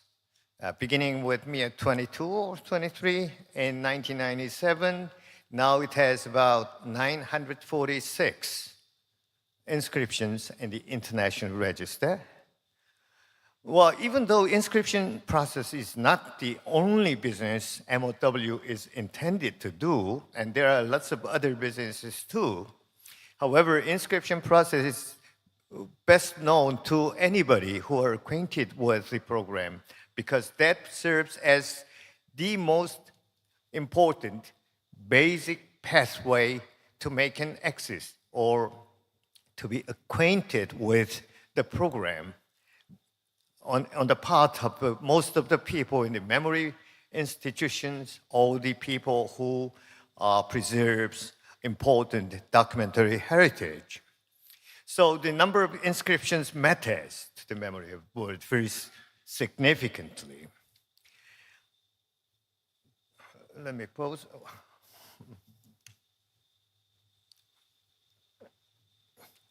Are we still here?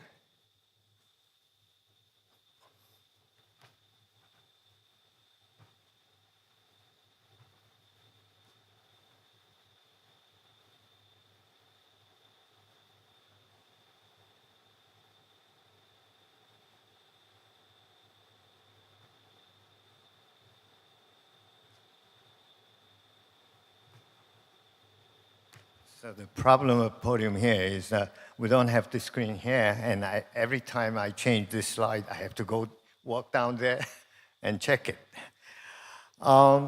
International Advisory Committee, for which I have served as a member from 2005 through 2013, now consists of 14 members who were appointed in consideration of the geographical representation.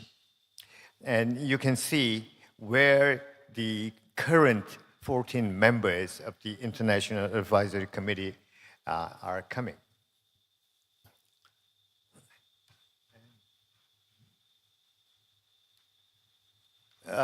With 3 tiers committee, there are also 3 tiers of inscriptions.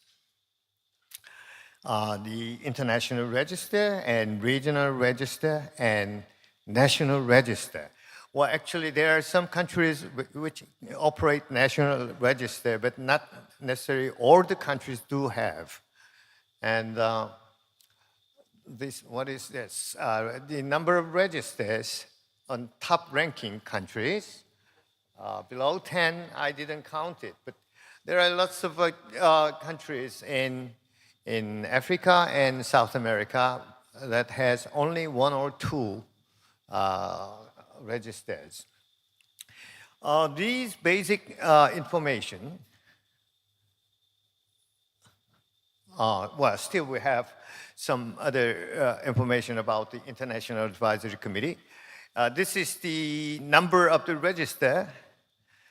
Each session of the International Advisory Committee had approved and recommended to Director General of the UNESCO.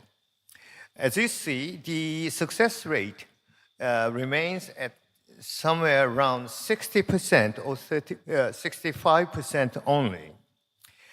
We do not know, however, what happened to those nominations that were not successful. Were they preserved in archive, or were they just simply abandoned or returned to the nominators? That will not disclose at all. But I think we may need in future to pay some attention to those unsuccessful nominations, to completely archive what had happened in this program. Well, this program has a kind of irony that while it enhances preservation and awareness of the documentary heritage we have inherited from our ancestors, the program itself does not leave any detailed documents about activities and incidents that happened in the operation of the program. So, well, to sum up this type of general information about International Advisory Committee as well as regional and national committees, the strategy by which the Memory of the World program had developed, expanded its territory, is different from World Heritage and Intangible Cultural Heritage. Those 2 programs rely on bilateral reactions. The UNESCO starts the program, take initiative and, well, open the convention, inducing the member states to join in, while each individual member states provide financial resource to sustain the program and also try to inscribe their heritage for various regions, some for national identity, some for commercial benefit, some for the for the sake of sense of competition with neighboring countries, and whatever the motivation might be, it is a mechanism by which the program is absorbing the inscription proposal from the member states bilaterally, and UNESCO is providing the incentive to member states. In case of Memory of the World, actually it does not have such an incentive because Memory of the World actually lacks the potential benefit of tourist industry or potential benefit of any commercialization. It stands as a scholarly discourse, and even though it might attract a lot of visitors to the libraries and museums, it's not necessarily related to economic benefit. It's more like a national pride, national prestige, or strengthening national or ethnic or communities' sense of identity. And this is one of the characteristics this program has, and because of that reason, this program has expanded its territory by expanding its network between and among the stakeholders, like memory institutions, individuals who are studying the documentary heritage, the experts on particular documents of certain country. So I'd like to emphasize that in talking about the Memory of the World program, we are not talking about the substance or characteristic or nature of the program itself. We need to pay more attention to who run the program. And it is the very small number of volunteering expert group who had been operating this program, who had been at the center of the great, vast network that covers about more than 90 national committees throughout the world, more than several hundred memory institutions, and other research and scholarly organizations too. How to handle, how to manage, and how to develop this relationship between and among stakeholders is what matters to the future of the Memory of the World program. And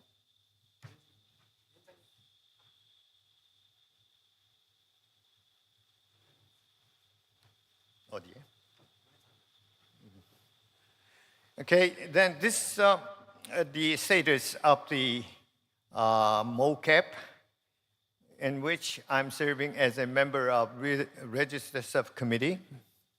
And you see the number of the inscriptions from many countries in the Asia Pacific. Even Democratic People's Republic of Korea has one inscription which was not present in the international register. So far, it has 84 inscriptions in just 15 years of history since it was established in 2008. And the reason why I do show you this statistic is this. Unlike the Memory of the World, MOCAP relies on general meeting for decision making. In International Advisory Committee, the 14 members make decisions on the business related to Memory of the World. On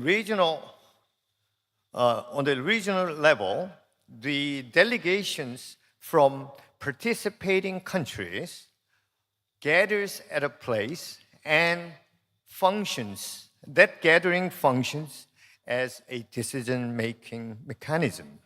That's the difference between the international and regional committee. And why do people try to register to international, not international, but regional register?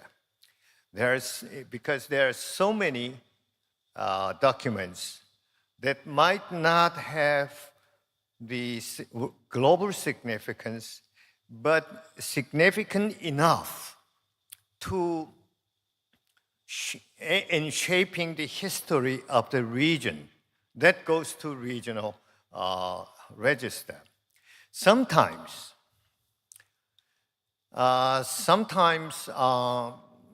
some organizations, some institutions utilize this regional register as a jumping step toward the international register. They first try to regional register, and afterwards, if it was proved to be successful, then they modify or expand the archive and tries to international register. So far, I think we've seen several cases like that. And here we have the particular situation of the Korea's National MOW Committee. Even though this committee was established as late as 2020, actually the selection of the document to be recommended for nomination either to international or regional register had started from as early as 2005.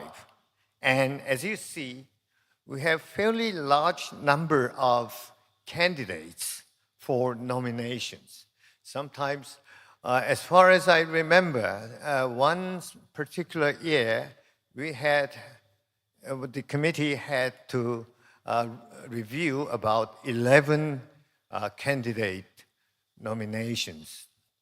And mostly in this committee, the first draft is written in Korean, and after 2 nominations were selected, they are translated into English, and then finally submitted either to MOCAP register or international register. What I would like to focus here is the change of perception by which the Memory of the Word program has been looked at in Korea. Well, I don't know whether this might be applied to your countries in the same manner or not, but this is a kind of phenomenon we could find in the activities of the National Committee in Korea. It is the change of perception that in the early years, most people thought that the memory of the word was for the documents that have been inherited from the distant past. So Korean nominators had concentrated or focused on locating the valuable documents from 14th century, 16th century, or at the latest 18th century. Other than that, that's not documentary heritage. However, from the news in the beginning of new centuries, 21st century, some people thought that the documents from our immediate past might be valuable, might deserve to nominate for the inscription in the international or regional register. Why not? And they have seen the cases that the documents from the First World War or documents from 1930s have been inscribed to international register, most of which have came from European countries. If they could do, why not ours? And that was the first change of perception. And then some of the documents pertaining to very recent events like 1960 revolution or some social movement in 1960s and through 70s, or some TV programs in 80s. All these were freshly archived. Well, actually, most of the documents, individual documents, came from various sources, some in government agencies, some in private hands, some in museums or libraries. And the organizer of this archive had collected all the information about each document, and then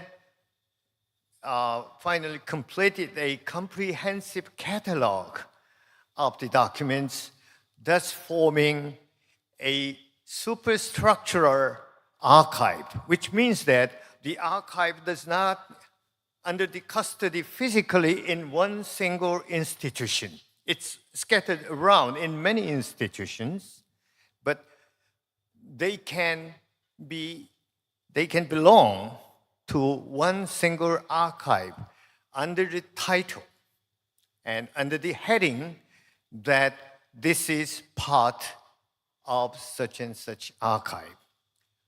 And therefore, from the second decade of the 21st century, the number of the freshly archived documents from the very recent events have increased. Now it takes almost 40% of all Korean inscriptions. Well, this might be a particular situation in Korea, but I think it has a significant meaning, which means that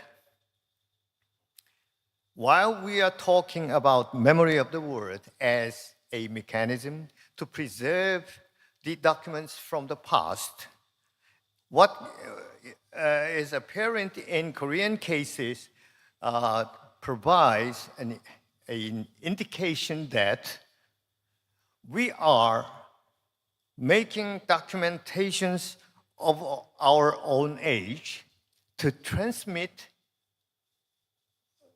the history to our posterities. The Memory of the World program is not simply a deposit of the documents from the past. It is a mechanism of generating new documents to be preserved to our posterities. This is one thing we can find from Korean cases. And also we can find this. Memory of World is basically a program to encourage preservation of documents intact physically. It focuses on the management plan, which means that how the documents will physically preserved, not damaged, and safeguarded. But in the sense of preserving documents, I find that it's not simply a work of preserving documents physically intact, but it is a work of preserving historical facts intact. Because when you preserve a document, you also preserve historical facts without alternation. Historical interpretation may change depending on the change of the political or ideological climates.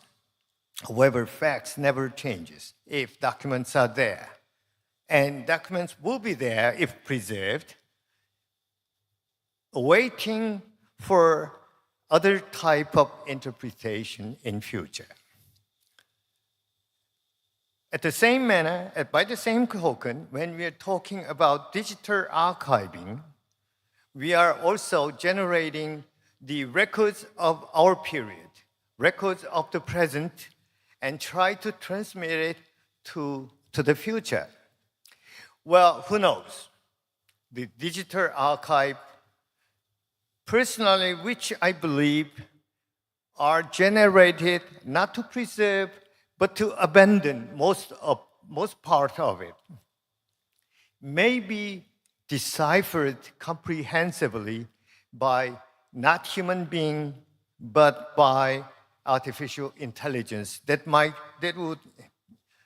is expected to develop much faster than we do expect today.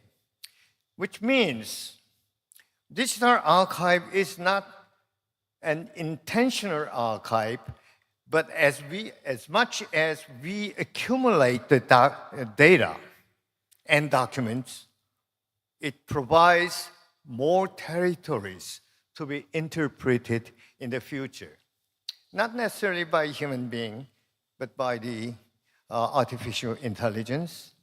And in that case also, what matters most is the fact.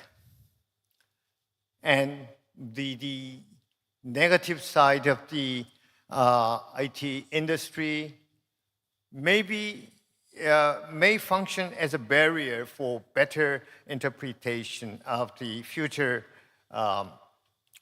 scholars, but at this time, we try to preserve everything we could. So I have spoken about 3 items. First one is the Memory of the World program is different in nature as well as in the manner it operates from World Heritage and the intangible cultural heritage, the most important high-profile flagship heritage initiative of UNESCO.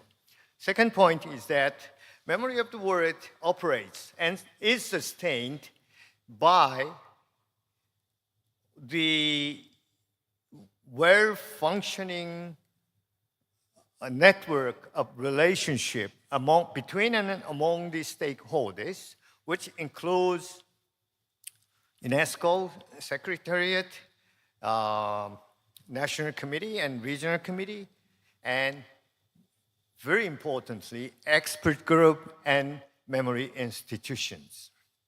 The third point was that according to Korean experiences, we are going toward a situation, toward a period in which we may be more interested in generating the archive that testifies not the past, but present event, trying to submit the experience to our posterities. If that happens, if the cases of this nature, of this kind increases, memory of the world may drastically differ, may become differ from World Heritage or intangible cultural heritage, because those 2 programs do not enhance any attempt or aspiration to inherit what we create. The memory of world may be different from those others in that particular sense. This is the points I wanted to speak to my colleague experts who are attending this conference today. Thank you very much. Thank you. Thank you, Professor. He has helped me to do the summary. So, which he has mentioned about memory of the world, who is doing the job, why are they doing it, how do they do it. And I'm actually quite curious to know what happened to those that not successfully registered. Please tell us if you have more information. Yeah. And then now I think we can move into the case study sharing of session 3. Before we begin, just some reminders. Every speaker will have 20 minutes. I'm trying to be flexible a little bit. So, but if you start to see me standing here, that means please try to sum up your presentations. Okay. Then this afternoon we will have 6 presentations. We are going over the globe to learn about the case studies.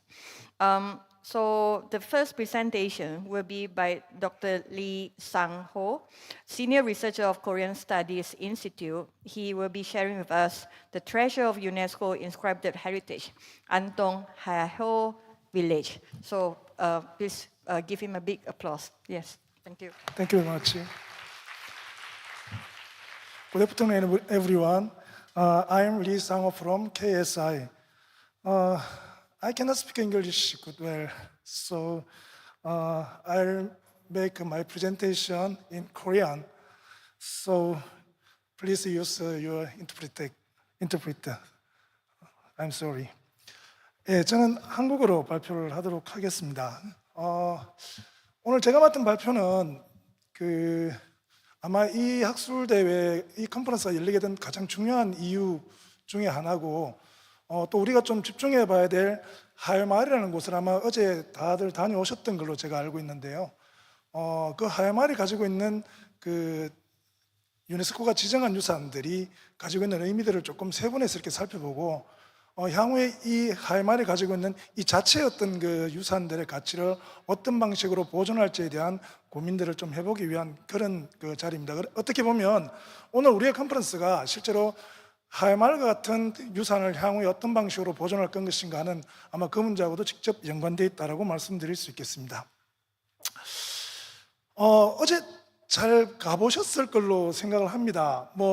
아마 하회마을 안으로 직접 들어가 보셨으면 이렇게 하회마을 전경을 보시는 게 불가능하셨을 것 같은데요.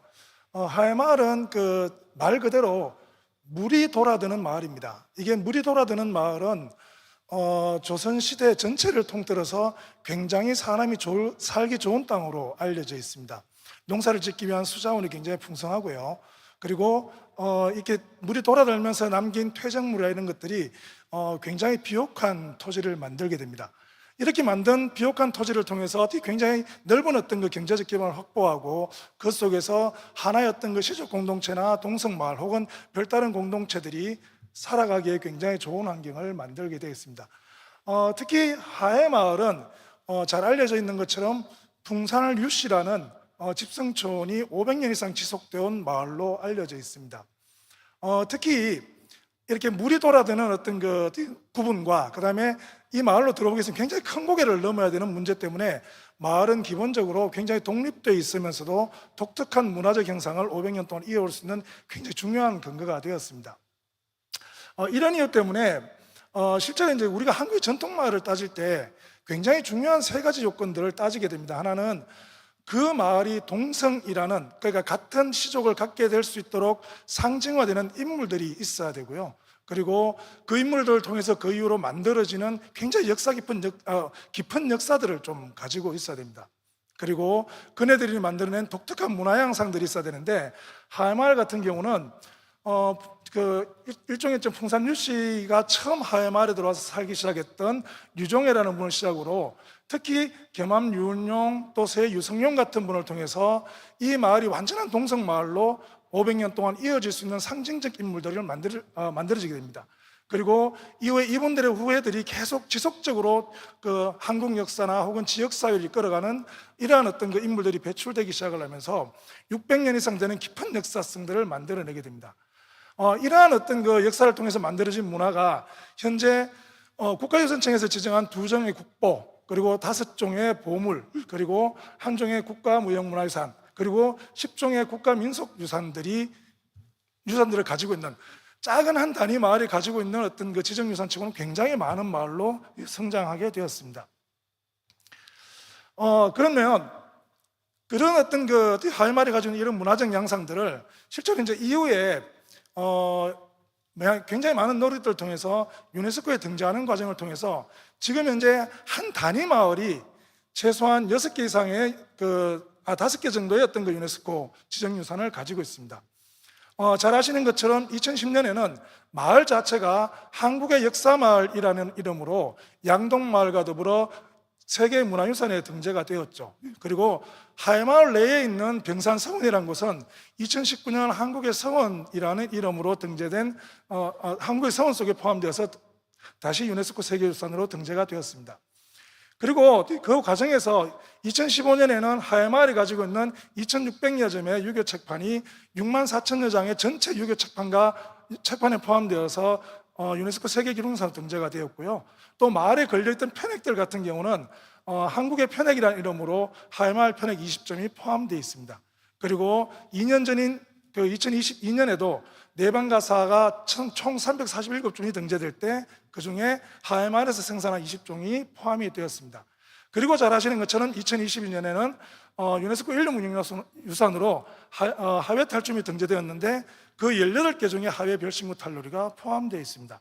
이러다 보니까 한 마을은 기본적으로 보통 우리가 마을 단위 같은 경우는 뭐 세계유산이나 혹은 어떤 그 지역이 가지고 있는 독특한 기록 같은 경우 기록유산 등재되는 경우가 있는데, 한 마을에서 세 개의 분야의 모든 그 등재유산을 가지게 된 굉장히 희귀하거나 아니면 제가 지금 찾아보지 못했지만 거의 세계에서 유일한 마을이 아닐까 이렇게 생각을 하고 있습니다. 잘 아시는 것처럼 이 부분은 여기 모든 전문가들이니까 잘 아실 걸로 생각하는데요. 사실 유네스코의 문화사업 분야는 세 가지 유산 등재 작업으로 이루어져 있습니다. 부동산 유산에 대한 어떤 그 세계유산 제도, 그리고 사람을 통해 전승되는 무형유산 제도, 그리고 인류의 특별한 기억을 보존하기 위한 기록유산으로 등재가 이루어지고 있고요. 각각의 어떤 방식들을 통해서 지금 등재가 되고 있습니다. 그러면 우리가 이제 오늘 봐야 될 것은 하회마을이 각각 어떤 이유로 세계가 인정한 이런 어떤 등재유산을 갖게 됐는지에 대한 것인데요. 세계유산이 등재될 때는 OUV가 존재하고요. 또 인류무형유산으로 등재될 때는 세계가 인정한 그 하회마을 탈춤이 가지고 있는 독특한 특징들이 있습니다. 그리고 하회마을이 가지고 있던 기록유산들은 기록유산대로 세계적 중요성을 인정받아서 등재가 되었습니다. 그래서 우선 문화유산부터 좀 살펴보도록 하겠습니다. 잘 아시는 것처럼 문화유산의 OUV입니다. 이 6개 중에 하나에 충족해야 된다는 것은 아마 여기 있는 분들 다 잘 아실 거고요. 그 중에 오늘 아침에 강의가 있었던 것처럼 하회마을 같은 경우는 OUV 3번과 4번을 동시에 충족했습니다. 3번 같은 경우는 잘 아시는 것처럼 현존하거나 이미 사라진 문화적 전통 또는 문명의 독보적 또는 적어도 특출한 증거인지를 증명해야 되고요. 등재기준 4 같은 경우는 인류 역사에 있어서 중요 단계를 예정하는 건물, 건축이나 기술의 총체, 경관유형의 대표적 사례라고 알려져 있습니다. 그리고 지금 한국의 대부분의 어떤 그 세계유산은 이 3번과 4번으로 등재가 이루어지고 있는데요. 그러면 하회마을은 이 3번과 4번을 각각 어떻게 만족시켰는지를 좀 보겠습니다. 이걸 하회마을에 적용시켜보면 하회마을 같은 경우는 현존하거나 이미 사라진 문화적 전통을 무엇으로 읽어내고 있냐면 바로 시족마을의 진정성과 완전성을 가장 대표하는 사례입니다. 하회마을은 하나의 동성마을이 500년 동안 어떤 방식으로 이어질 수 있고 그 마을의 공동체가 지속적으로 유지될 수 있는지를 보여주는 세계에서 아마 가장 전형적인 시족마을이라는 개념으로 등재되는 걸로 이해를 할 수 있습니다. 그리고 또 동시에 이러한 어떤 그 문화가 전승되기 위해서 가장 중요한 어떤 그 기록, 의례, 민속놀이 등 무형적 요소가 아마 이러한 어떤 그 500년의 전승을 계속 받침해 왔다고 해도 과언이 아니라고 생각을 합니다. 등재기준 4 같은 경우는 인류 역사 단계에서 가장 잘 보여주는 건조물, 건축적 경관의 탁월한 사례가 이 하회마을 통해서 구비되고 있다는 것을 유네스코로부터 인정을 받았습니다. 특히 조선이 굉장히 중요했던 유교적 이념을 한 마을의 구조를 만들어내고 그 문화를 만드는 데 있어서 지속적으로 작용해 왔기 때문에 하나의 유형의 유산이 조선의 유교라는 것을 보여주는 굉장히 중요한 전형성을 가지고 있다는 점에서 인정을 받았습니다. 일단 왜 하회마을이 세계유산이 되었는지는 이렇게 이해하고 다음 단계로 넘어가 보겠습니다. 그러면 작년, 재작년에 등재된 하회 별식물 탈놀이는 어떠한 이유에서 등재가 되었을까요? 잘 아시는 것처럼 11월 30일 제17차 무형유산 보호예박에서는 인류 무형유산의 대표 목록에 한국의 탈춤이 등재되었는데 그 중에 하회 별식물 탈놀이가 포함되었습니다. 여기서 유네스코가 밝히고 있는 그 등재 결정문을 보면 한국의 탈춤은 어떤 특징을 가지고 있냐면요. 탈춤은 춤, 노래, 연극을 아우르는 종합예술이라는 측면에서 무형유산으로서의 어떤 그 가치를 충분히 가지고 있다고 보고 있습니다. 그러면서 일상생활에서 볼 수 있는 인물을 우스꽝스럽게 묘사해서 보편적 평등을 주장하고 계급제의 모순을 비판한다는 점이 굉장히 높게 평가가 되었고요. 또 이게 사회 비판 역할 외에도 지역 방언과 지역 민원을 포함한 지역 정체성 강화에도 굉장한 영향을 미쳤다는 점에서 높은 평가를 받았습니다. 이거는 18개 모든 어떤 그 탈춤에 대한 평가이기도 하지만 동시에 하회 탈춤에 대한 평가이기도 합니다. 일단 요거를 가지고 우리 그 하회 별식물 탈놀이를 가지고 보면 이렇습니다. 하회 별식물 탈놀이는 실제로 이 500년 동성마을이 지속될 때 보면 사실 하나의 동성마을에서 이 동성마을은 신분적으로 굉장히 어떤 양반계층이나 혹은 지배계층이 있습니다.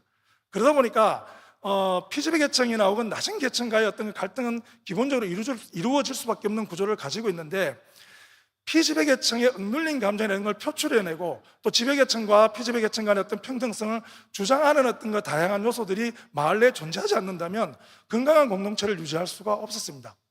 이러한 이유에서 하회 탈춤은 피지배계층의 어떤 억압된 그 감정들을 분출해내고 또 지배계층과 어떤 그 조화로운 질서 잡힌 어떤 그 공동체를 만들기 위한 굉장히 중요한 요소로 작용해 왔습니다. 그런 것들이 이제 보면 뭐 일종의 어떤 그 신문 질서를 해악으로 비판하고 또 보편적 평등성을 강조하는 어떤 이런 것들이 하회 탈춤 내에 이렇게 포함되어 있는 그런 모습들을 보실 수가 있습니다. 아마 어제 보셨을 걸로 기억을 하는데요. 그리고 이제 우리 기록유산은 어떤 게 있는지를 좀 보겠습니다. 여러분 뭐 기록유산 등재 사업 목적 이런 것들은 다 잘 아실 걸로 생각을 하고요. 어떤 기준에 따라서 등재되는지도 잘 아실 겁니다.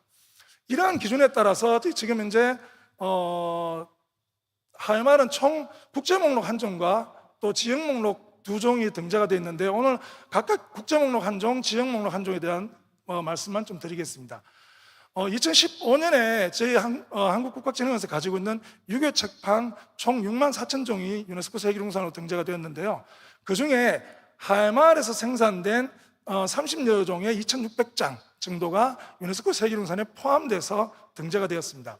당시에 유네스코는 이런 어떤 그 문집을 짓기 위한 책판이 가지고 있는 가치를 어떻게 평가를 했냐면 공론을 통해서 출판이 결정되고 공동으로 출판하는 세계 최고의 전형성을 보여준다는 관점에서 유네스코 세계유산으로 등재가 되었습니다. 그리고 이는 그들의 어떤 정신과 세계, 유교적 이념을 바탕으로 한 그런 어떤 정신과 세계를 그 다음 세대로 전승하기 위한 인류의 노력을 대표한다는 점에서 굉장히 중요한 평가를 받았습니다. 그 다음에 2015년에 여기 등재되고 난 다음에 바로 저희들이 2016년에 유네스코 세계유산 아시아 태평양 지역 목록에 집집마다 걸려있는 지금 같으면 이렇게 일종의 쌀물 같은 것들입니다. 이렇게 그런 어떤 그 편액을 550점을 국가진흥원에 소장하고 있는 것들을 아시아 태평양 지역 목록으로 등재를 했는데요. 이거는 굉장히 등재 이유가 재밌습니다. 뭐냐면 하나나 두 개의 글자를 가지고 그 건물이 가지고 있는 의미를 표명해냄으로써 실제로 그 건물이 가지고 있는 물리적 공간의 영역을 인문적 가치의 공간 영역으로 바꾸어내는 굉장히 중요한 역할을 하게 됩니다. 그러고 나면 예를 들어서 충효라는 이름이 달린 순간부터 그 다음 세대를 살아가는 이 건물을 사용하는 사람들은 충효를 이루는 건물로서 이 건물을 활용해야 되는 어떤 이런 전승의 작업들이 지속적으로 이루어졌던 것들이 바로 이 편액입니다. 바로 이런 것들을 우리가 유네스코가 굉장히 중요하게 인정을 좀 했었고요. 그리고 또 하나는 이게 그 당시에 이제 오래 보존하다 보면 글씨를 잘 쓰는 사람한테 부탁할 수밖에 없습니다. 그러다 보니까 당대 최고의 서예가들이 이 글씨를 남기다 보니까 실제로 태계 이황의 친필이라든지 또 조선 최고의 어떤 그 서예가로 알려져 있던 미수음악의 글씨라든지 이런 것들이 그대로 남아 있습니다. 그래서 서예 미학적 가치도 굉장히 높은 것으로 평가를 받았습니다. 근데 이런 것들이 이제 보면 그런 어떤 거 제가 말씀드렸던 유교 책판 한국의 편액의 가치가 하회마을 내에서 나온 어떤 그 세계 기록유산의 가치들과 그대로 연동되어 있더라는 겁니다. 하회마을에서 만든 유교 책판 같은 경우는 하회마을에 바치란 인물들이 가지고 있는 사상과 생각들을 목판에 찍어서 그 다음 세대로 전승하기 위한 이런 작업들로 진행되어서 판각이 되어 왔고요. 또 하회마을에 걸려있는 편액 같은 경우는 제가 금방 충효당이라고 말씀드렸던 이런 편액과 똑같은 이유로 그 다음 세대의 충과 효를 전승하기 위한 노력으로 만들어져 왔습니다. 다시 말하면 500년 정도의 하회마을이 하나의 이념과 하나의 지향성을 지속적으로 지키면서 비록 혈연 공동체라 하더라도 그 속에 독특한 이념과 지향성이 500년 동안 지속될 수 있는 가장 중요한 이유는 바로 이 기록유산을 통해서 이루어졌다라고 말씀드릴 수 있습니다. 그러다 보니까 이게 사실 이제 그 하회마을만의 독특한 특징은 아니고요. 2019년에 등재된 서원 같은 경우도 보면 무형유산을 제외한 세계기록유산 3종과 또 서원 자체가 이제 세계유산에 등재되는 그런 모습도 이루게 되어 있고요.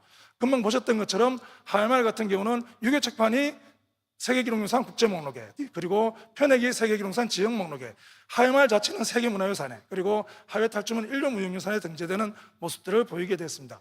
잘 아시는 것처럼 여기 있는 분들 너무 잘 아시겠지만 각각의 등재 과정 자체가 얼마나 복잡하고 각각의 어떤 등재 프로세스가 얼마나 오랜 시간 걸쳐서 이루어졌는지는 다들 잘 아실 겁니다. 그러한 각각의 과정들을 거쳐서 각각 유네스코로부터 인정을 받았다라고 보시면 될 것 같습니다. 그런데 제가 이걸 이제 그 유네스코 관점에서 보면 각기 다른 유산들이 한 마을 속에 들어있는 거지만 하회마을의 관점에서 보면 하회마을이 가지고 있는 중요한 유산들이 유네스코 자기들이 만든 3가지 기준에 따라서 각각 별도로 등재했다는 그런 특징들을 가지고 있습니다. 그래서 제가 이게 어떤 특징을 가지고 있는지를 좀 자세하게 살펴보니까요. 아까 제가 말씀드렸던 것처럼 하회마을의 어떤 그 오유보이는 잘 아시는 것처럼 대표적 시족마을로 500년 이상 동성마을이 다양한 문화와 전통을 고수하여 이어진 대표적 사례입니다. 근데 이런 것들이 이어지려면 제가 조금 전에 설명했던 것처럼 어떻게 해야 될까요? 기록유산을 통해서 그네들의 정신이 계속 지속적으로 전승돼야 되고요. 또 탈춤과 혹은 내방가사 등과 같은 어떤 그 기록유산이나 인류무형유산을 통해서 하회마을로 이렇게 타성해서 결혼을 통해서 이거에 오는 여성들이 억눌려 사는 삶을 분출할 수 있는 이런 분출구를 만들어주거나 혹은 피지배 계층이 자기 어떤 감정을 분출하고 또 또 지배계층과 같은 그 평등성을 만들어내려고 했던 어떤 노력들이 존재하지 않는다면 갈등을 통해서 깨어질 수밖에 없습니다. 그래서 하회 탈춤 역시 500년의 동성마을이 이어지게 되는 굉장히 중요한 이유였습니다. 다시 말하면 하회 마을이 하나의 동성마을로 지속될 수 있는 이 이유가 각각 세계 기록유산과 인류 무형유산을 통해서 보증되거나 혹은 그 근거에 따라서 지금까지 이루어져 왔다는 이러한 사실을 우리가 발견할 수 있습니다. 그러고 보면 우리가 이제 좀 고민을 해야 될 문제가 발생을 하게 됩니다. 지금까지 유네스코는 세 가지 분과로만 나누면 충분히 세계의 어떤 모든 그 등재를 유지할 수 있을 거라고 봤습니다.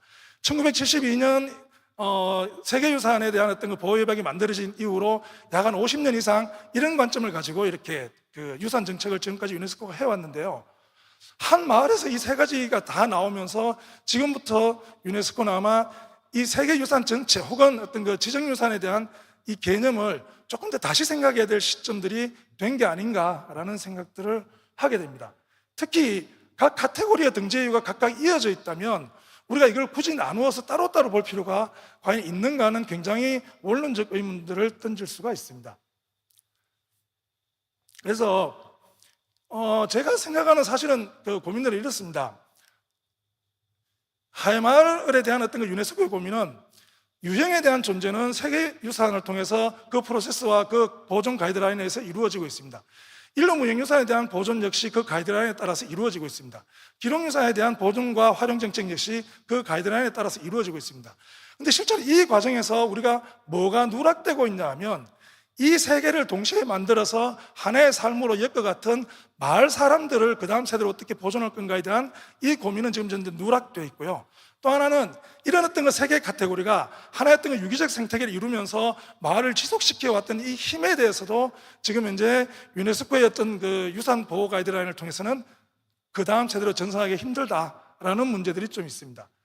특히 우리가 카테고리별 유산 개념을 넘어서 살아 숨쉬는 유기체로서 했던 하회를 어떤 방식으로 보존할 건가에 대한 문제는 지금의 어떤 그 유네스코가 가지고 있는 유산 정책을 좀 넘어서 생각해보는 이런 고민들이 좀 필요하다라는 말씀을 드리고 싶습니다.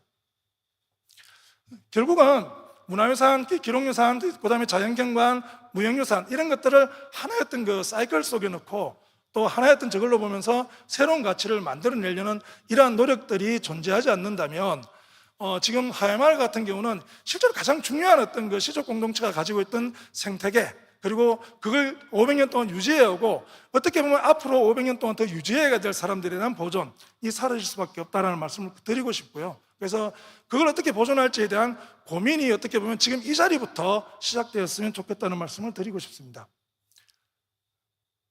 예, 뭐 이런 고민들은 제가 가지고 있고요. 그래서 마지막으로 조금 말씀드리고 싶은 것들은 바로 이런 부분들입니다. 우리가 아마 앞으로 이제 어떤 아젠다를 가지고 고민해 봐야 될 때 아까 제가 다른 어떤 그 정주행 유산들은 아마 이런 가능성을 거의 대부분 가지고 있을 걸로 보이는데요. 그러면 우리가 그 정주행 유산들에 대해서는 조금 머리를 맞대야 될 필요가 있습니다. 그래서 유형과 무형 그리고 기록이 살아 움직이는 유기체적 유산을 우리가 어떻게 새롭게 가치 조명하고 그러한 유산을 어떻게 분류해내고 어떤 방식으로 새로운 보존의 가이드를 만들지가 지금부터 좀 이루어져야 된다라는 말씀을 좀 드리고 싶습니다. 그리고 통합과 연대 그리고 다양한 현대적 요구에 부응하는 활용성 높은 유산 정책을 만들기 위해서 실제로 오늘 지금 이 자리에 모이신 것처럼 세계 유산 전문가들, 세계 기록유산 전문가들, 무형유산 전문가들이 같이 머리를 맞대는 장들이 지금부터는 좀 만들어져야 될 거라고 보고 있습니다. 그리고 이런 것들을 통해서 좀 이제 우리의 전통이라는 건 사실은 결국 사람을 통해 전승되고 그 유산들이 만들어지는 생태가 굉장히 중요합니다. 이런 것들을 그 다음 세대로 어떻게 넘길까에 대한 고민들을 가지고 이걸 해석하고 공유하고 그리고 활용하려는 다양한 정책들이 만들어져야 되려고 봅니다. 제 발표 시간은 15초 전인데 이걸로 마치도록 하겠습니다. 고맙습니다.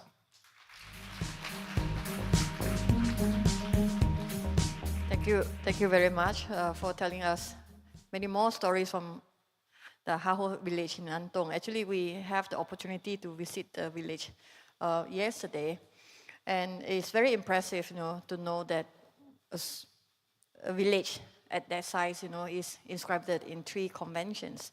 One of the stories that the tour guide told us is the rope in front of the house.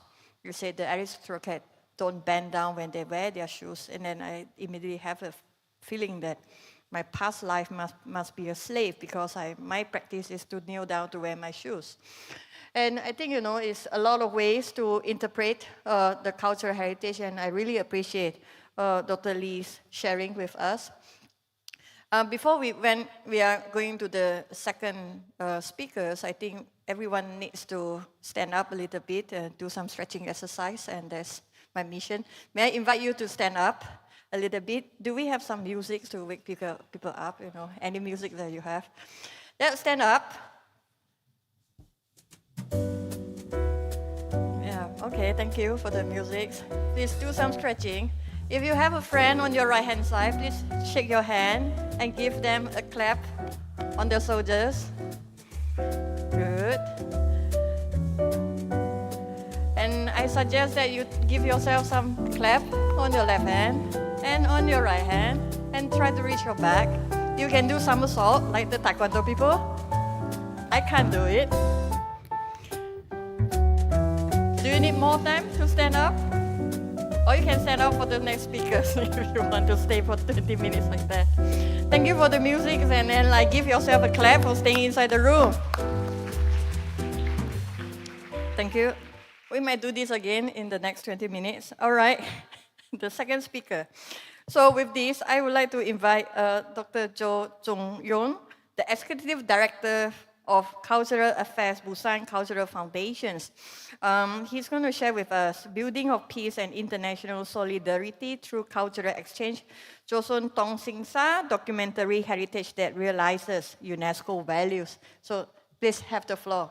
Give him a big clap. First of all, I'd like to say thanks for the Korean Study Institute to invite me for the wonderful conference, because I feel obviously nervous because it's such a huge conference, and basically my area is not in the Inscribed heritage or World Heritage sectors.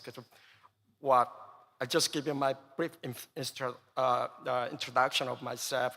So I've been working for the theaters and performing arts sectors. Our foundation, Busan Culture Foundation, is basically it's an arts funding agency. So which means I'm from totally different world. However, Busan Culture Foundation has got Joseon Tongsinsa UNESCO Memory of the World programs, which we are so proud of.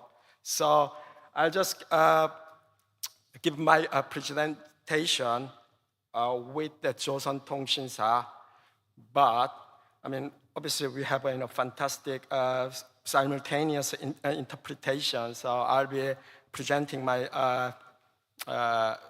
in Korean. So please just I try to ask for the broader understanding. All right. Okay.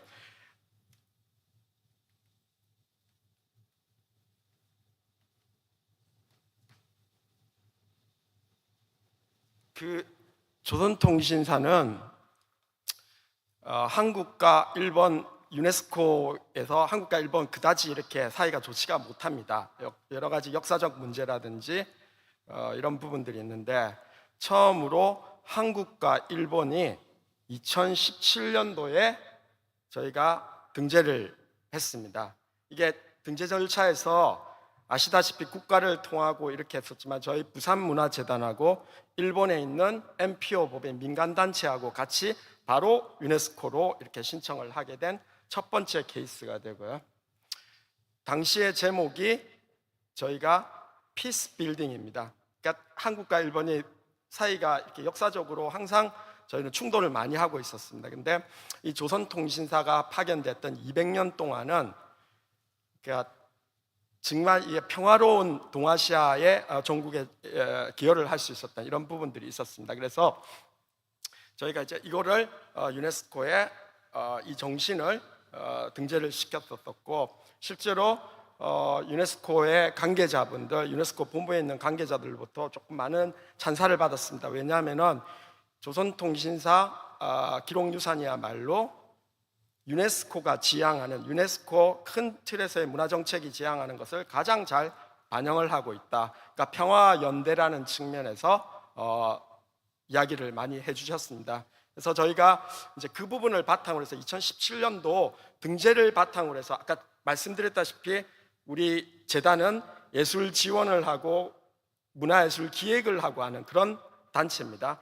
근데 2017년도부터 조선통신사 프로그램을 저희가 등재하면서부터 저희의 모든 정책들, 그러니까 예술 지원사업 문화 정책들이 유엔의 문화 정책과 그 다음에 유네스코의 문화 정책들을 많이 참고를 하면서 그 재단이라든지 운영 이런 것들이 많이 바뀌게 되었습니다. 그래서 일단 첫 번째적으로 뭐 유네스코도 유엔의 엄브렐라 기관이니까 유엔의 SDGs를 어떻게 우리가 문화적으로 실천할 건가를 제일 큰 가치로 두었습니다.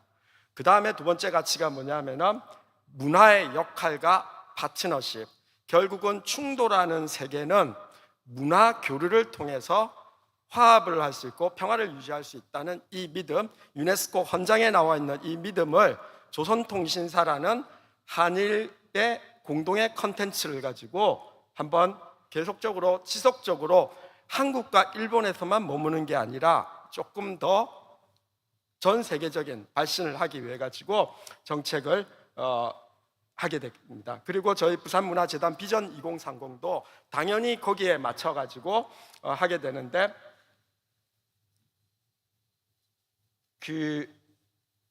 여기 보시면은 문화를 통한 지속 가능한 평화와 연대 협력이라는 유네스코의 헌장의 중요한 가치를 전 세계에 발신하겠다는 게 이게 저희 부산문화재단의 비전이 될 것 같습니다. 그리고 아시다시피 우리가 여기는 지금 세계 유산에 관계되신 분들이에요. 근데 사실은 저희 부산문화재단 전국에 있는 문화예술 재단들은 문화 다양성이라든지 그다음에 문화예술 교육이라든지 이게 전부 다 유네스코의 문화정책에서 제일 중요한 파트를 이루고 있는 부분이죠. 그래서 저희는 이제 유네스코 헌장에 나오는 문화 다양성이라든지 문화예술 교육 이런 것들을 계속적으로 실천하는 딜리버리를 하는 정책을 현장에서 실천하는 그런 기관으로 탈바꿈이 되고 있습니다.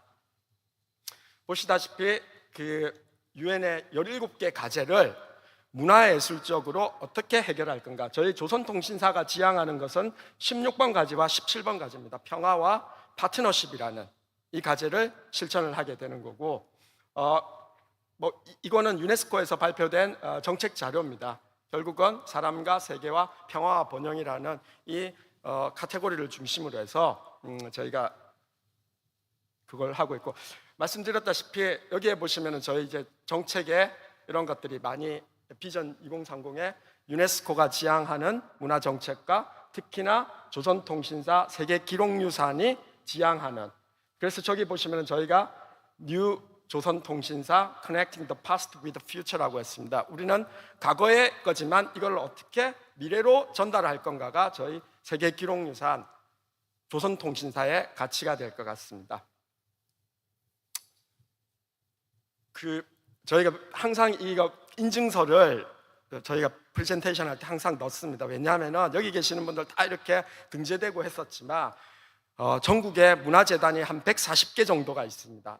전부 다 퍼블릭 보디입니다. 그런데 유네스코 세계 기록유산을 가지고 있는 재단은 저희 부산문화재단이 처음입니다. 특히나 한국과 일본이 공동 등재를 한 것도 첫 번째 사례고 안동은 아시다시피 유네스코 세계유산의 도시입니다. 한국에서. 근데 부산하면은 제2의 도시고 사람들이 되게 세계유산이라든지 뭐 이런 것들이 많을 거라고 생각하는데 실제로 2017년도에 등재됐던 조선통신사 이 유산밖에 없습니다. 조금 조선통신사에 대해서 한 1분 정도만 외국에 계시는 게스트들 계시니까 설명을 좀 드리겠습니다.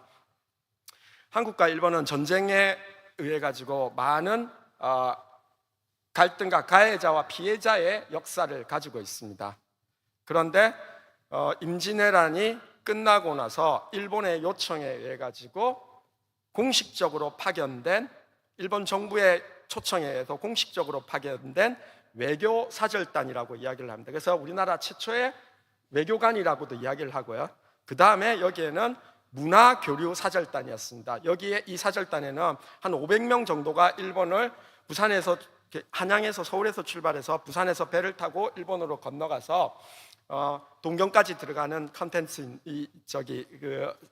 행렬인 사행인데 여기에는 한 500명 정도가 이렇게 12회에 걸쳐 가지고 200년 동안 12회에 걸쳐 가지고 진행이 되었습니다.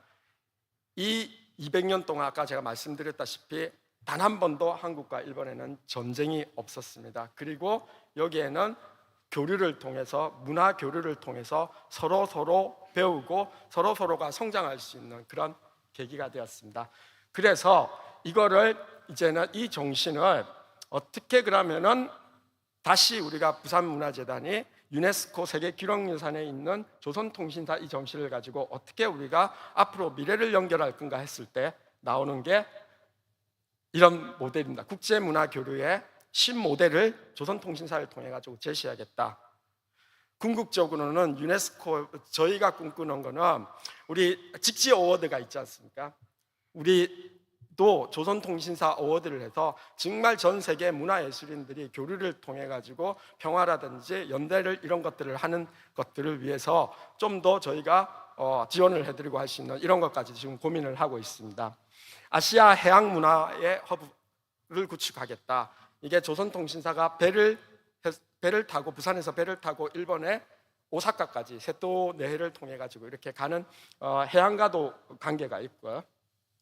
특히나 중요한 건 뭐냐면 문화예술을 통해서 사회적 문제들을 해결하겠다. 사실은 지금 한국은 수도권을 빼놓고선 지역에 사시는 분들은 지방 소멸의 위기를 겪고 있습니다. 고령화 문제, 환경 위기 문제, 저출산 문제, 지방 소멸 문제들, 다양한 문제들을 안고 있습니다. 그런데 이게 일본도 저희하고 거의 비슷한 문제들을 가지고 있죠. 앞으로 이런 조선통신사의 정신, 우리가 서로 커패시티 빌딩이라고 하죠. 서로 역량 강화, 피어 러닝, 서로 배우는 걸 통해 가지고 문화예술을 통해서도 이런 게 충분히 가능하다고 믿고 있습니다.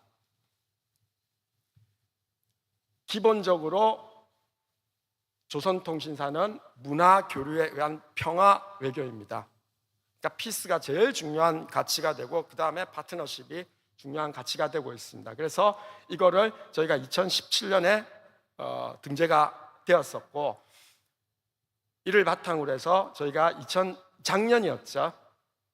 작년 5월 달에 유네스코 본부하고 처음으로 이게 그 문화 교류를 통한 한일 관계 개선을 위한 한일 유네스코 연석회의도 처음으로 열었습니다. 당시에 이제 한국에서는 한경구 총장님께서도 직접 참여를 해주셨고 일본에서도 사무부총장이 와서 처음으로 같은 테이블에 앉아서 여러 가지 현안들을 공유하기 시작했습니다.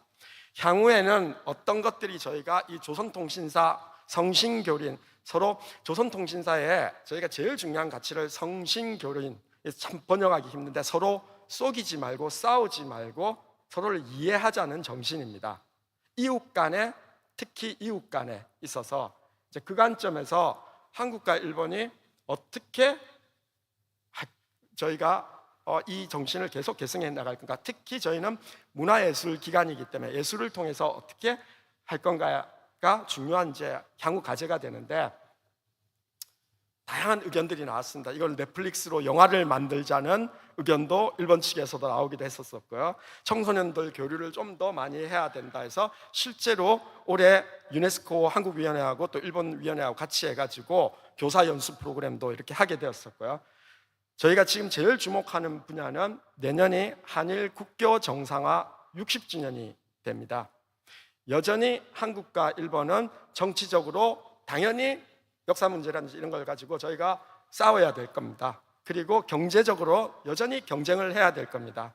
다만 문화적으로는 서로 교류를 하고 조선통신사의 정신이 저희가 3가지 카테고리로 등재를 했습니다. 첫 번째 외교 기록, 두 번째 여정의 기록, 세 번째가 문화의 교류인데 내년에 국교 정상화는 조선통신사를 가지고 아마도 이렇게 행사가 될 것 같습니다. 지금 다음 주에 또 문체부하고 이런 회의를 계속 하게 될 거고 여기에서 제일 중요한 게 서로 교류를 민간들의 교류와 그다음 문화예술 교류를 더 활성화하자는 게 중요한 어젠다가 될 것 같습니다.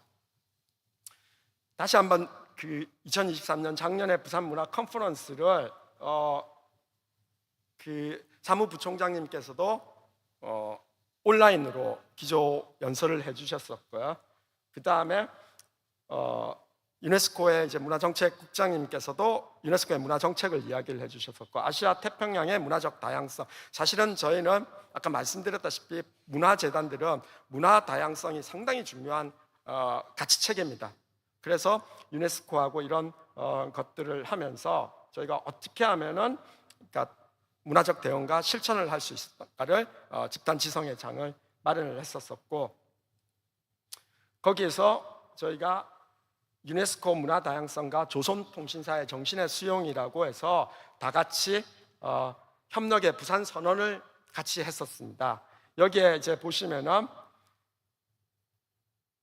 평화를 위한 예술과 문화, 문화 다양성과 권리, 문화적 다양성과 포용성, 문화 프로젝트의 협력과 연대, 이런 7개의 항목을 통해 가지고 선언문을 만들었었고 일본하고 공유를 하면서 이렇게 했었습니다.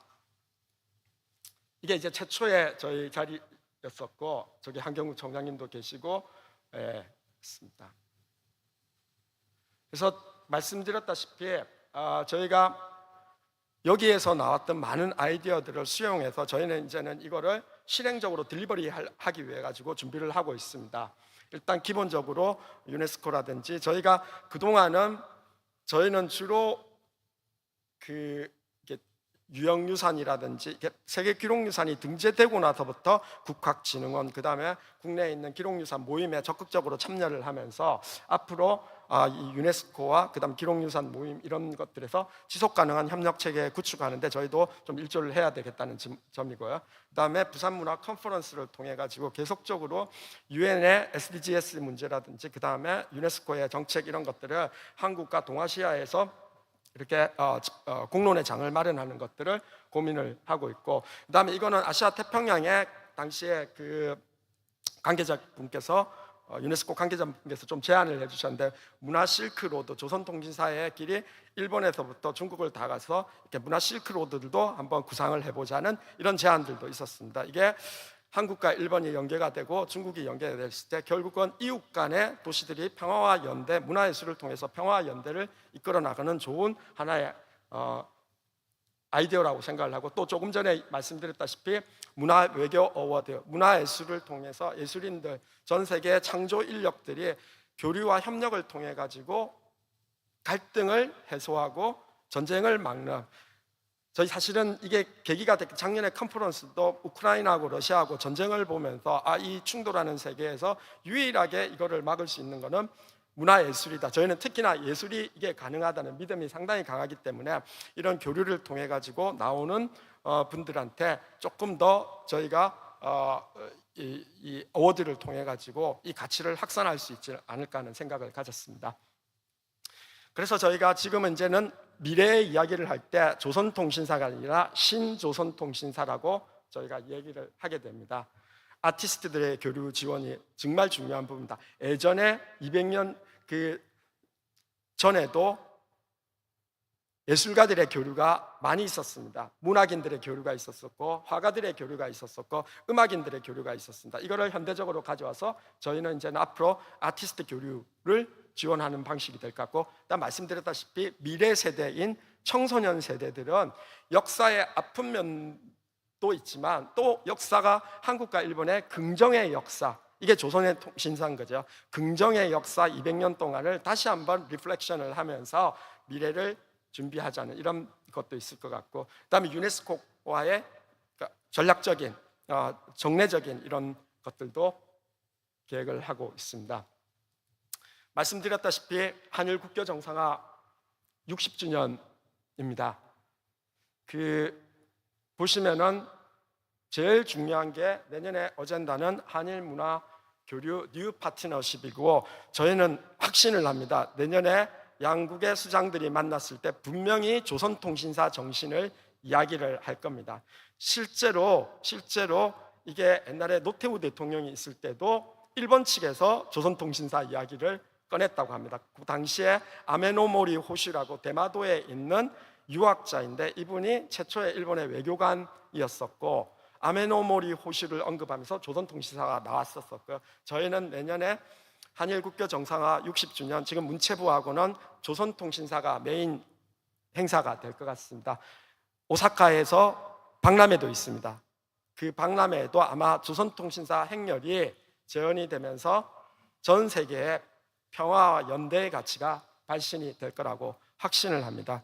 그리고 말씀드렸다시피 유엔의 SDGs 가치를 계속적으로 확산을 하는데 저희가 노력을 하도록 하겠습니다. 그게 신조선통신사, 한국과 일본이 힘을 합쳐서 전 세계의 문제를 같이 해결하자는, 특히 문화예술을 통해서 이런 관점에서 저희가 볼 수 있을 것 같고, 세 번째는 도시간 도시를 연결하는 교류라는 것은 저희는 그렇게 믿습니다.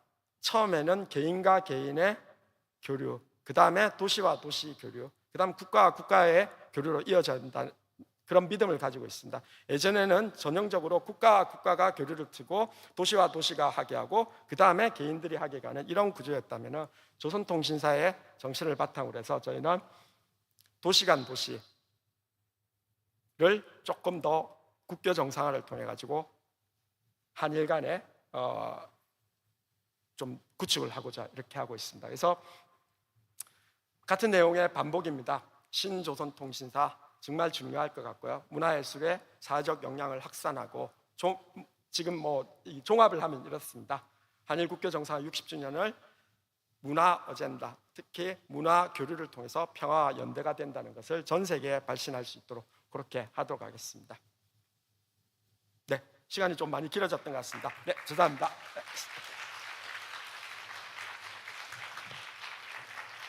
Thank you. I'm about to call you the ambassador of peace for telling us so many very important messages using arts cultures, as a bridge to connect, reconnect, and also moving forward. Our next speaker, who is on the stage with us already, is Professor Mitsuru Haga, who is also my chair in the earlier sessions. He is a professor of Tohoku University, Japan. And his presentation will be on World Heritage, Intangible Cultural Heritage, and Memory of the World as primary source for Historia, always as an end, never merely as a means. So, Professor, the floor is yours. Thank you. Yeah, thank you very much. But even before I start my own presentation, please allow me to say one thing. I have to say this. From 1607 to 1811, there were total of 12 Chosen Toshinsha. During the Edo period. But the first 3 of these 12 were called reply and repatriate missions. And their missions was to repatriate Koreans who had been taken to Japan during the Imjin Warren and the subsequent Japanese invasions. And after achieving this goal, peaceful and friendly relationship were established between the two countries. So this is precisely the model I like to see followed in modern relations between you, Korea, and us, Japan. So I fully support the new era of Chosen Toshinsha. So Director Chu Yun, I really thank you for your beautiful presentation and work. Thank you very much. So let me start my, okay. Case study, Japan. Case study Japan and issues that emerge from that point of view. Japan, though not far from the mainland Asia, is separated by sea, so it could limit its contact with the outside.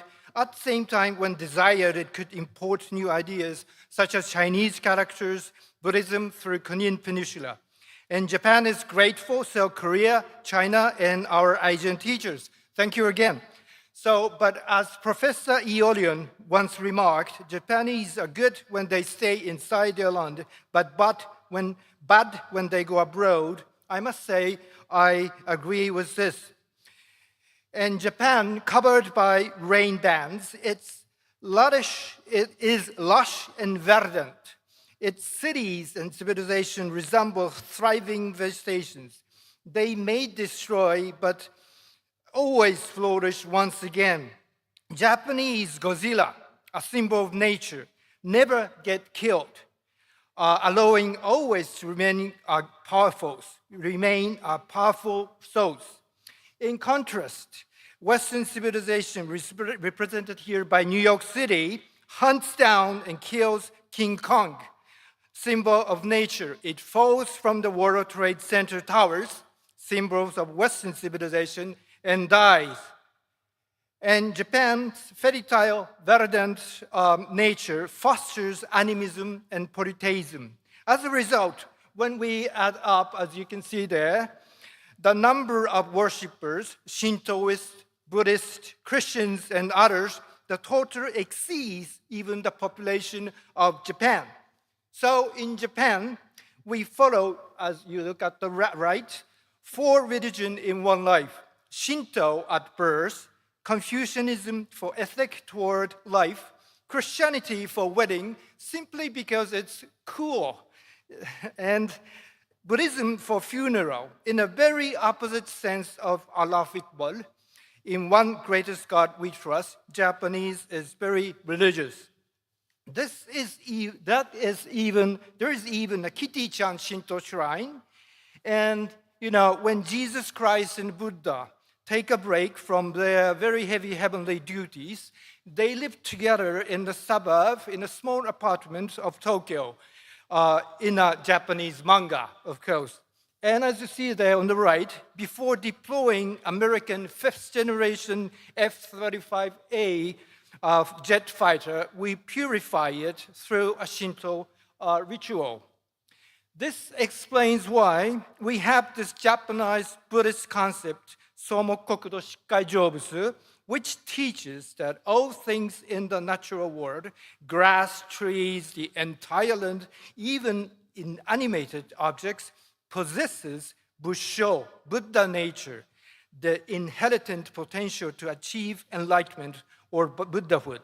So in this worldview, even COVID-19 coronavirus can be seen as having a Buddha nature.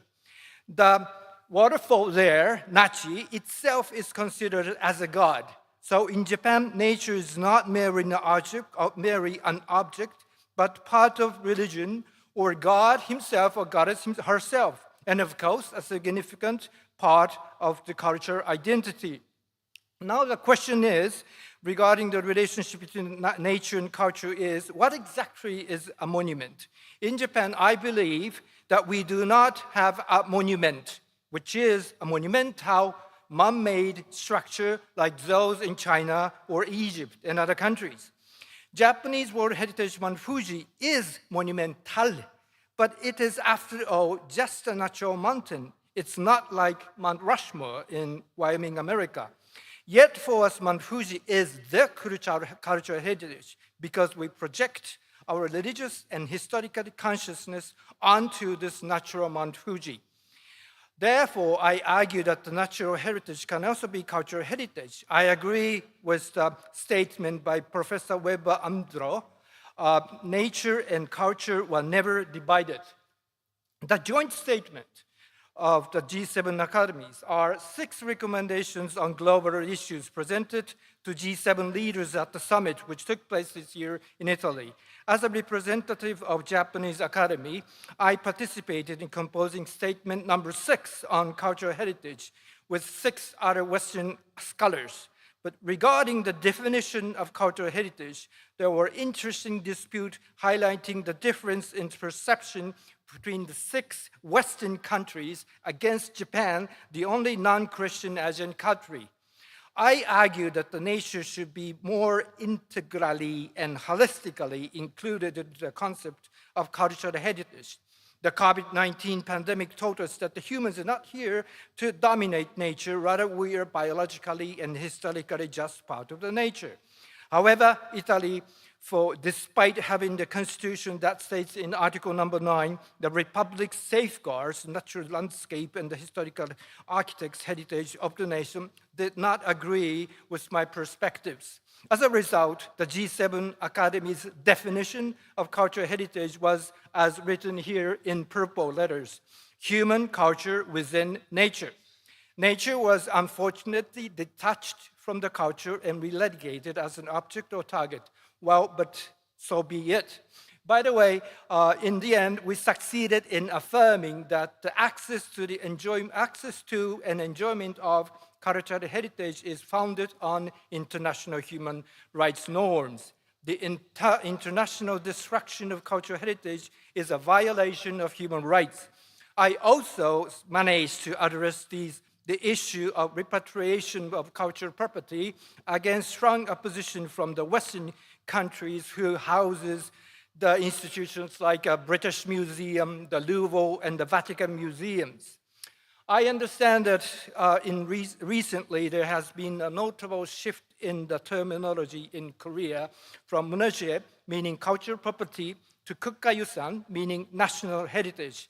And if I'm not wrong, this new term no longer focuses solely on artifacts, but instead embraces the broader spectrum of values, including both man-made and natural elements, such as landscape. So please, Korea, keep enlightening us. And modern Japan is full of challenges, and therefore we call ourselves a forerunner in addressing a unique set of emerging issues that few other countries have ever encountered. These include natural disasters, environmental problems, declining birth rates, depopulation, population aging, energy supply issues, and radiation hazards. For disaster prevention and mitigation, please learn from Japan's failure and achievements. Japan is willing to share these experiences with the world and with you, including how to manage radioactive contaminated cultural property, which was published on ICOM International Journal. We have even developed a new concept, the disaster memorial relic, and sadly, we have many examples of it.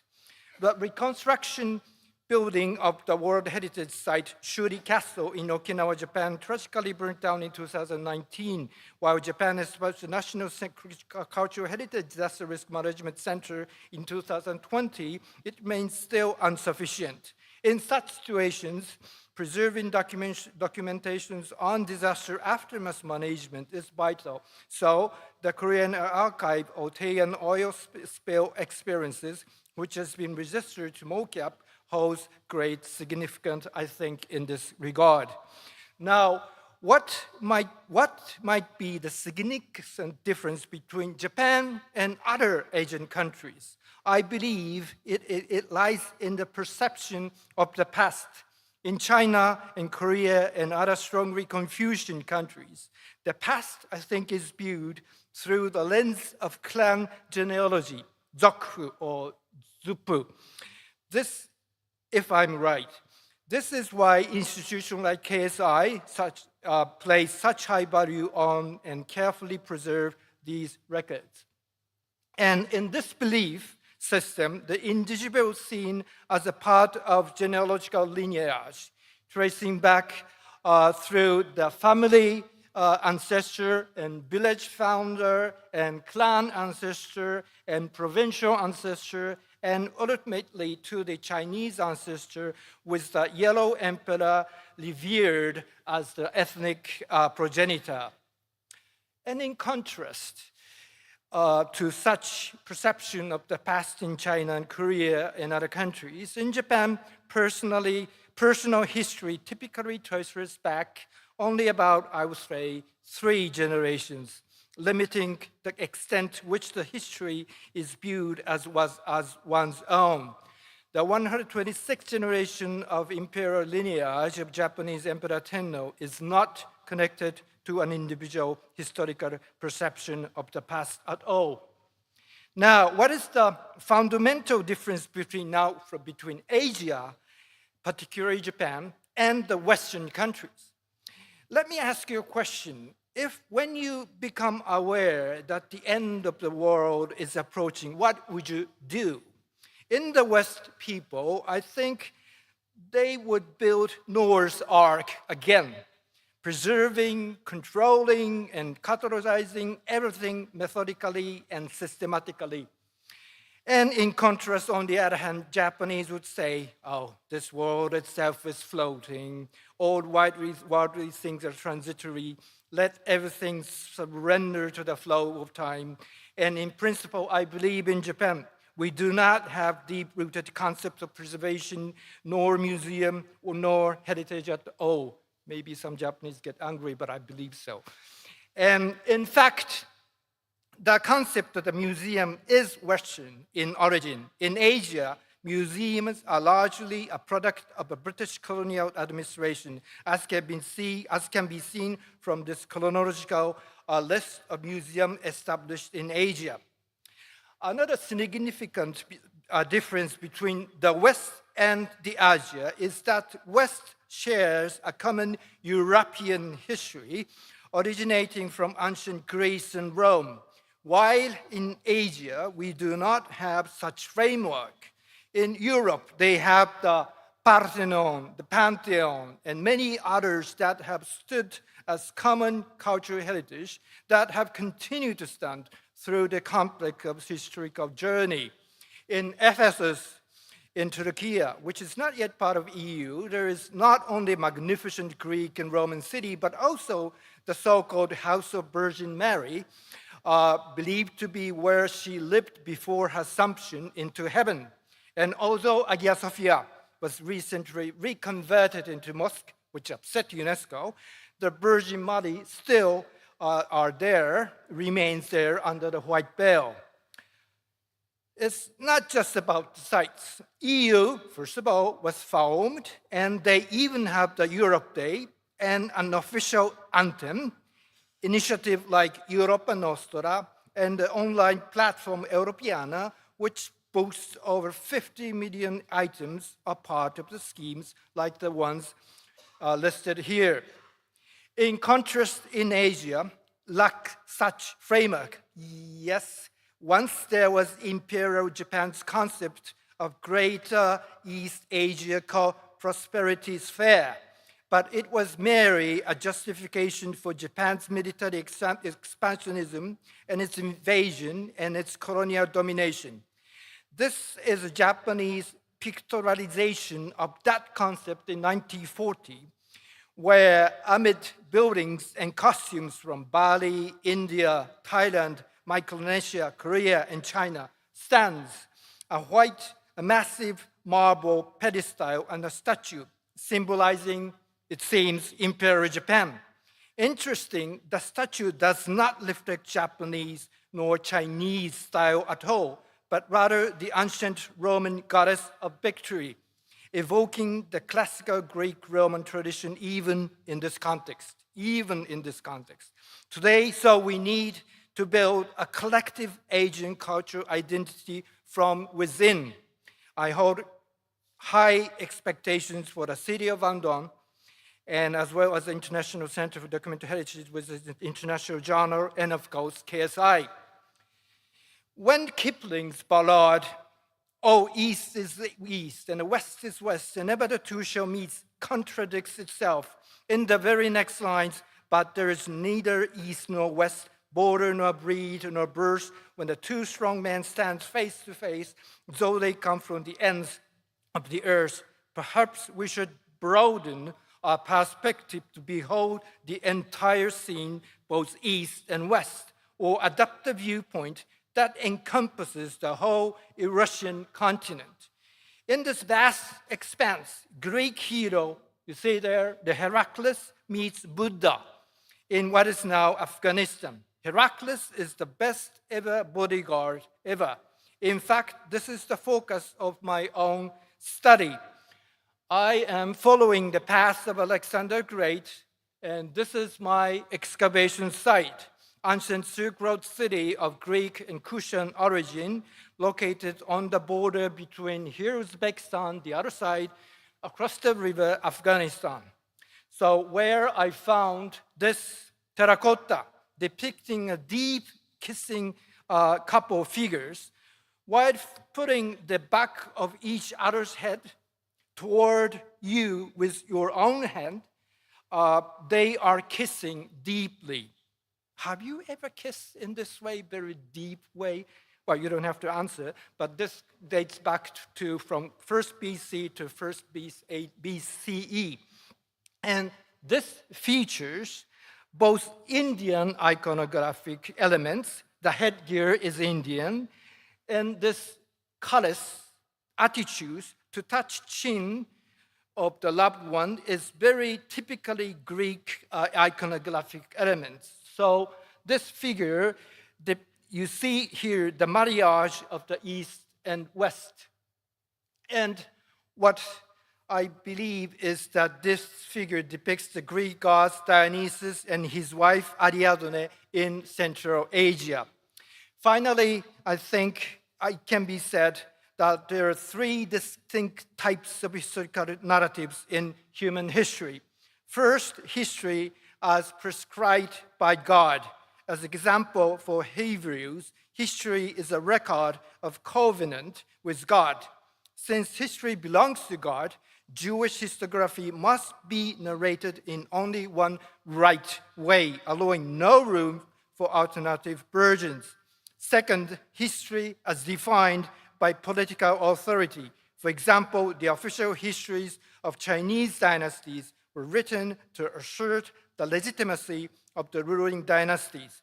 These history too could only be written in one way, as their primary purpose was to validate the current political power, leaving no space for alternative narrative that challenged the ruling authorities' version of history. And the third, the historical narrative of ancient Greece, as in the works of Herodotus or Thucydides. The greatest feature of Greek historical narrative is that it was formed by individual historians who signed their works with their own names. Their self-independency in historical writing was clearly recognized, allowing for multiple historical perspectives to coexist, each with its own signature and merits.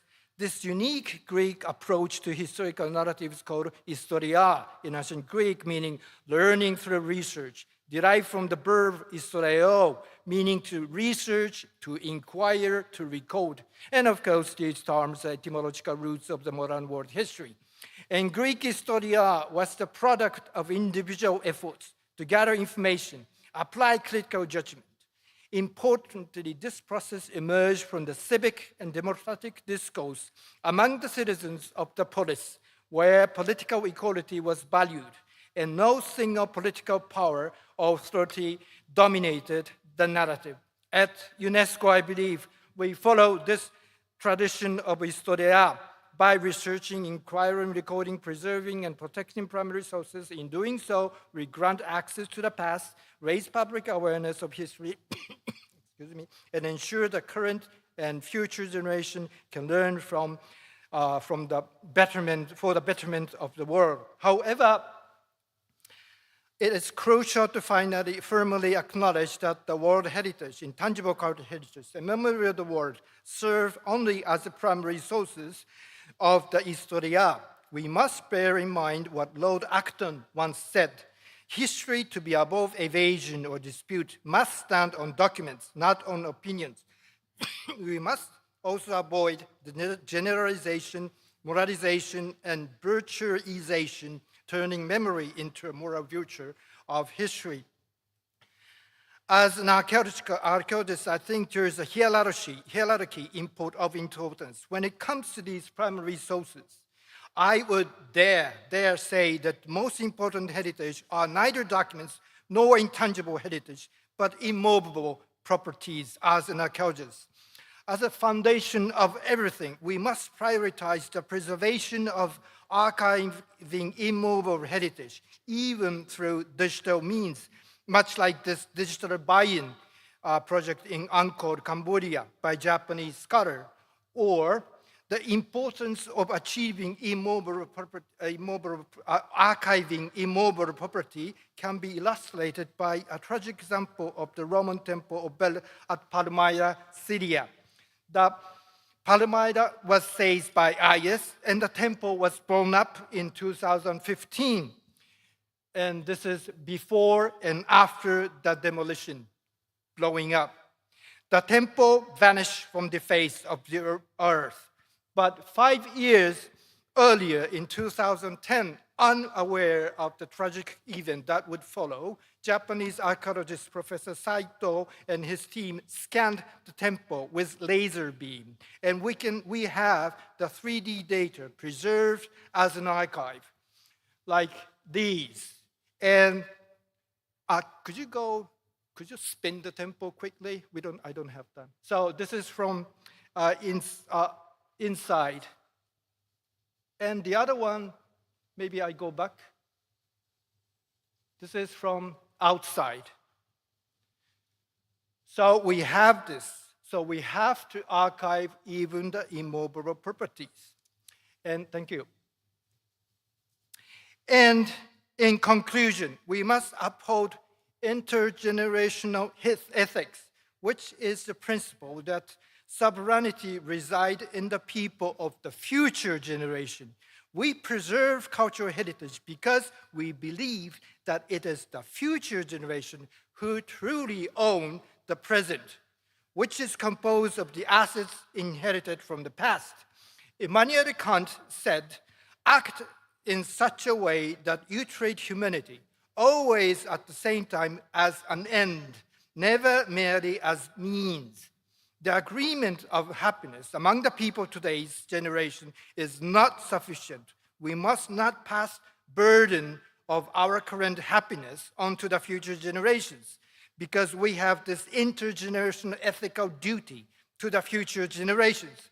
If we shift our burden onto the future generations, we are treating them as means rather than ends. Then the cultural heritage also should be treated not only as means, but also as an end for future generations.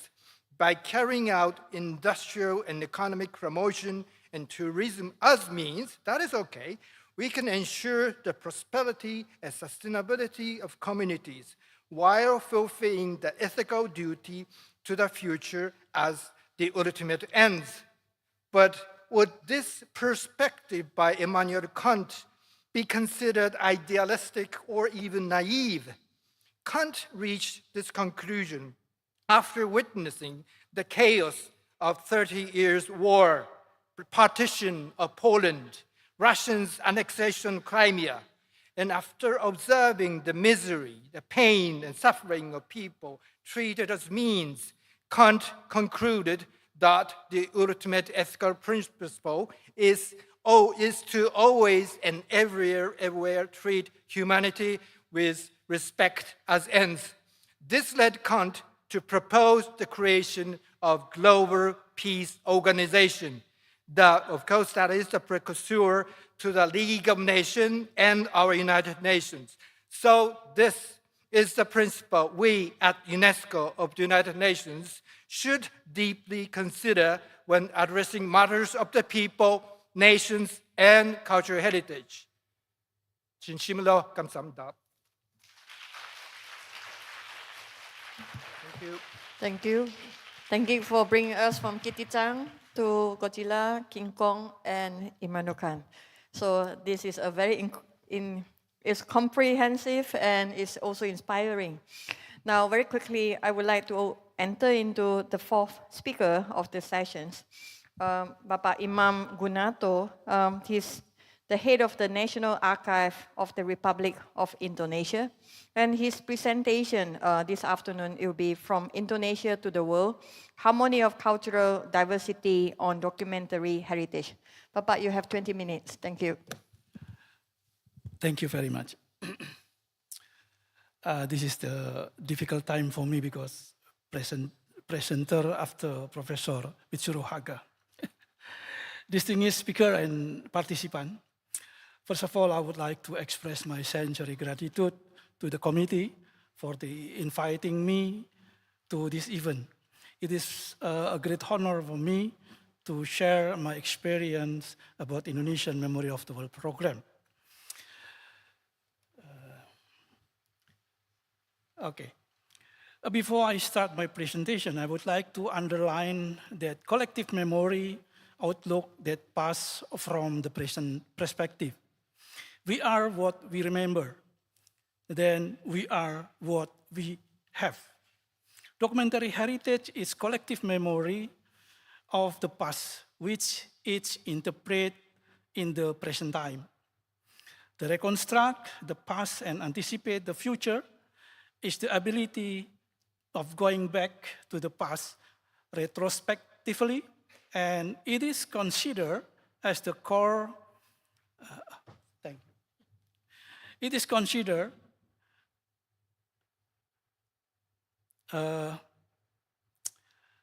as the core of human consciousness and center of cognition. This is related to the reflection of relation between time and memory. Perhaps it might be said rightly that there are three kinds of time. The time present of things past is memory. The time present of thing present is direct experience. And the time present of thing future is expectation. I think that our exploration into the past through the documentary heritage has uncovered a richness of diverse cultures and has become a very strong asset in the process of framing the unity and integrity of a very diverse of Indonesia.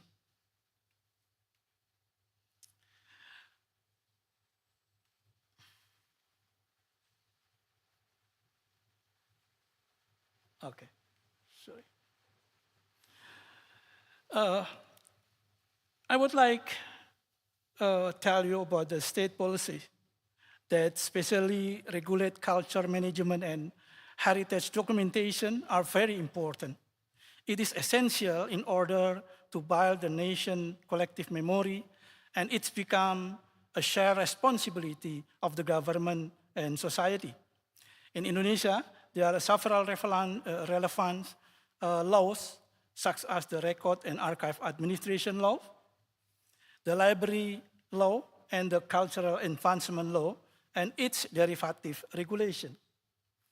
In particular, the President of Indonesia also assigned special direction to safeguard the Indonesian art and culture by documenting and presenting them in an interesting way so that the younger generation would get a sense of love for their culture and art. So the policy, foundation, and support from the highest level of leaders is very, very fundamental.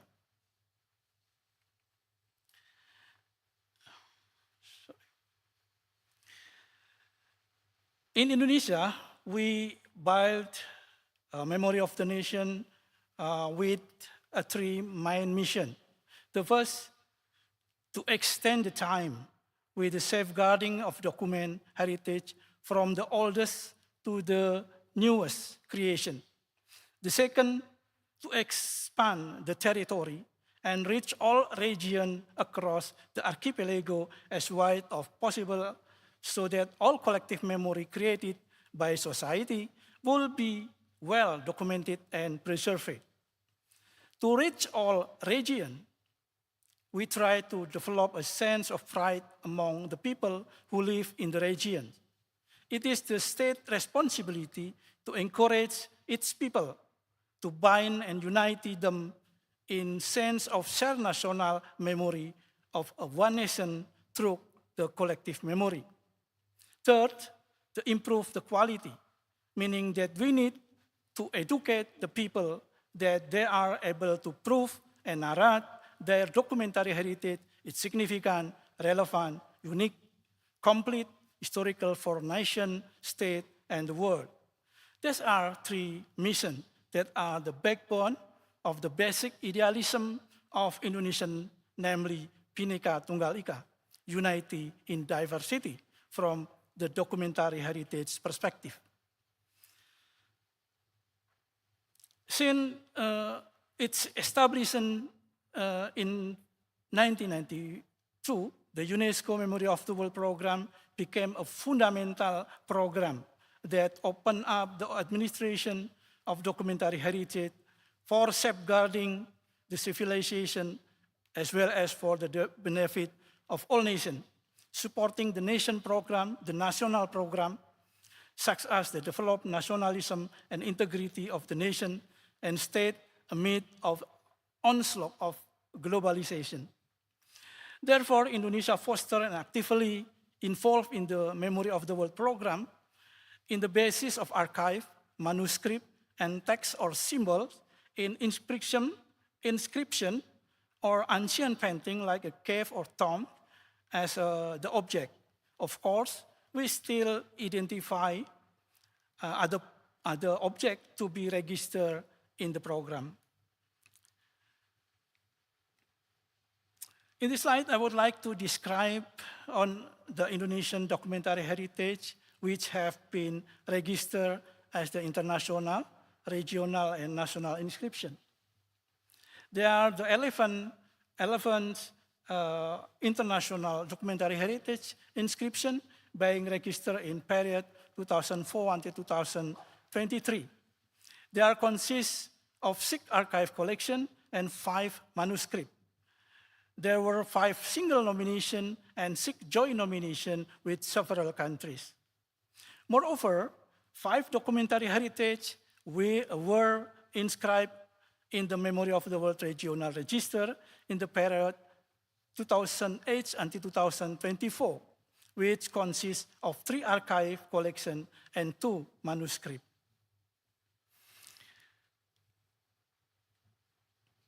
In 2021, Indonesian National Committee of Memory of the World established 2 branch committee, namely Committee of Memory of the Nation for Archive Collection in National Archive and Committee of Collective Memory of the Nation for Manuscript in National Library of Indonesia.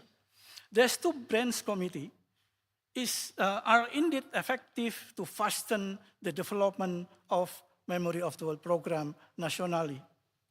Starting from 2022, the process of National Register is launched. In 2022, there were 5,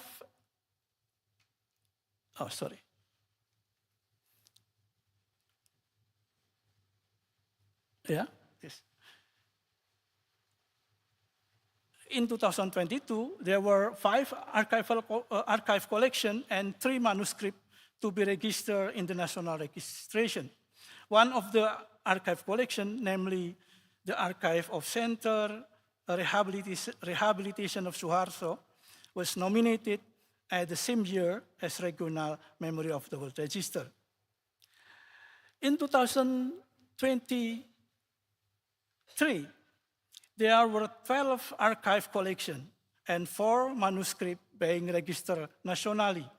Among this collection, 3 inscriptions, namely the first Indarong Archive, Sugar Palm Plantation Research Archive, and Tambo Tuanku Imam Bonjol manuscript were successfully being registered as Regional Memory of the World inscription. In 2024, there are 7 archive collections and 7 manuscripts being registered nationally. 5 collections are in ongoing nomination process in the International Memory of the World inscription, namely Sanghyang Kisah Siksa Kandang Karesian manuscript, Hamzah Fansuri Pum manuscript, Archive of Javanese Dance, Mangkunagaran Dance Art, Kartini Archive, Struggle for Gender Equality, and Archive of Formation of ASEAN, which are marked in yellow color. It is in yellow color.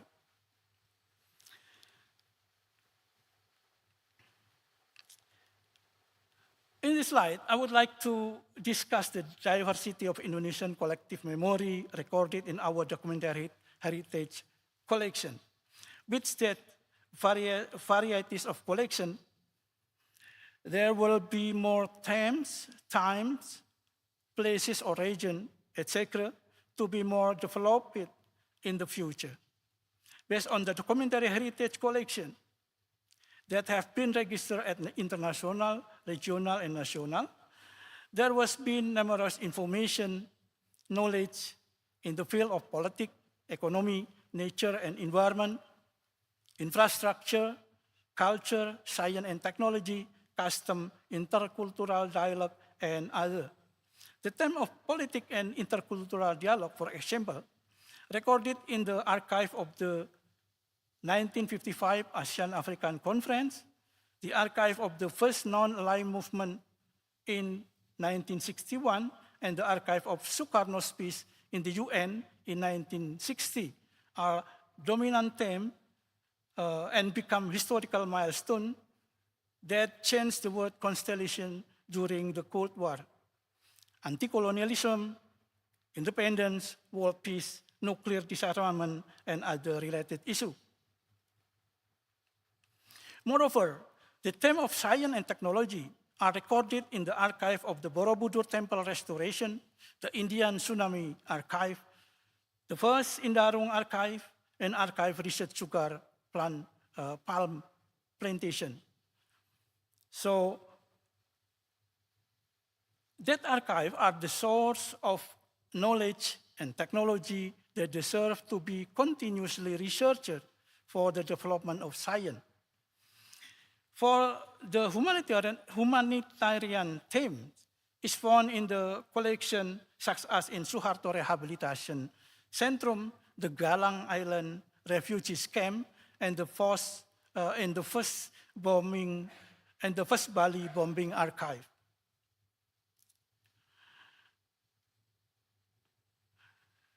From the time aspect, the distribution of international documentary heritage registration began in 1355 with the Negara Kertagama manuscript, and the most recent is the Indian Ocean Tsunami Archive in 2004.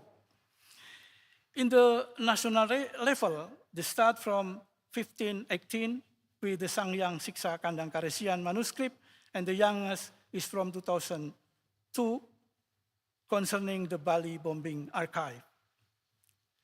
From the, the Bali, from the territorial aspect, some of Indonesian documentary heritage collection originate from western of Indonesia, particularly Java and Sumatra. However, there are the 3 documentary heritage from South Sulawesi, 2 from Bali, 1 from Nusa Tenggara. As for Eastern Indonesia, there are currently no collection being registered. So you can see in the presentation, all the collection came from Western and Middle Indonesia, and with the absence of collection from the Eastern part of Indonesia.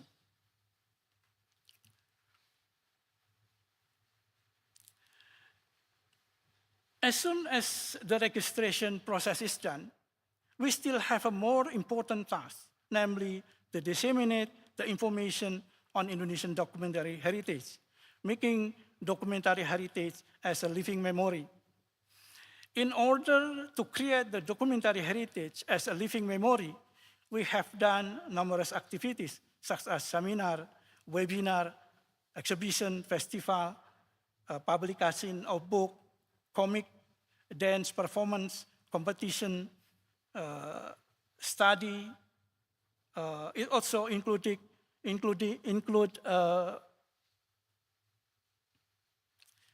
establishing the Tsunami Archive Study Center in Aceh and developing the ASEAN-African Conference Museum Bandung. About the time challenge, Indonesia owns 218 cultural heritage in the national register. This shows the richness of the nation tradition, history, and art. Among this cultural heritage, there are 6 inscriptions by recognized World Cultural Heritage by UNESCO. However, it is important to note that none of these cultural heritage are documented in the memory of the World Register. This has become one of the focuses of the National Committee in facing the challenge of time, which is strive for the registration of this documentary heritage in order to extend the timeline to an earlier period. In Indonesia, there is older potential collection to be registered, such as the Yupa inscription from the year 475, the Tiantan inscription for the 7th century, or even the Peta Kere, prehistoric cave in Leang Leang Maros dating back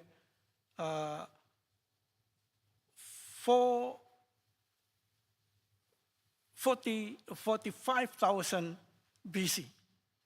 At present, the Indonesian National Committee of Memory of the World is identifying and studying 500 epigraphs kept in the Indonesian National Museum to be nominated as the Memory of the World Register. About the territorial challenge, as discussed earlier, the distribution of the documentary heritage register in Indonesia is still dominated by few locations, such as in the island of Java, part of Sumatra, and some other areas.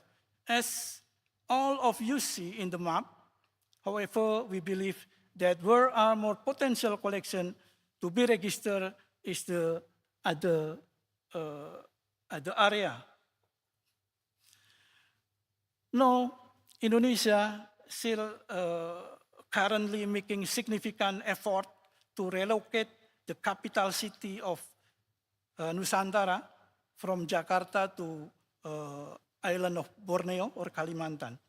This initiative is expected to have an impact on documentary heritage by promoting a more equitable distribution of registration potential throughout Indonesia. About the human capital challenge, human resources challenges. Indonesia's vast and diverse documentary heritage face numerous challenges of preservation and management. One of the main challenges is human resources. The most significant challenges is implementing the task of the Memory of the World Committee is the lack of public awareness and the competencies of the staff to preserve documentary heritage, as well as support from policymakers at both central and regional government. Nevertheless, the Indonesian Memory of the World Committee continue to collaborate with various stakeholders, such as UNESCO, the Ministry of Culture, Ministry of Research and Innovation, and the Ministry of Foreign Affairs, and others, to raise public awareness, providing training for staff, and prepare a long-term plan for committee to gain support from politicians. For conclusion, I would like to end the presentation with several conclusions as follows. The development of documentary heritage in Indonesia align with the principle of the nation motto, Bhinneka Tunggal Ika. Diversity in time, region, and themes will create a comprehensive living memory of communities and become a source of pride and national identity. Strong support from national leaders, as well as a politician, is very crucial. Indonesian documentary heritage diversity can be better recognized and appreciated in a global scale through cross-sector approach and cooperation.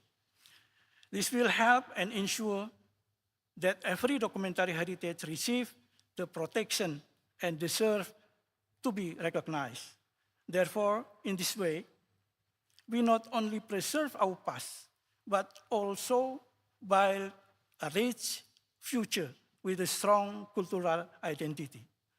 These steps create a harmonized national narrative, reflecting the spirit of unity in diversity and fostering pride in our heritage. Thank you very much.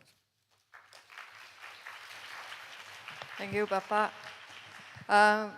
Jose, before we start, actually I requested songs. Can I invite everyone to stand up one more time? We have 2 more presentations to go. I have to please stand up. Okay, may I ask to start the song now? Okay, move your head. And then massage the back of your neck. All right, move your arms. Stay in the middle, like you a little. Faster. Don't want no riddle. Follow the music. 말해줘, say it back, go say it, dida. 아침이 너무 Yes, 멀어서 let the say blood it, dida. flow a little bit. We've been sitting too long. And then, okay, now move your leg. 기억처럼 널 보는 내 마음은 어느새 여름 지나가. Please press your hand. There's an acupuncture point here. Yeah, you will keep you awake. Yes. Enough, Jose? Okay, thank you for the music. Yeah. So we have 2 more presentations to go. The next one will be from Mr. Jose Revilla. He's the advisor to the Royal Commissions for Alula, and his presentation will be on Alula as case study towards a 360 model for heritage protection and management. You have the floor, thank you. Thank you very much. Allow me to start this hopefully brief presentation saying an expression that in Arab countries we use to approach someone from the very beginning. It is a very simple expression that says Salam alaikum, is the peace be upon you. Is the best wish that we can we can share with you at these particular moments that the world is facing, and hopefully I will do my best to keep myself not only in the 20 minutes. I will do the trick of the old professor. I'll put my clock here, okay? I will check the hour, and I will try to do it even in a shorter time. What I'm going to present to you today, it is the effort of a country. And it is a very solid effort that is based on a great opportunity. And it is a great opportunity that is working precisely in the very basic leitmotif of this discussion. So it is how we address one very strong situation, very positive situation, but very challenging. By the way, I discovered the concept of challenge when I started dealing with a lot of British colleagues, okay? Because in Southern Mediterranean countries and also in Arab region countries, we don't have this expression. In Arabic, we call this mushkila. And it is, the meaning is different. Okay? We don't have challenges, but we have it is problems, okay? And we have to deal with these problems in the best way possible. What I'm presenting to you today is a great opportunity. It's a situation that happens once in a million, okay? And it is the opportunity of transforming one specific space in the world based on culture, based on heritage, from scratch. And it is what is happening right now in Alula. I will introduce you what Alula is in a few minutes, okay? And I will explain to you which has been our approach for doing this effort, which has been, by the way, completely based on an integrational mechanism that has to deal with heritage as a core element for development.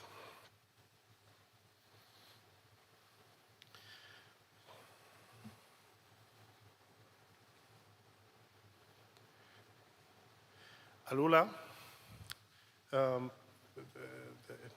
if you allow me previously than that, the general scenario of Saudi Arabia, particularly from 2017, has changed completely. Okay, it's coming from the development industry. Let's say the international service related to development. Personally, the way a country with the size and the presence of Saudi Arabia is changing is outstanding. Is really outstanding, and this level of change is related to every single aspect of the life of people. Okay, so the situation when the country published the new strategy that is called Saudi Vision 2030, so it is our approach to the implementation of the Sustainable Development Goals and the overview about what do we want for the future of the country and for the people of the country. That was a real challenge, okay, because the need of transformation was such that every single action was a risk in itself.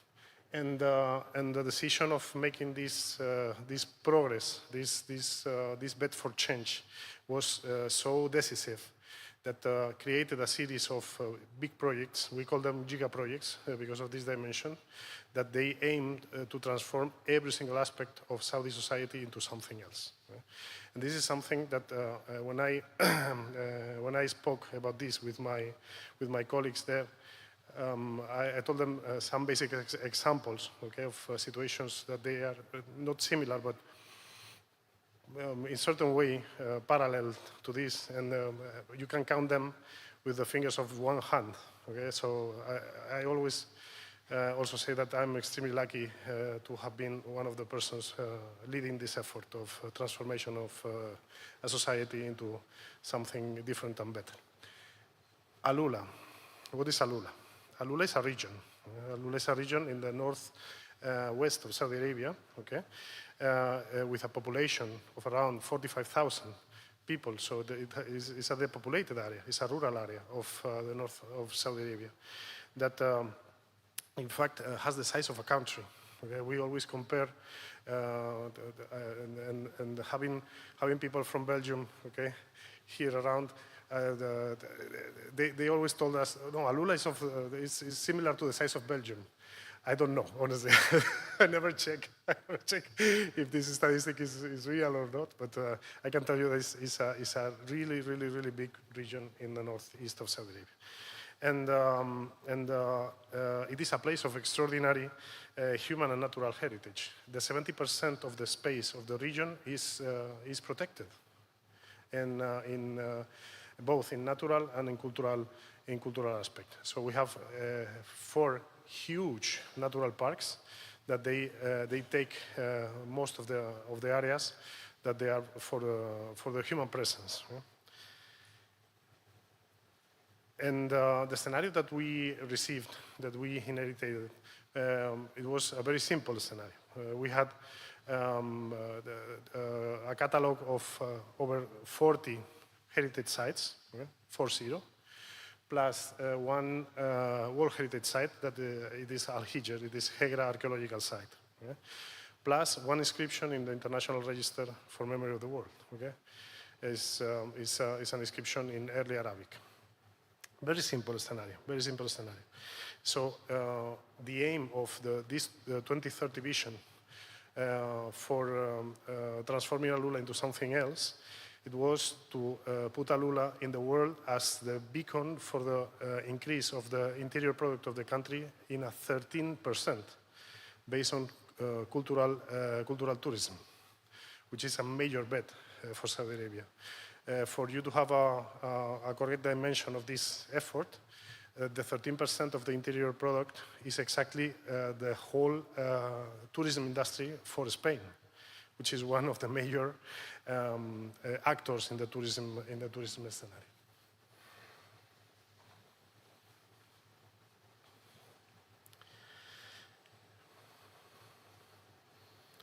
And how to do that?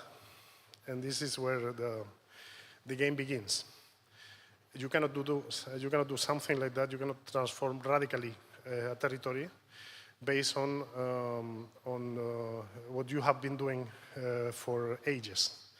There is a very basic question in science that says if you make to register the same questions, you will obtain the same answers.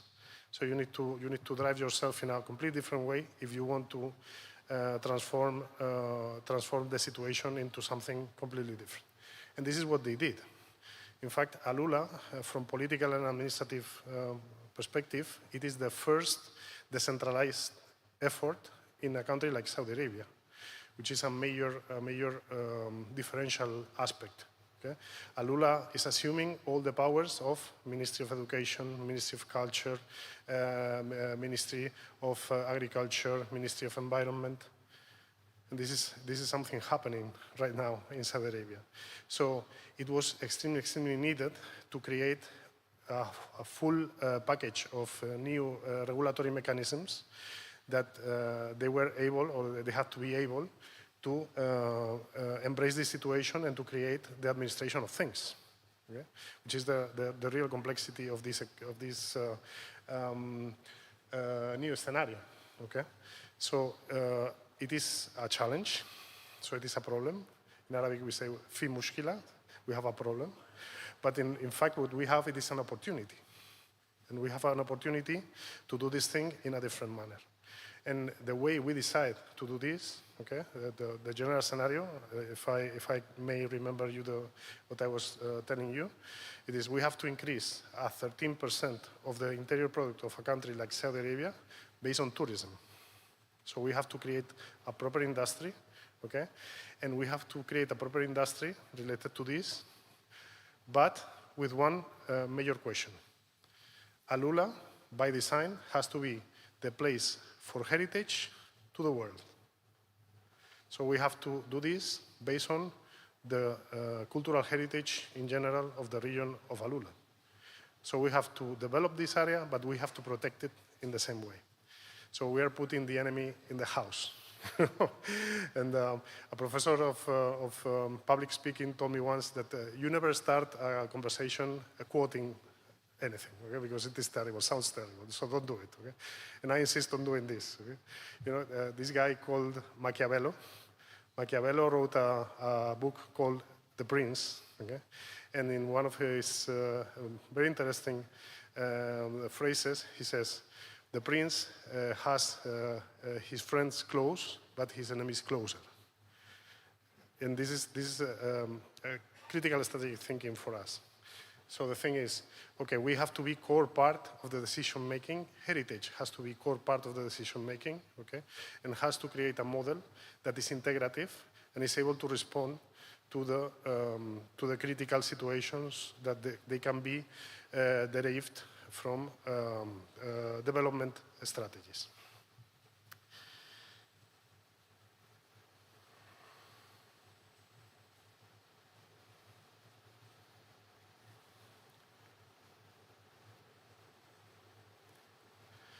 So our first step,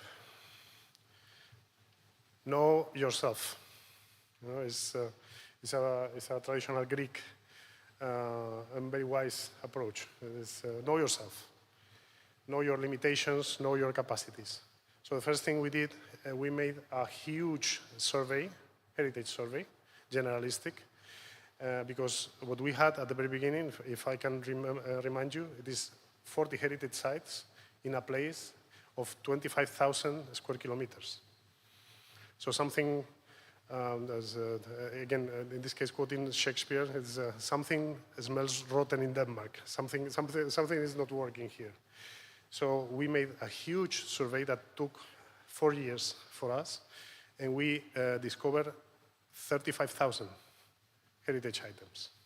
That they include archaeological sites, urban heritage sites, documents like rock inscriptions. I mean, we had a full map of what we have, okay? And on top of this full map of what we have, we built a series of strategic elements that they provided us capacities to operate and to defend, in this case, the heritage.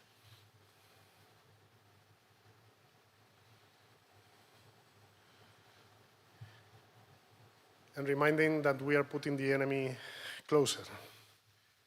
How we can square the circle. So it is how we can put in relation heritage and development. This is a critical question here. So,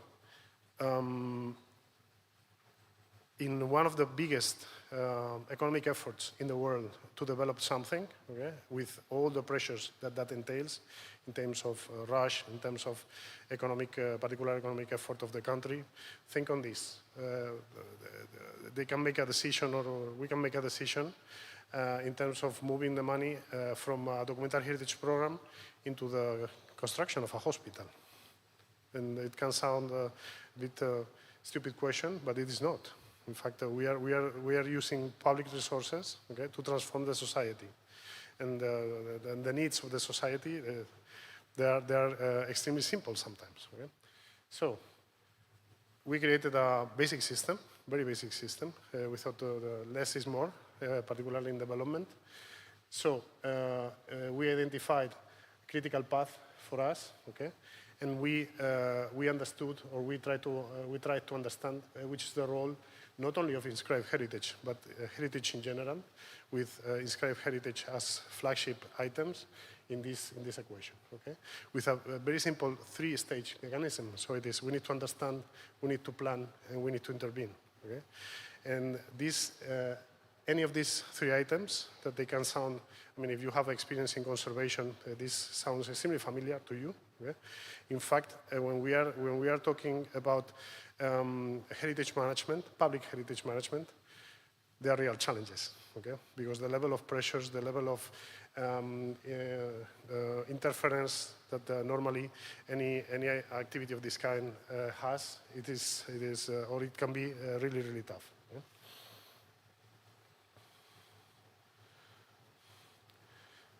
So we decided to go for a 360 model.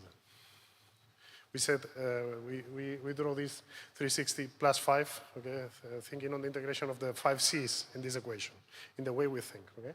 The famous 5 C's that all of us we know by heart related to the World Heritage Management. So it is. Our approach is how we can integrate heritage as key actor in one of the biggest socio-economic development programs worldwide, okay? We need to turn the perception of developers, okay, from blocking item into facilitator and planning stakeholder. And this is a major change. This is a major change. So we found ourselves with a chair in the table of the people that they are planning, okay? Second one, what is the critical path for us to be successful? Okay, this is always one of the big questions. Okay? What is your definition of success in this thing, right? So it is. We need to create an integrational model, okay, that goes for the creation of basic administration mechanisms, plus a good knowledge base, plus specific implementation instruments. Okay? So we need to tackle all the actions thinking wide.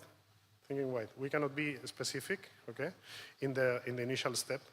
Of course, we need to go to the details of things, but in the way we design how we work, we need to be completely transversal. Okay, and this is a modest suggestion, okay, for what we are proposing here that is extremely needed in UNESCO context. And the third one, what is the role in this case of our inscribed heritage? Okay, so it is heritage is the key value. Okay, the chain instrument. But it has to be in a holistic manner. So it has to provide replies, it has to provide capacities, it has to generate opportunities, right? So what makes us different in this case is exactly this. We're generating an integrated approach.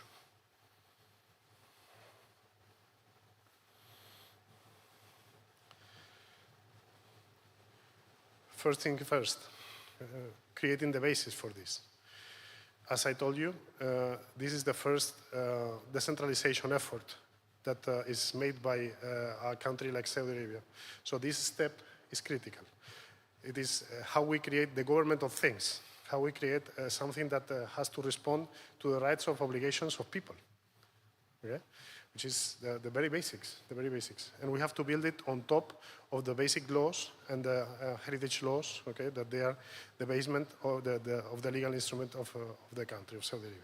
So we have created the Heritage Administration Action. We have created a proper administration mechanism that deals with this wide vision, okay, and integrates all the factors that they have to provide, capacities, tools, and response mechanisms, okay, and proactive mechanisms to make this materialization of this relationship between heritage and development in a proper manner. So we have created the Regional Heritage Authority vehicle because we are assuming the powers of Ministry of Culture in this sense. So we are the persons that we emit the permits, the licenses, that we impose penalties, the proper heritage authority. And this has been critical for us. We have been able to integrate by mandate, by policy, heritage impact assessment. Okay? And in parallel, we have created what we call a heritage orientation program. So we have the stick, but the stick has a carrot, okay, on top. So it is we control the situation, but we provide capacities to the people that they are again the enemy between brackets. Okay? Third, it is the very basic. So it is the creation and implementation of policies and process, and implementing regulations based on the basic law of the country. So it is not that we can invent a mechanism and impose it over a country that already has a legal system. Okay? So what we are doing is exactly to build on top of the national regulations. And we are providing direct assessment, in this case, to all developers and stakeholders in relation to this. Okay? And if we jump, in this case, to programs, projects and operations, okay? Again, we try to do this 360 approach, okay? In terms of the type of, the categories of heritage that we touch, okay? But also in the way we think on how we manage this situation. So we go, let's say, from the crop to the plate. So we go from the proper creation of the management mechanism for research and development projects that they have to deal with heritage, but also we create strategic partnerships with major stakeholders that they work on heritage conservation and protection and promotion. Okay? We have strategic partnerships that, in fact, my role right now in the Royal Commission for Law is to manage them with UNESCO, with a very solid documentary heritage program that is being extremely successful. And I think if not all of you, most of you, you have been or you are going to be invited next year to a general conference that we are going to do for the documentary heritage in the Arab world. Okay?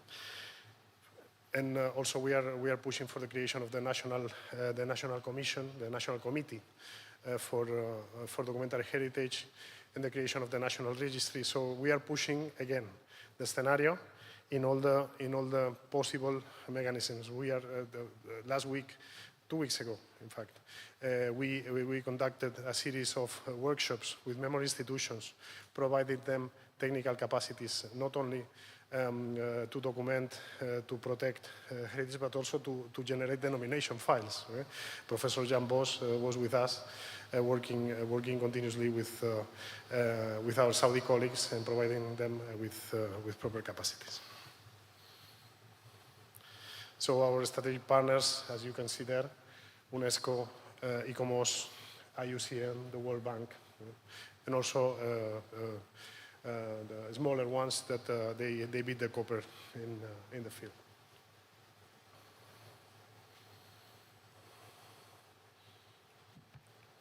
I'm running. So, how do we do this? Wait, let me jump this one. These are our strategic principles. This is what we are right now, and we don't move from here. So it is.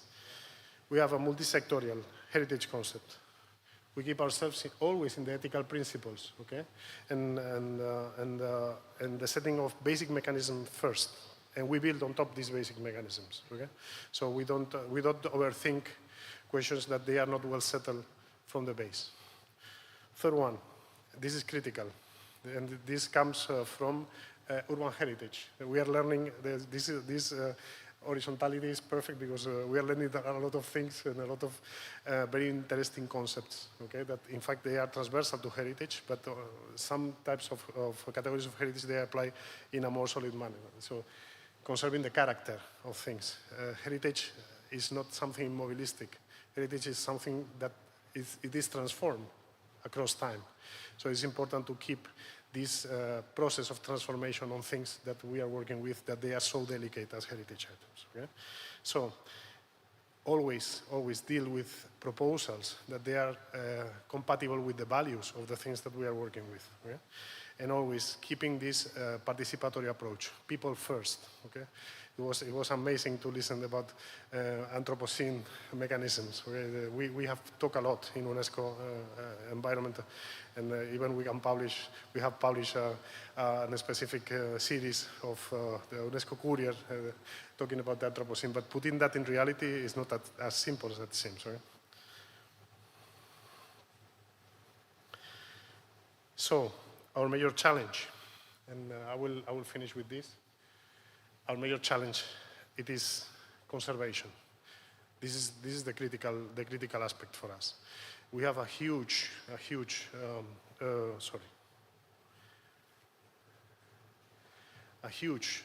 amount of heritage items of different nature in our hands, and we cannot conserve them all. Okay? So our role in this case, it is to have a critical thinking and to push for this integrative way of understanding what we have, okay? To apply resources in the best way possible, but also to understand ourselves and to make other people understand that heritage is something that is not forever. It has a decay process that is implicit to the proper nature of heritage, and it will disappear. Our role in this case is to stop in a certain way this process of decay, but it will be a lost battle 100%. Right? So we understand also this question as a critical factor for us, and we are putting all our efforts, even economic efforts, on guaranteeing good conservation plans for our critical heritage. And I don't want to take much of your time. It's been a real honor to be here with you. I learned a lot, which is something fantastic for someone so stubborn as myself. So I just can be grateful for the organization of the event, the organization team for inviting me. And I want to invite you all to come to Saudi Arabia to discover this incredible country, and particularly to come to Alula. Okay? It has been a pleasure. Thank you very much. Thank you, Jose. Yeah, I'll see you soon in Alula. Yeah, it's always in the checklist. All right, now we are arriving on our last but not least, the speakers. Mr. Cipriano Nemani, the director of Fiji National Museums, and he'll be sharing with us on the topic on inscribed heritage in Pacific Island. So the floor is yours.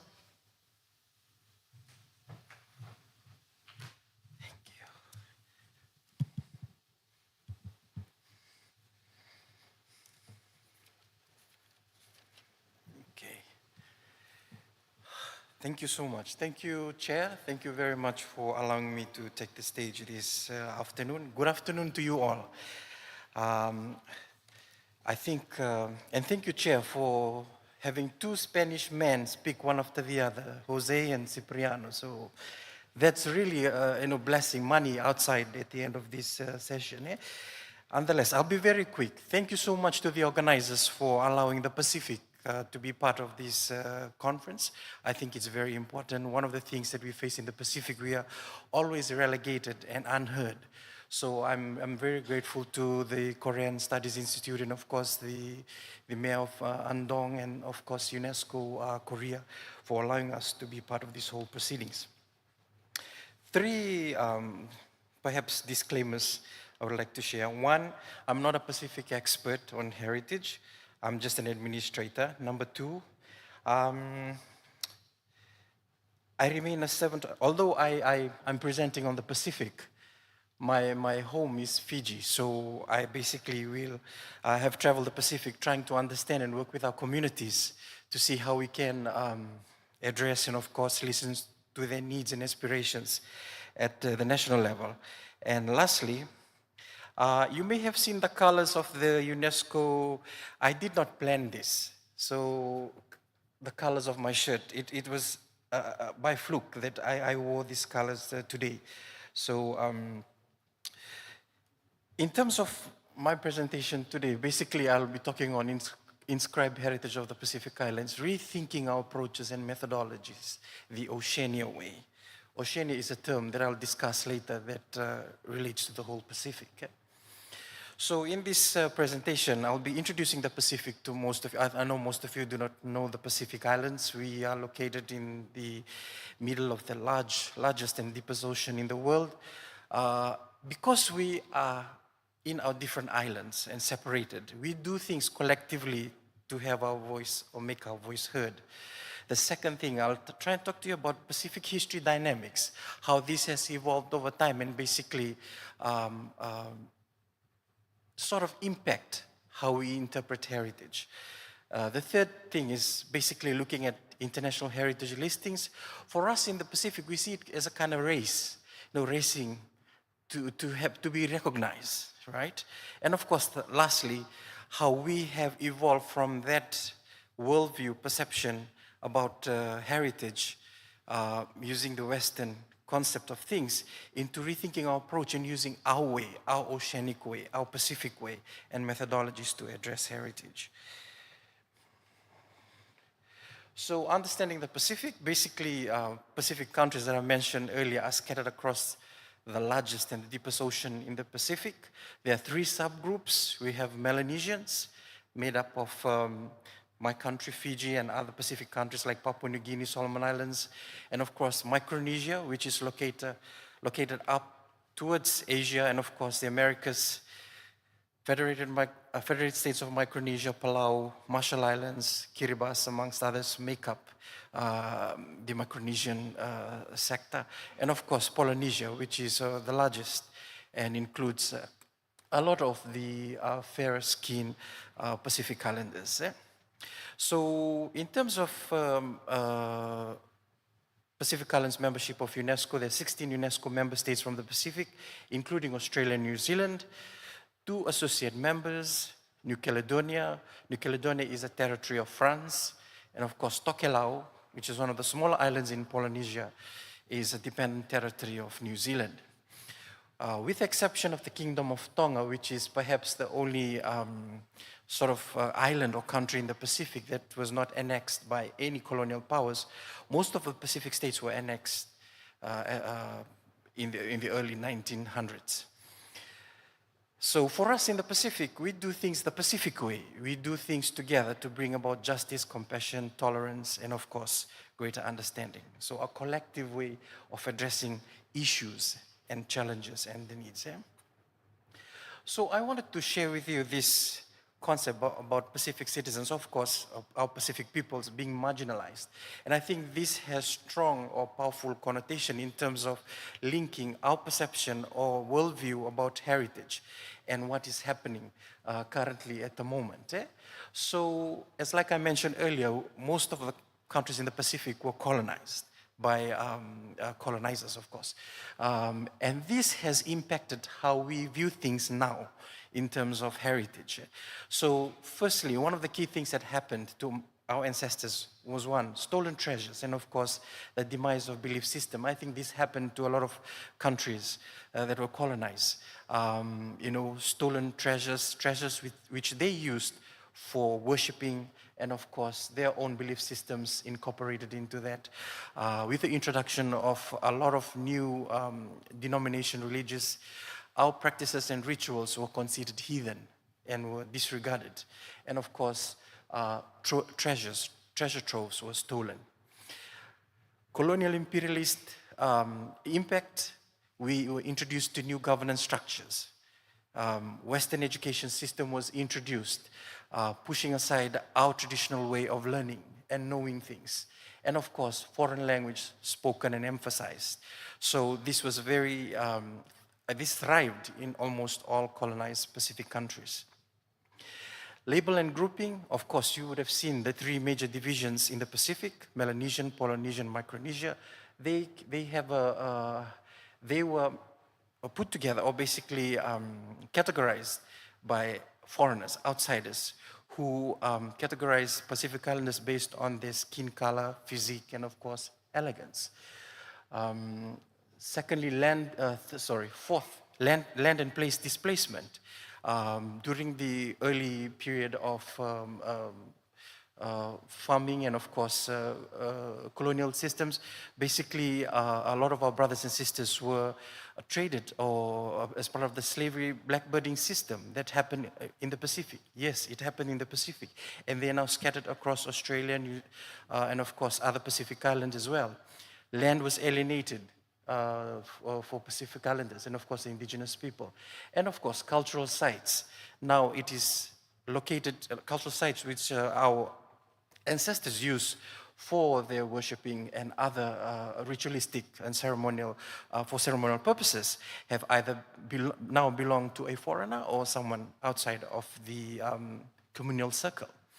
And lastly, through development and industrialization, mining, of course, competitive rituals and ceremonies, misappropriation, and the list goes on. So this impacted the way we see or view heritage in the Pacific. And this is one example how colonialism had left a legacy in the Pacific. Almost all Pacific islands have museums, which is a good thing in one way, where we store our treasures. But at the same time, most of the curating that is done in these museums are based on an outsider's worldview and how they see our objects, how they see our ceremonies, how they see our rituals. So one of the key drivers right now is Pacific Islanders taking back the museums by engaging, curating the stories using their ancestral objects, and of course depicting how it should be relayed in the world. So just to give you an overview of ratification process at the Pacific, or basically sub-regional level in the Pacific, two major conventions. One is the 1972 convention and of course the 2003 convention. These are two big conventions that have been ratified by Pacific Island states.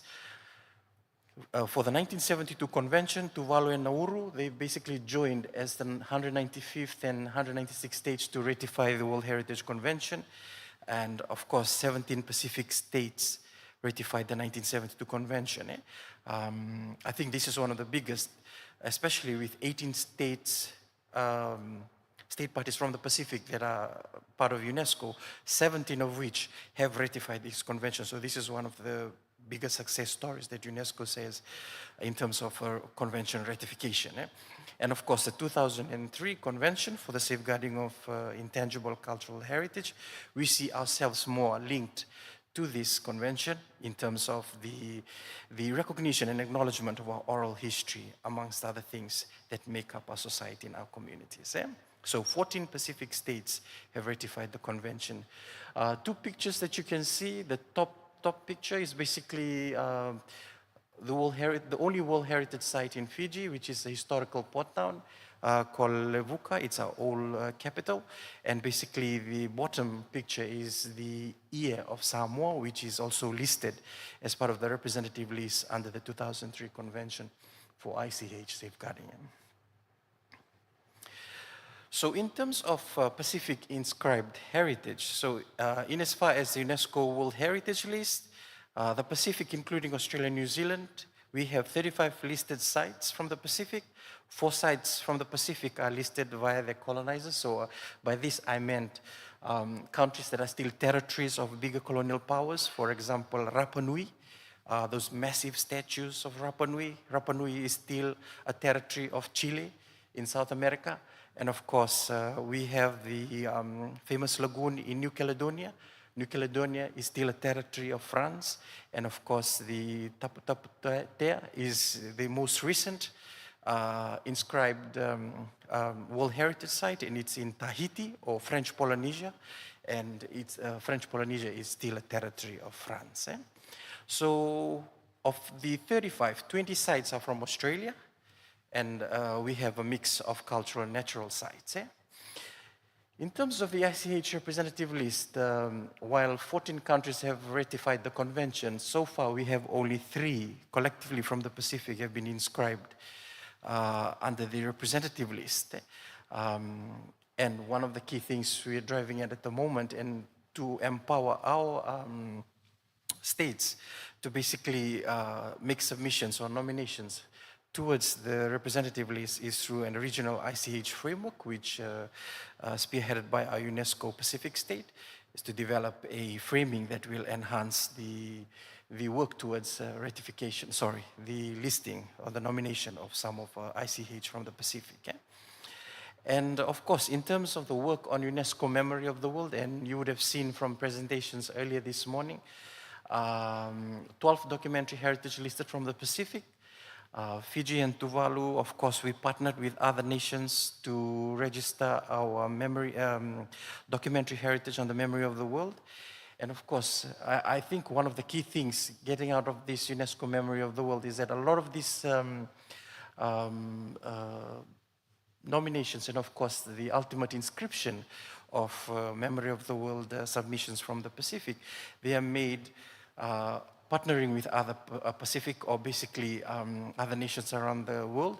The second thing is most of these, we are basically nominating documentation or documentary heritage of those that do not belong to the so-called Pacific Island communities. So it's in itself, a lot of our indigenous people are calling out their history or stories are being sidelined as a result. So this is one of the key things that we are driving at the moment, trying as much as possible to raise awareness about how we can. And so far, only the Treaty of Waitangi, which is from New Zealand, is of course, and of course the Mambo case manuscript from Australia are two successful indigenous-focused MOW register files from the Pacific that we have so far. Issues, of course, when it comes to world heritage or intangible cultural heritage, there are a lot of issues, and memory of the world, there are a lot of issues. Of course, the Pacific, the countries are located in a vast ocean, and this creates a high risk. The vulnerability state also of our heritage resources are at an all-time high, so communities continue to be silent when it comes to decision-making as a result. So you have a picture, this is a ship that was shipwrecked on one of the World Heritage sites in the Solomon Islands in the Pacific, East Renel, and there was a huge oil spill. So I think at one point the World Heritage Committee had made a decision to list the East Renel in the Solomon Islands as an endangered World Heritage space. So a lot of common issues, and I think it resonates with some of the things that we have heard from yesterday and of course today as well, early today. One of the key things we face in the Pacific, of course, when it comes to World Heritage is the lack of engagement, the lack of understanding of outstanding universal value for each site. Most of the sites are being driven by the academic institutions, the nomination of sites are being, and of course their ultimate inscription are being driven by the state and of course academic institutions and research institutions, mostly made up of non-Pacific Islanders. So this contributes to the lack of understanding of the outstanding universal value for each site. And of course, poor site management. Most of these issues are raised. There's a recent survey that was done by UNESCO Pacific State and of course the South Pacific Tourism Organization to assess the state of some of our inscribed World Heritage sites. And some of the things that are popping up, issues like local communities are not consulted. One of the key things, our indigenous worldview regarding World Heritage not respected. Land contestation and issues start to arise, and of course the lack of financial support. And I guess the same for when it comes to intangible cultural heritage. Climate change, as we have heard, and of course natural disasters, they're a key thing. It's thriving in the Pacific. How do we address this? Increased importation of raw materials more than often because of new denominations, new religion that brought into the country. They push aside and they often consider some of our ICH practices as heathen. So to curtail that, communities have to, rather than getting local resources which have depleted, they have to import raw materials to make it. So in terms of the value in relation to the ICH or the intangible cultural heritage diminishes. And of course, loss of elders and diminishing youthful population. And of course, when it comes to the viability of intangible cultural heritage in our communities, monetary gain, of course, money takes precedence. In the Pacific, in terms of Pacific MOW, our society has always been oral-based society. So minimal was written. So that mindset resonates until today in terms of generations of Pacific Islanders, that really diminishes the idea of, of course, fighting to get, not fighting, sorry, but pushing to get nominations from the Pacific in terms of the memory of the world there. Documentary heritage written based on the perspective and sometimes Palangi context. Palangi is a word that resonates across the Pacific. It means foreigner, so normally things are written from a foreigner's perspective. So one of the things that coming out from our communities, what about what we have, our forefathers have passed down from generations? How are these being articulated? And of course, how can this also be listed as part of the memory of the world? Yeah? And of course, the introduction of archival documents for safekeeping by foreigners. So this is a foreign concept for us. So looking at how we address this. So these are some of the common issues that resonate going across the Pacific, how we try to grapple and of course address the issue of heritage. So moving ahead, and I think this is a new movement that's popping up in a lot of Pacific communities, to build resilience and of course sustain their rich heritage resource base. Redefining how they look at heritage. And for us, like I mentioned earlier, living heritage is underpinning principle. It drives all the different elements of heritage, and of course cultural, natural, intangible, and of course in this case we're talking about memory of the world. So for us, we see tangible, cultural, and natural heritage is intertwined. It comes alive when stories are narrated on the provenance of the monumental feature or the objects or the space. So key thing there is living heritage. When it comes to intangible cultural heritage, although it is unseen, however, it comes alive through creative expressions, costumes, tools, and materials used and performed by practitioners who are the keepers. And of course, when it comes to memory of the world, memory exists only on paper or documentary heritage. Words and script come to life through spoken word and dramatization or theater. So this is how we in our Pacific Island worldview contextualize heritage, and living heritage is foremost or key. So one of the key things that came out in the early 1990s was the work of this late professor who passed away, who's Tongan, Epeli Hauofa. He in fact coined the word Oceania and trying to redefine how we look at the Pacific in itself. So Oceania connotes a sea of islands with their inhabitants.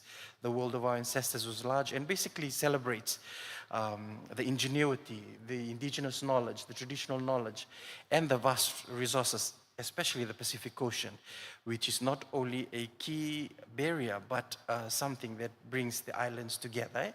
So this was in response to a lot of the things that were being raised, especially in national conversations across the Pacific, when it comes to defining ourselves, who we are, what we do, and of course, how we'll try to save our resources when it comes to the future generations. And of course, lastly, I think one of the key things, and this is another movement that's happening in the Pacific, decolonizing our mindset or decolonizing our framing of things. So like I said, when it comes to key challenges in the Pacific, because of our vastness in terms of a big ocean and we are all situated far from each other, we try to do things collectively. So for example, in terms of policy, looking at it inclusive at the regional level, creating a regional strategy, having an inclusive approach. When it comes to national cultural policy frameworks, it's all encompassing, not just a policy on intangible heritage or tangible heritage to be separated. We bring everything together and it becomes an all-encompassing. It's because perhaps the islands are small and the scope of the territory is quite small as well. So one of the key things we're driving at as well when it comes to legislation, and I think we hear this yesterday and early today as well, is we're trying to incorporate customary law and of course traditional knowledge in our legislation so that the worldview, the perception, the perspective of our people is addressed and it resonates with them and their lives. The other point is when it comes to research and of course project management, when it comes to any undertaking, development for that case, a lot of the driving factor amongst Pacific Islands academia is developing their own framework. So I'm giving you two examples. And what they use intangible cultural heritage, for example, baskets, to create a framework that dictates how they approach things, especially when it deals with indigenous people. So this is another way of us decolonizing or framing how we see things or interpreting things in the Pacific. And of course, lastly, looking at indigenous perspective and our worldview. So that's basically from me. Thank you very much, and thank you for this opportunity, and thank you, Chair. Thank you. Thank you so much. And I think these sessions, we have Andong and Busan from South Korea to Japan, then to Indonesia, Saudi Arabia, and Fiji. From the case study, we learn about the communities, we learn about the conventions, and I hope we will bring with us a message that cultural and heritage arts itself, the whole package, it brings hopes to our generations, and we are working for the next generations. And with this, I wish you enjoying your coffee after this. Thank you very much for the opportunity. Thank you.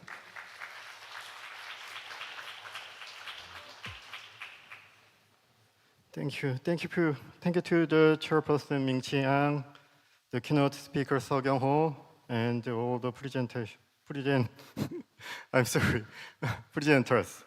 We are finally having a coffee break. We will take a break now until 4:35.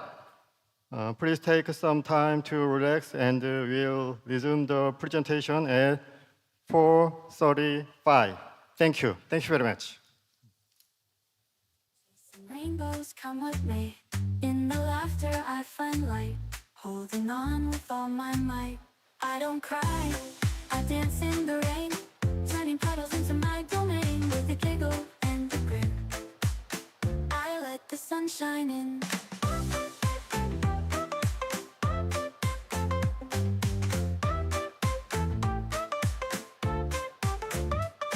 When raindrops fall from up above, I find shelter in my love.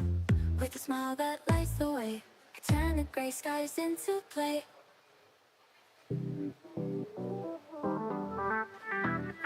In the galaxy of dreams, I take my flight.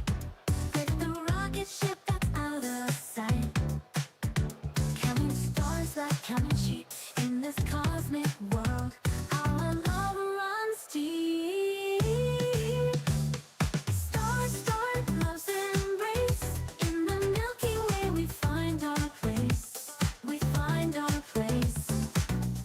With a twinkle and a wink, our hearts align, don't you think?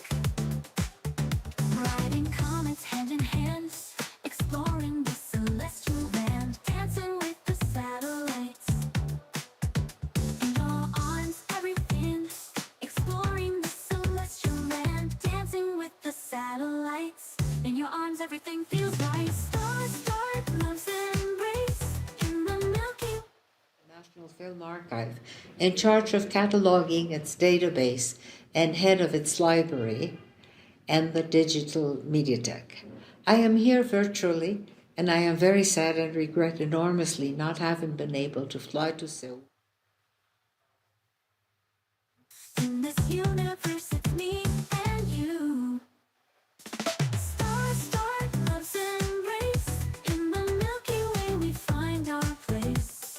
We find our place. With a twinkle and a wink, our hearts align, don't you think? Through the asteroids we weave. In this love we both believe. Shooting stars, our wish is true. In this universe, it's me and you.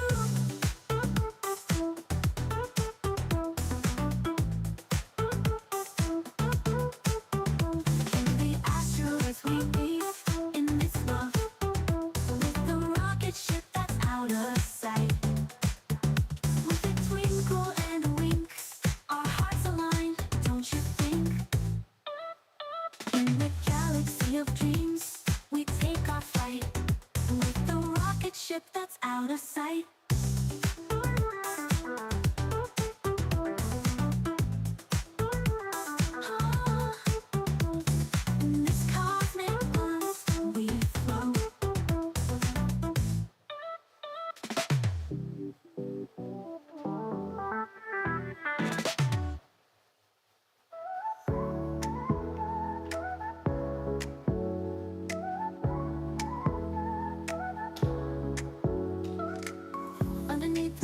night sky. I wonder where you are tonight.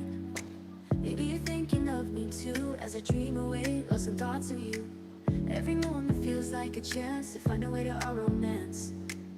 In the silence I hear your name. Maybe we'll never be the same. Maybe just maybe we'll find our way through the night into the day. With every whisper, every sigh, maybe we'll never say goodbye. In the shadows of the moon, I hum a familiar tune. Maybe you'll hear it in the breeze, carrying my heart with ease. The world is wide, but love is near, in every hope and every tear. Maybe we'll meet when dreams align, in a place where hearts entwine. Maybe just maybe we'll find our way through the night into the day. With every whisper, every sigh, maybe we'll never say goodbye.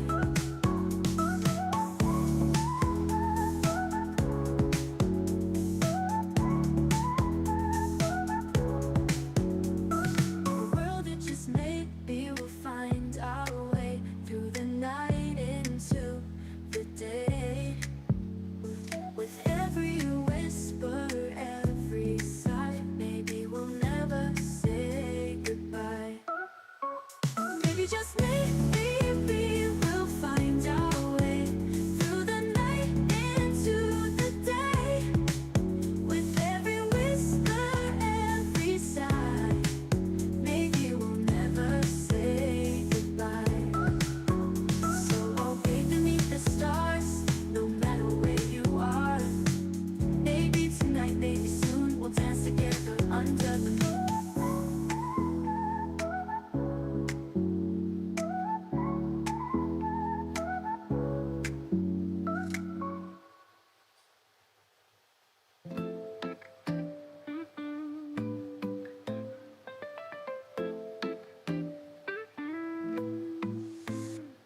When I see you smile, my heart skips a beat. Every moment with you is a special treat. Your laughter's like a melody so sweet. In your arms I find my retreat. Oh, love so sweet, like a gentle breeze. You bring my heart such perfect ease. Every day with you feels complete. Our love's a song so sweet. In the quiet moments when we're alone, your whispers feel like coming home. Every touch, every glance, a sweet embrace. In your eyes I find my place. Oh, love so sweet, like a gentle breeze. You bring my heart such perfect ease. Every day with you feels complete. Our love's a song so sweet. Through the storms and through the rain, your love takes away the pain. In your smile I see the light, guiding me through the darkest night.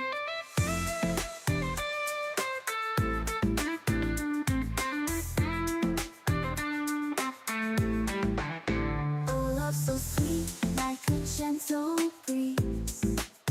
You bring my heart such perfect ease. Every day with you feels complete.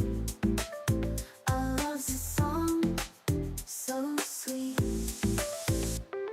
When I see you smile, my heart skips a beat.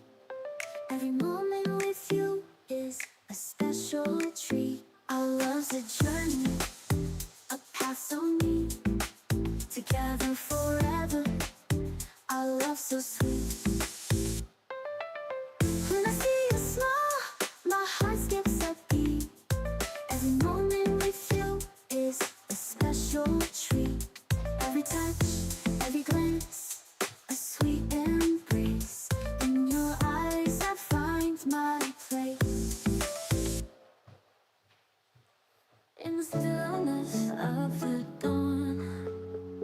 find the strength to carry on. Every step a gentle trace, leading me to a new place. Step by step I'll find my way, through the night into the day. With every heartbeat, every breath, I'll keep moving, no regrets. In the shadows I feel the past, echoes of a love that couldn't last. But with each step I heal the pain, finding hope in the falling rain. Step by step I'll find my way, through the night into the day. With every heartbeat, every breath, I'll keep moving, no regrets. Through the darkness, through the tears, I find courage to face my fears. In the distance, a light will shine, guiding me to a place divine.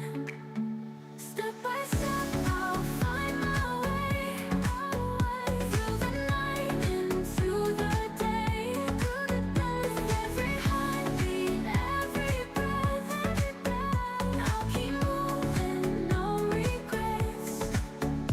In the darkness and through the tears, I find courage to face my fears. In the distance, a light will shine, guiding me to a place divine. Step by step, I'll find my way, through the night into the day. With every heartbeat, every breath, I'll keep moving, no regrets. In the stillness of the dawn, I find the strength to carry on. Step by step I'll rise again, to a future without end.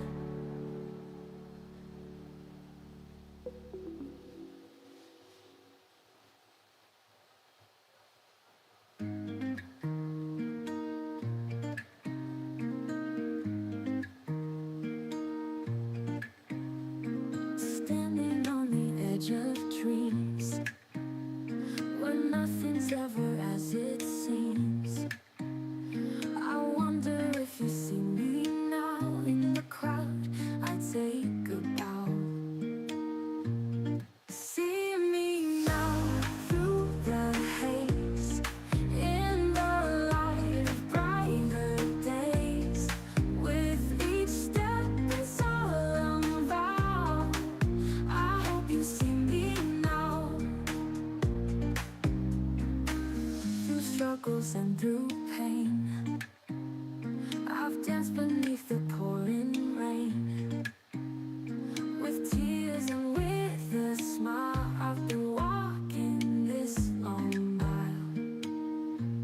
See me now through the haze, in the light of brighter days.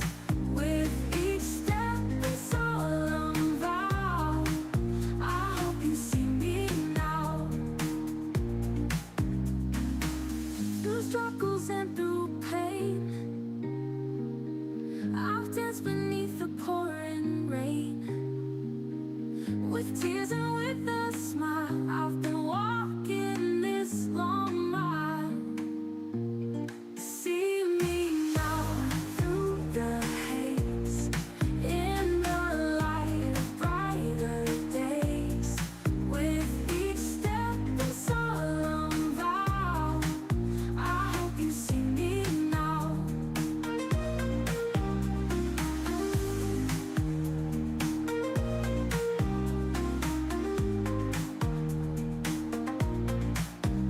In the silence of the night, I find my way. I see the light with whispers all around. I stand strong on solid ground.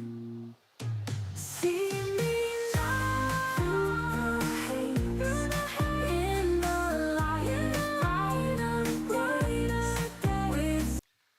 Now it's my pleasure to introduce the chairperson for this section. Please give a warm round of applause to Professor Neil Kama Shapakain from Ahmedabad University. Thank you. Thank you very much.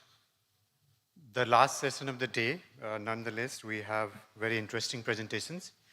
And without any further ado, I would like to begin. And just as a reminder, I would request the presenters to keep an eye on the clock over there on the screen. So let me begin by inviting the first speaker, Professor Po Peng Ho from National University of Singapore. The topic that he has is Deep Dive into the Conservation of Vernacular Villages and Architecture in China. Professor Po, floor is yours. Yeah, thank you, Neil. I would like to thank the organizer for inviting me to come to this wonderful conference. I just want to say a little bit about myself. I'm an art and architecture historian and also a conservation architect. Have been running conservation education for the last 10 years. So my approach in this conference would be a case study, but using that case to understand what we are involved in and how we look at the integrated approach. And so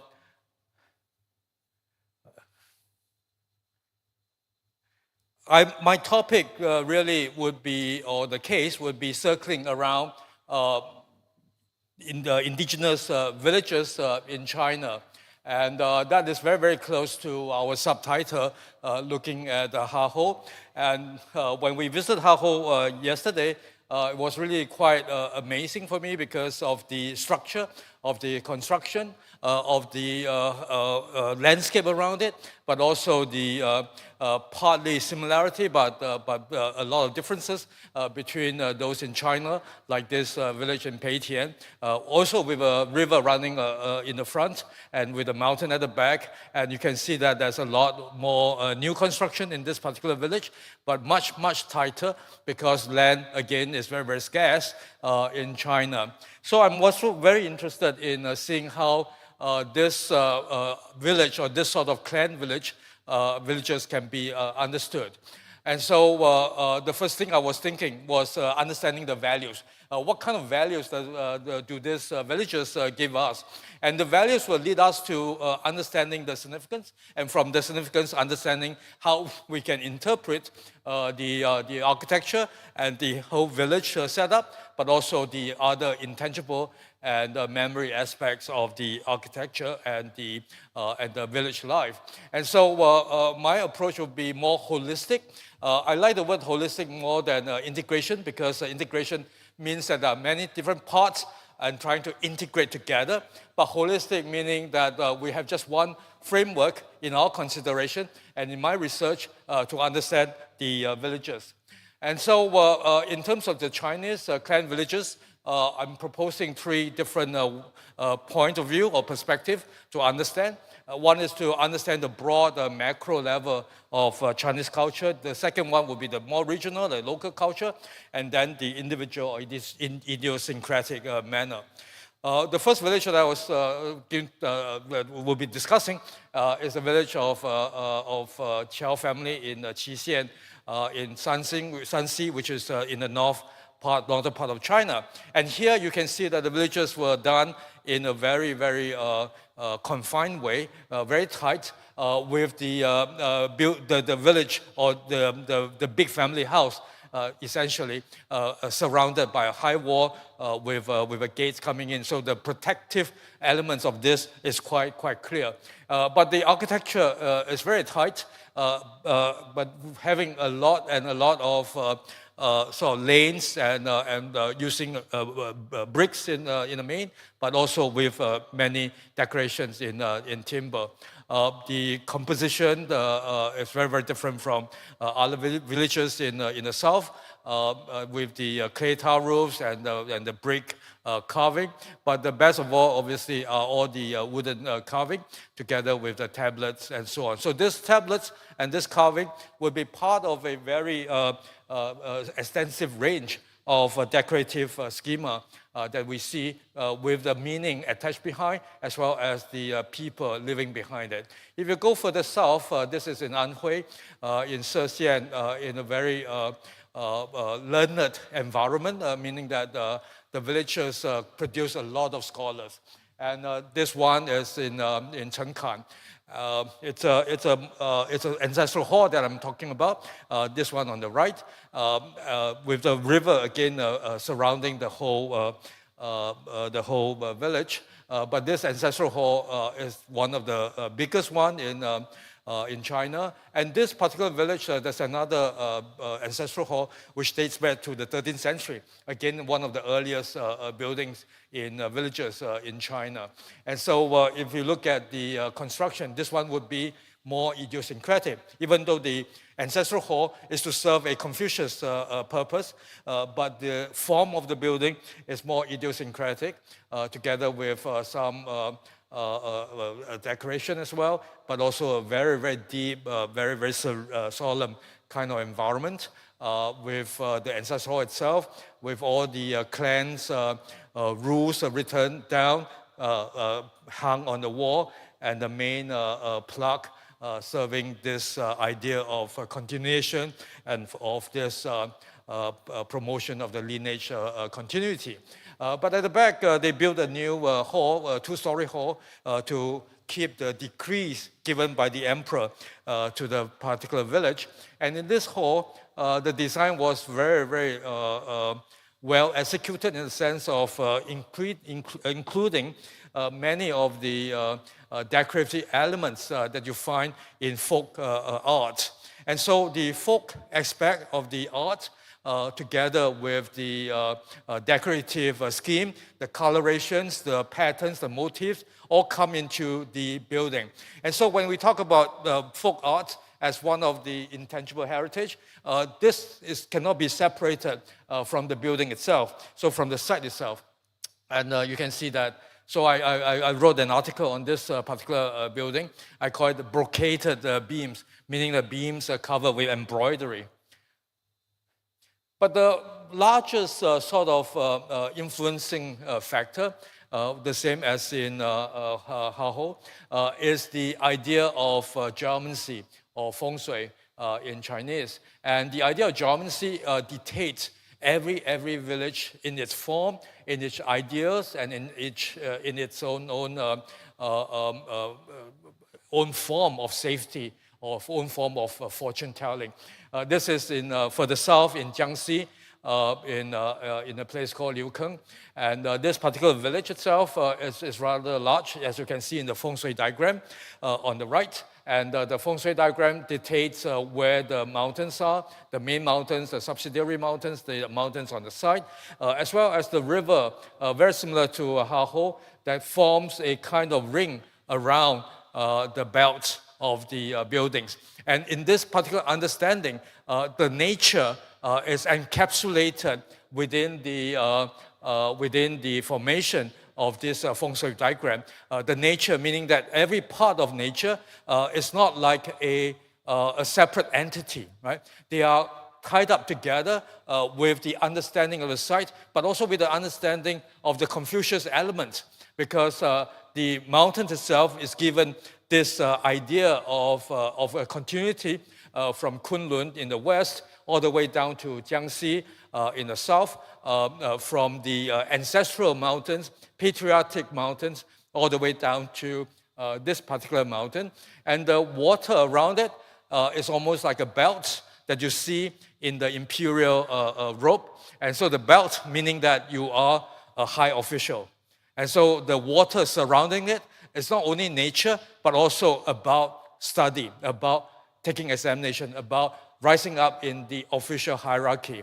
Right? And so nature is given meaning through human intervention. And so nature and human habitation cannot be separated. Right? And so it is one way of understanding this site, but this is throughout the southern part of China. Every village, you have this.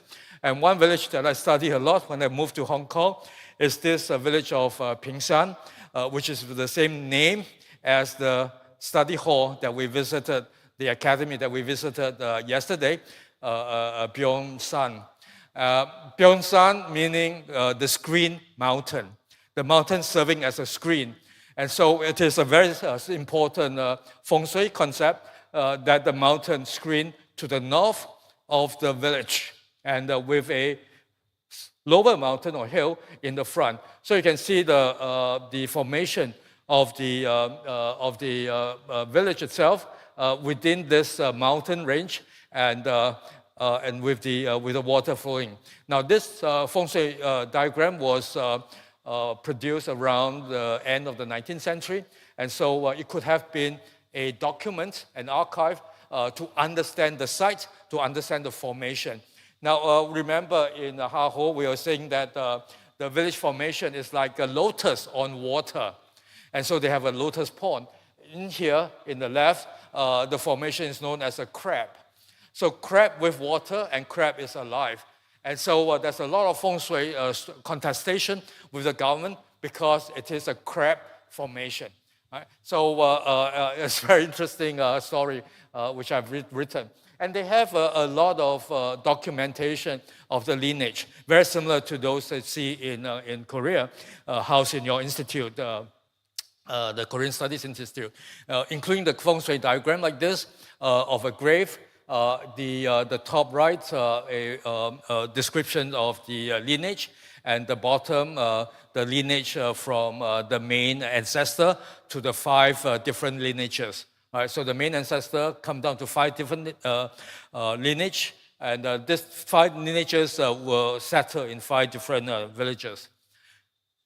And in this particular one in Hong Kong, it has this main ancestral halls like this, and continue to be used for rituals.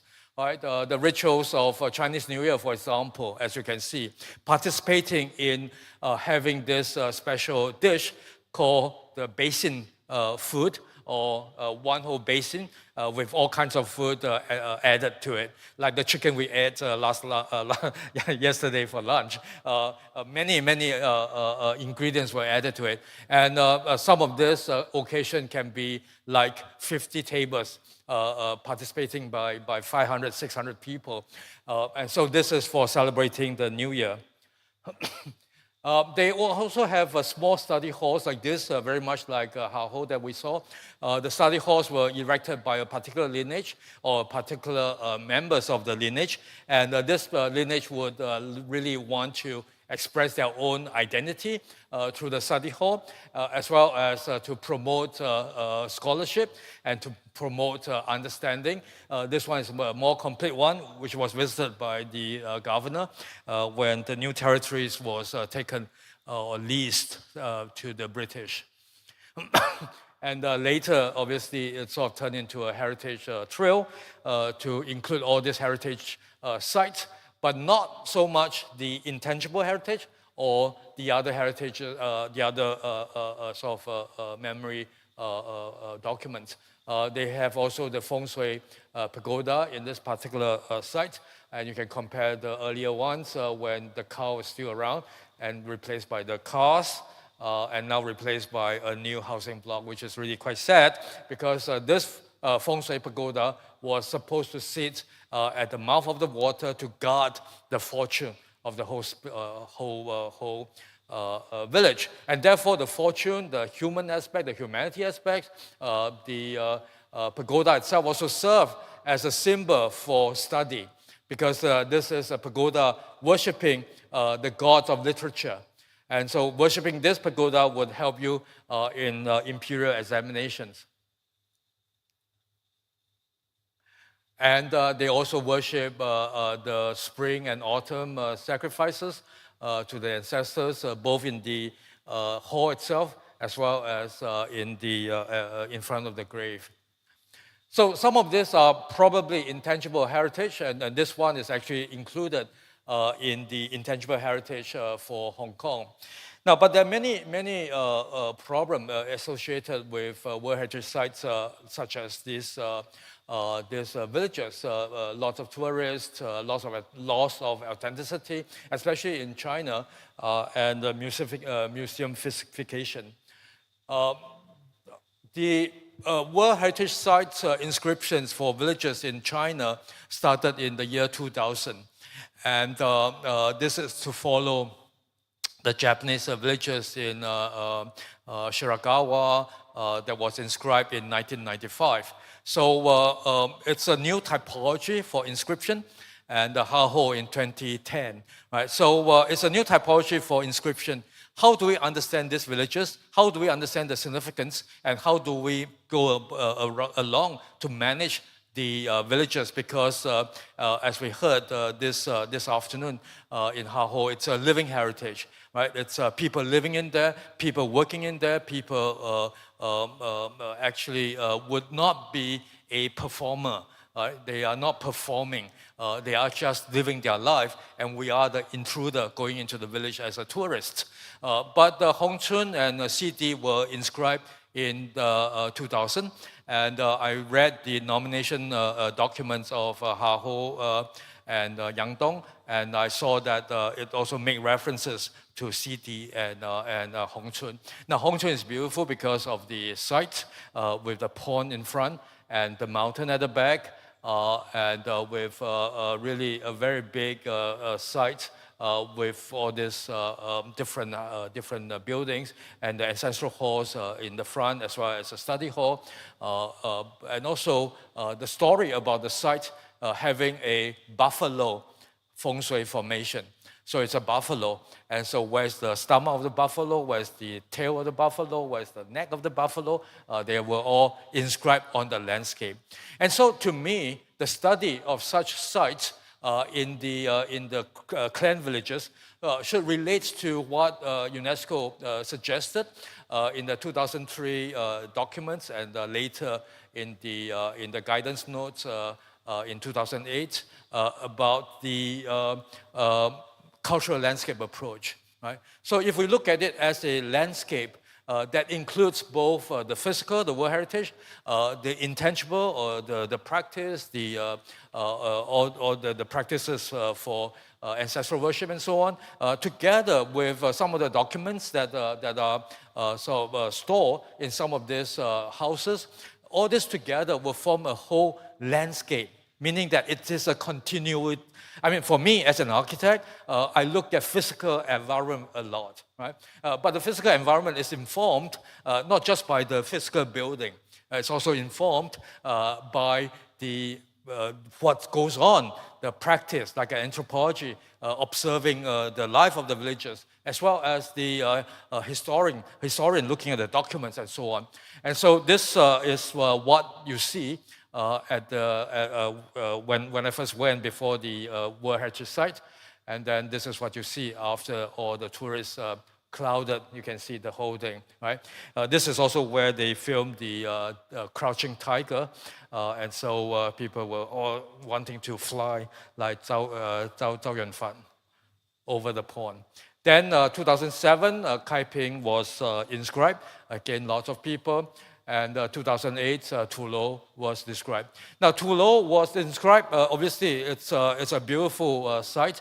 A lot of people like to go to Tulo because of this unusual formation. But then the narrative in the inscription and the nomination was just one-sided, a biased kind of understanding of the Tulo. One of my PhD students worked on this documentation of Tulo and found that most of these buildings were built in the 1960s and 1970s, when Chinese Communist Party started the Cultural Revolution and collectivized the society. And so as a collective, it's much easier to build a space like this, and everyone share in the structure. Obviously, there's also the proper narrative that is started because people living in this mountain area fear the bandits and so on, so they live in a very collective kind of way with a structure for defense. But that is just a narrative. And so whether we can present a proper picture together with the landscape, together with the mountains and the river, and minus the people. Look at how much tourists, right? I mean, this is just one of the many pictures that I can select from to show in a Tulo like this, which I visited like 3 times before UNESCO listing. It was more or less a living village or living tower, but now it's just serving the touristy purposes. So remote fortress lost, residents gain tourists by this Tom O'Neill, the National Geographic reporter.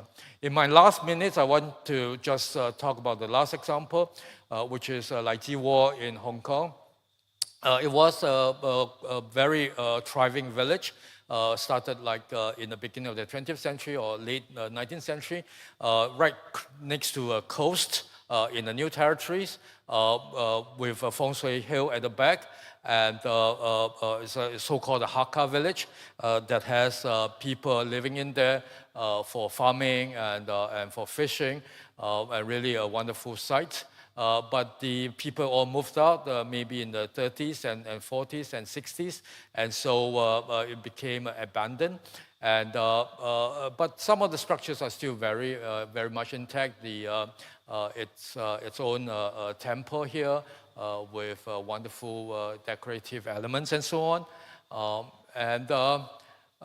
It was revitalized through a special project from with many participants, including some of the people who already lived there, together with farming and with all kinds of festivals when the villagers will come back. And so the revitalization, the continuation of the village and village life, and together with this realization of the values and significance of this village, form a kind of holistic understanding of the site, as well as a holistic approach for revitalization. And therefore, it won a AHA Awards in 2020 for sustainable development. Thank you very much.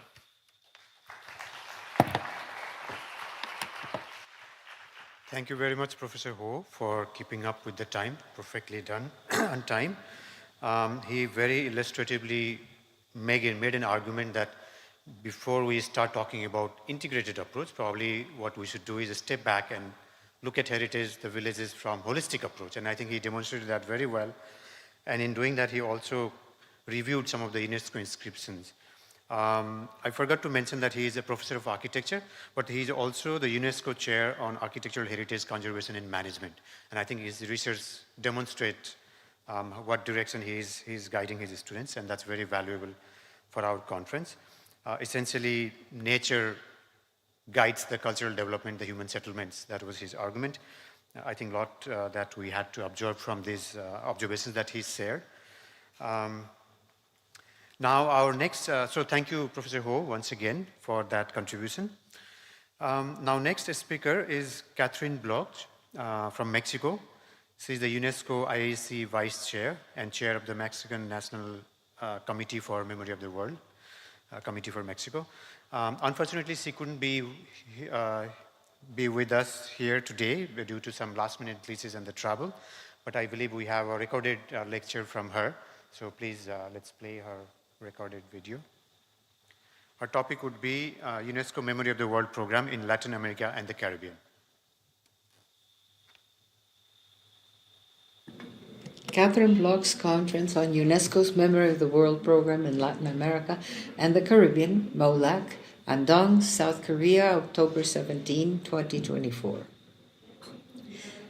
Hello, my name is Catherine Bloch. I'm from Mexico, and I am the president of the Mexican Committee of UNESCO's Memory of the World Program, or MAO, as we call it for short. I am as well a member of MO's International Advisory Committee, IAC, and I work in Mexico at the National Film Archive, in charge of cataloging its database and head of its library and the digital mediatheque. I am here virtually, and I am very sad and regret enormously not having been able to fly to Seoul and then share the trip to Andong, where you're all gathered here today. Unfortunately, immigration matters in Canada made it impossible for me to fly direct from Mexico. As you probably know, the Memory of the World program initiated in 1992 as a result of the fear that ongoing wars would keep destroying documents and libraries, and the UNESCO would have to help nations and citizens to become aware of the importance of our documentary heritage. Little by little, regional committees were created, as were national committees, all devoted to protecting our documents, conserve and preserve them, and most of all, make political leaders, heads of institutions, archivists, librarians, and people in general that a great effort is needed to protect our past history and culture, that which gives us identity, our documental heritage. The Regional Committee of Memory of the World for Latin America and the Caribbean, MOLAC, was created in 2000, and its register began 2 years later in 2002. The official languages are English and Spanish, although many other languages are alive in this area. The committee is composed of 9 members and 2 advisors. Due to our difficult past and geography, gender and geographic diversity is important to us. MOLAC meets every 2 years approximately. The first meeting took place in Mexico, and the meetings have traveled all over the region to Barbados, Chile, Panama, and Bolivia, among other countries, having stopped in 2020 due to the pandemic when virtual meetings took place. The 12th reunion took place in Aruba last year.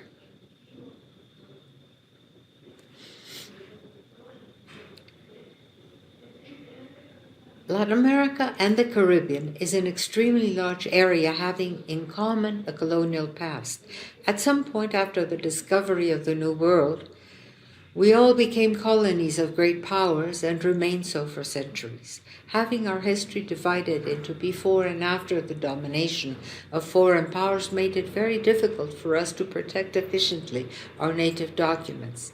It is estimated that today we are 670 million inhabitants of the region living in countries with different sizes, resources, languages, communication facilities, and economic growth.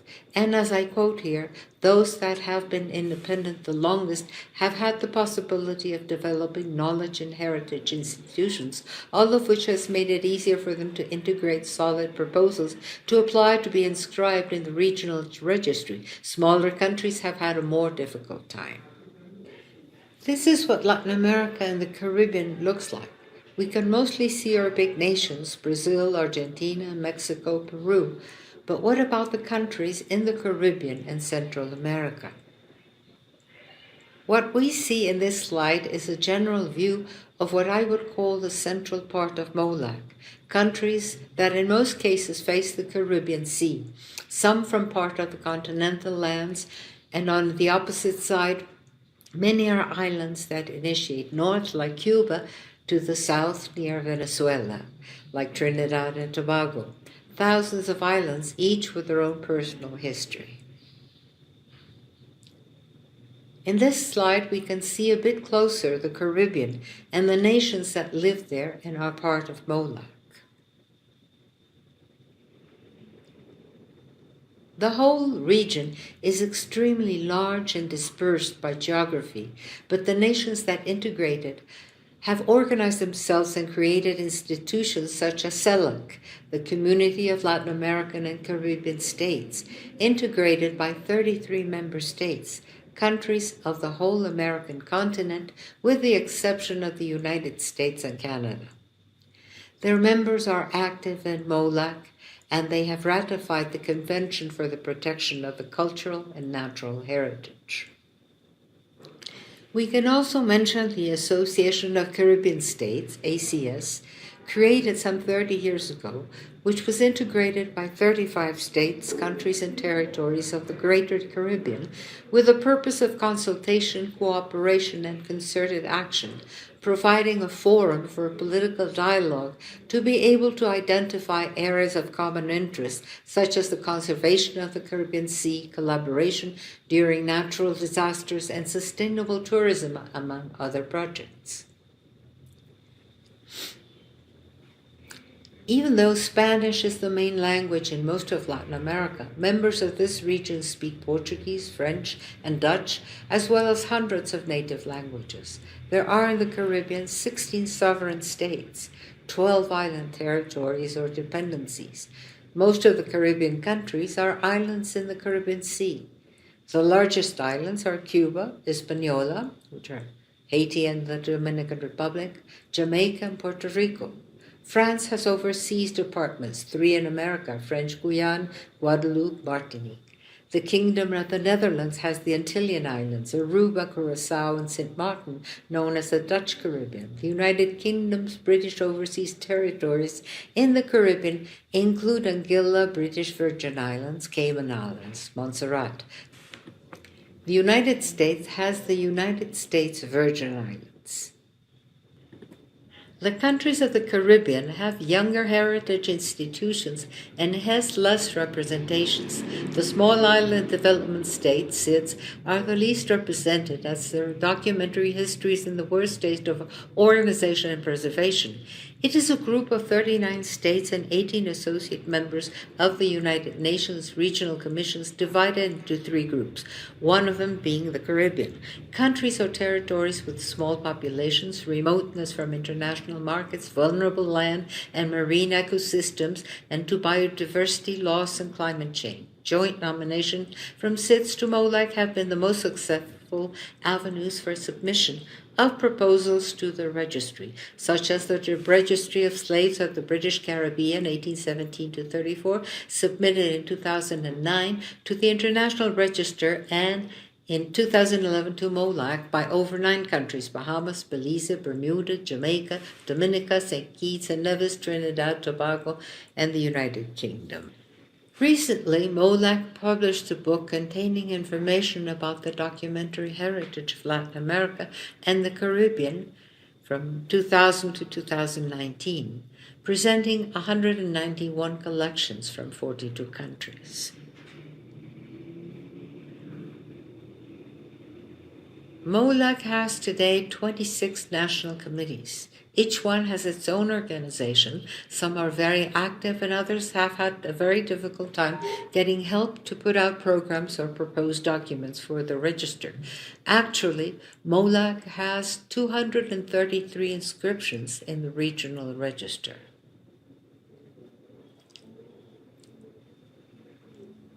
This is a list of the first 18 countries with most registers. As you can see, Mexico, Brazil, and Bolivia have the most registers. The majority of the South American nations have documents registered. Few are from Central America, as from the Caribbean islands. This shows us that there is a lot of work to be done to help those countries save and promote their documentary heritage. It is interesting to observe the registers from MOLAC's Caribbean states in 2018. Trinidad and Tobago is by far the Caribbean nation with the most registers, followed by Cuba, Jamaica, and Barbados. Out of a total of 496 world inscriptions, MOLAC holds 77 of them. Europe and North America have 274, Asia Pacific 154. A problem which worries us, all those interested in memory of the world, as well as UNESCO, is that Africa has only 35 world registers and the Arab states 17. At the regional level, MOLAC by 2018 had inscribed in its register 233 documents, both joint and single registers.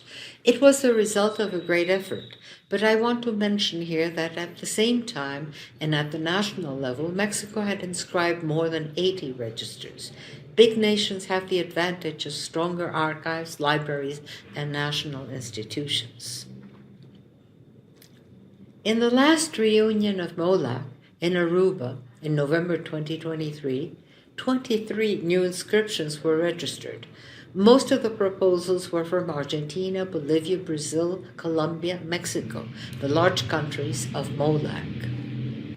On November 2023, Vitor Fonseca from Brazil, an ex-president of the MOLAC committee, insisted on the need to increase awareness of documentary heritage. He said, and I quote, that the register is just that, a register, but what is needed is more preservation, information technology, in order to be able to save our documents, among other things. What is our situation today? The region is still underrepresented in the world registers.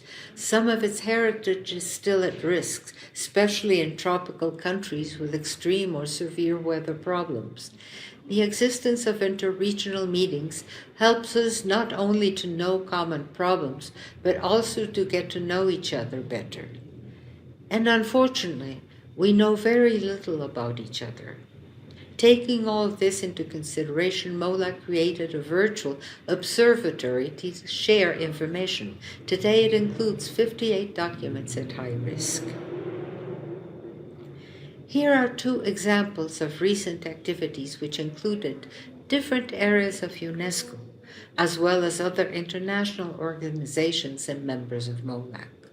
One, the interaction that took place a couple of months ago in Santiago de Chile between MOLAC, the newly created ICDH, UNESCO's International Center for Documentary Heritage, Iberarchivos of Spain, and the National Archive of Chile. It included a workshop to promote cooperative projects for members of Iberarchivos, Argentina, Colombia, Chile, Bolivia, Peru, together with joint proposals from Spain and Portugal, all focused on the elaboration of proposals of Memory of the World for 2025.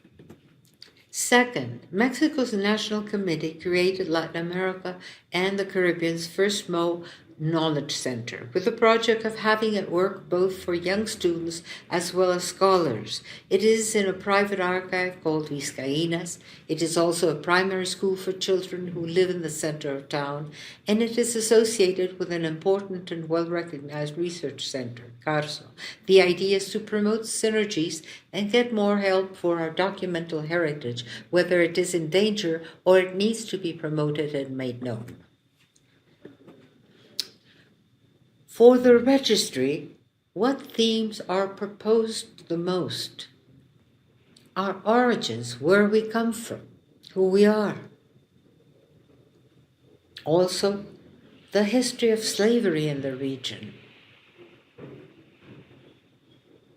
Our cultural heritage, arts, science, films, digital. Our present heritage. Films, sound recordings, photographs, digital productions. The history of our bleakest, blackest, most terrifying moments of persecution, disappearance, intolerance, and sometimes genocide. We are part of the world as MOLAC and part of UNESCO, and I am part of Mexico.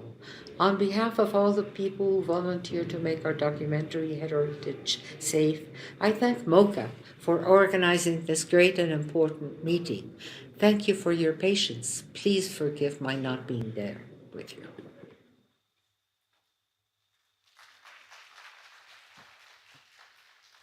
Thank you, Catherine. I hope you are connected to us virtually. We missed you here, but thanks for putting it together and sending it. It provided really a good overview of the Memory of the World program in the Latin American and Caribbean region. From your presentation, it seems MOLAC has come a long way, and you really gave us an overview both historically, chronologically, but also in terms of the recent developments, recent initiatives and efforts that you all are putting together there. It seems that your regional group is very active and on the right track of pursuing the spirit of this particular program. So thank you very much, Catherine. Now, moving on to the next presentation, let me welcome Dr. Aijarkin Kojobekawa. She is an associate professor in philosophy at the University of Central Asia. She is also a member of the UNESCO Memory of the World Committee for Asia and the Pacific. Also a national expert for Kyrgyzstan in intangible cultural heritage. She is also part of the Global Facilitators Network and focal point for Kyrgyzstan's UNESCO Silk Roads online program. floor is yours, Dr. Ajikawa. Thank you very much. Good afternoon once again. It's been a long day with a lot of presentations, and I hope you don't feel sleepy. In my presentation, I would like to share my reflection on the processes taking place in Central Asia from the perspective of history and collective memory. For those who, just a minute. For those who haven't yet visited Central Asia, I would like to note that we consider it to consist of 5 countries: Kazakhstan, Kyrgyzstan, Tajikistan, Turkmenistan, and Uzbekistan. On the map, you can see that Central Asia borders to Afghanistan and Iran to the south, then China to the east, and Russia to the north and west. We are often referred as the 5 stans, but to be honest, we don't like to be called that. So if you would like to be politically correct with respect to the region, please don't use this term. This is because despite a lot of similarities in our names, I mean the countries of the region doesn't yet speak in one voice. And the question of regional identity is still in discussions. So, revealing the interweaving of history and collective memory in Central Asia, one can see how often different discourses become ideological and subject to different debates and discussions, and how often political positions are different from the wider public narratives. So, referring to the French philosopher and sociologist Maurice Halbwachs, who actually developed the term collective memory, I would like to point here the difference between historical perspective and the perspective through the collective memory or social memory. So, in his view, history serves as a vehicle for a single perspective on the past, highlighting key differences and symbolic moments. Social time in history is always discrete and tends to present a global perspective. The historical viewpoint is largely defined by power institutions and cemented by educational system. The historical point of view leaves a little room for alternative perspectives and alternative narratives regarding the past events. According to Halbwachs, collective memory is much more delicate and sensitive considered past events because it often confined to lifespan of an individual or at least one single generation. For collective memory, it's crucial to preserve the image of time in memory of a particular group, focusing on similarities that help build group identity and distinguish this group from other ones. In this sense, in history, we construct a unified national identity in terms of nation-state, while collective memory delineates smaller boundaries with a greater emotional and personal resonance. In this regard, documentary heritage cannot escape these 2 perspectives as well. An interpretation goes either through historical perspective or official lenses, which are often ideologically connotated or politicized, or through the prism of collective memory, which is much more fragmented and contradictory. Collective or social memory reflects, first of all, the dynamics between individual and group or social collective identity as well. In both cases, we still have several key questions to consider. What to remember, how to remember, who should remember, and for whom is this important? And all these questions remain in the realm of history and collective memory as well, depending on the perspective and the political purposes of the moment where a certain event from the past is being considered. In this sense, it's important not just to examine existing narratives, but it's much more interesting to consider who are the carriers of those narratives, what resources they have, and to what extent these narratives are influential. Today, in the countries of Central Asia, there is an ongoing process of rethinking and reassessing the past, primarily linked to the Soviet identity and Soviet legacy, as well as there are a lot of attempts to distinct from the so-called Western influence. Despite the fact that the term post-Soviet has been long criticized in academic debates as outdated in historical studies, the battles over the interpretation of various past events are inevitably tied to the need to challenge the Soviet perspective on history and its significance. For example, For example, if we consider the famous Basmachi movement in the beginning of the 20th century, the establishment of Soviet power in Central Asia in early years after the October Revolution was presented exclusively in a positive light by Soviet historians. The certain idea was that the Soviets had liberated the numerous peoples of the region from the feudal oppression and granted them the right to political self-determination. Soviet historians referred to the Basmachis as rebels of the Muslim peoples of Central Asia, who resisted both Russian imperial and Bolshevik rule. During the Soviet era, the Basmachis were depicted as bandits and reactionaries armed with British machine guns. But today, if you look at local histories, you can see that they are often romanticized and considered as national heroes who were fighting for the self-determination, independence, and national freedom as well. However, these narratives are also different in various countries of Central Asia.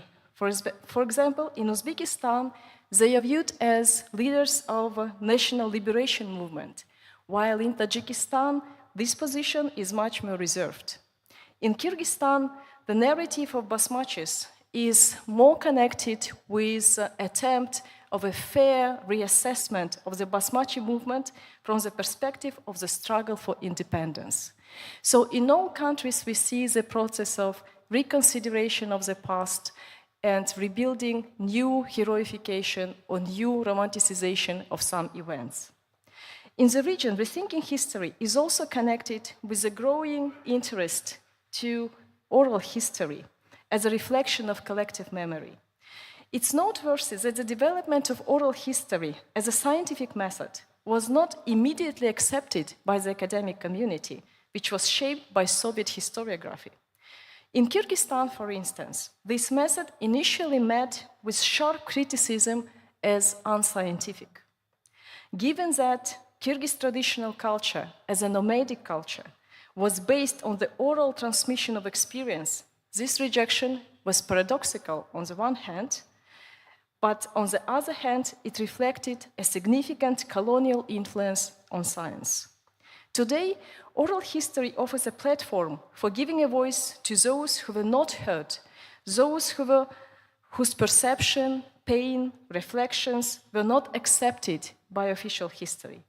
It also gives a chance to so-called decolonization of knowledge, where still there is assumption of a pure culture which should be liberated from colonial practices, despite the fact that all these colonial practices deeply penetrated to this culture as well. Also, it's worth noting that from the perspective of politics of memory, we have different strategies, and three of them are most proliferated in the region. The first is remembrance, which is most clearly manifested in official memory practices such as commemoration, days of remembrance, exhibitions, as well as discourses which are promoted in national historical museums. In the 90s, this process of remembrance also involved the dismantling of old monuments and erection of new ones. The second strategy is forgetting, which is reflected in the portrayal of past events in stark black and white terms. The renaming of streets and cities, the debunking of old heroes, and the glorification of new ones. It's important to note that Whether in official perspectives or in oral history projects, the main focus is still on the most dramatic events from the past, such as the rebellion of 1916, the Aral tragedy, and the Stalinist repressions. However, moments that are more sensitive or contradictory and which do not fit neatly into black and white framework remain in silence. For example, the attitude toward public figures who initially compiled lists for those Stalinist repressions, but later fell victims to the very regime they served. These figures have yet to be evaluated and remain in delicate silence from both perspectives, historical and collective memory. In this sense, attention continues to be drawn to the major events that have been already received significant attention, while topics that have never been in the focus of official historical studies are still not included in the public narratives. A key role in the processes continues to be played by memory institutions, museums, archives, national libraries. It is worth noting that civil activists, private foundations, and researchers collecting private collections and cataloging documents are also actively involved in this work. Interestingly, their work often goes beyond state borders, increasing opportunities for regional projects and initiatives. While criticism of mythologization of history is frequently voiced, one can see that the main myth maker remain state memory institutions, which compete with one another and have their own internal hierarchies. In general, we can say that the formation of memory politics in the regional context is shaped by both local and global processes. On the one hand, it involves the formation of individual and collective identity through the selective remembering and interpretation of history, a process influenced by global, cultural, and political forces. In this process, memory is used as a tool to either strengthen or redefine national or regional identity, resonating with global identity politics. There is a process of democratization of memory, where efforts to make memory more inclusive and more representative of diverse voices echo global movements for greater equity in historical narratives. At the same time, there is an ongoing process of establishing a dominant discourse of Islamic identity, despite the region's long pre-Islamic, multicultural, and multi-confessional tradition. On the other hand, it remains challenging to address the tension between the so-called objectified past and the personal subjective experiences of memory. The clash between linear and cyclical interpretations of historical events persists. The paradigm of viewing history as a series of cause and effect processes is still dominant. For example, whether the Soviet past is considered colonial or not often leads to selective approaches to such topics as stability or stagnation, ideology as either a positive or negative factor in development, religious sentiments of fanaticism and radicalization. On another example, despite the fact that the Stalinist repressions are widely acknowledged, some archives still keep documents from that period under confidentiality, explaining that the time distance is still too short to grant full access to them. However, no one specifies how exactly this time distance is measured. The inclusion or exclusion of certain narratives due to various reasons, including political considerations, determines which groups' voices will be amplified and which will continue to be silent in the process of defining national identity. It's often linked to ethnic identity. This is in turn influences the degree to which the past shapes the present. Thus, for politics of memory, historical science, and social memory in the region face numerous challenges arising from local, regional, and global processes, leading to a rather fragmented and discrete view of the past.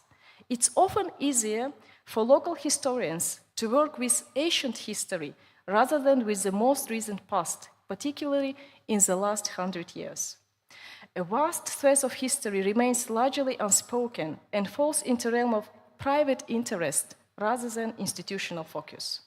The confrontation between official memory politics, social memory, and individual research projects is still confined to widely accepted historical chronologies and classifications without presenting new paradigm or conceptual framework to rethink and reconsider the past. This underscores the fact that there is still a great deal of work ahead in studying, understanding, and presenting documentary heritage of the region, which undoubtedly holds national, regional, and international significance. Thank you for your attention.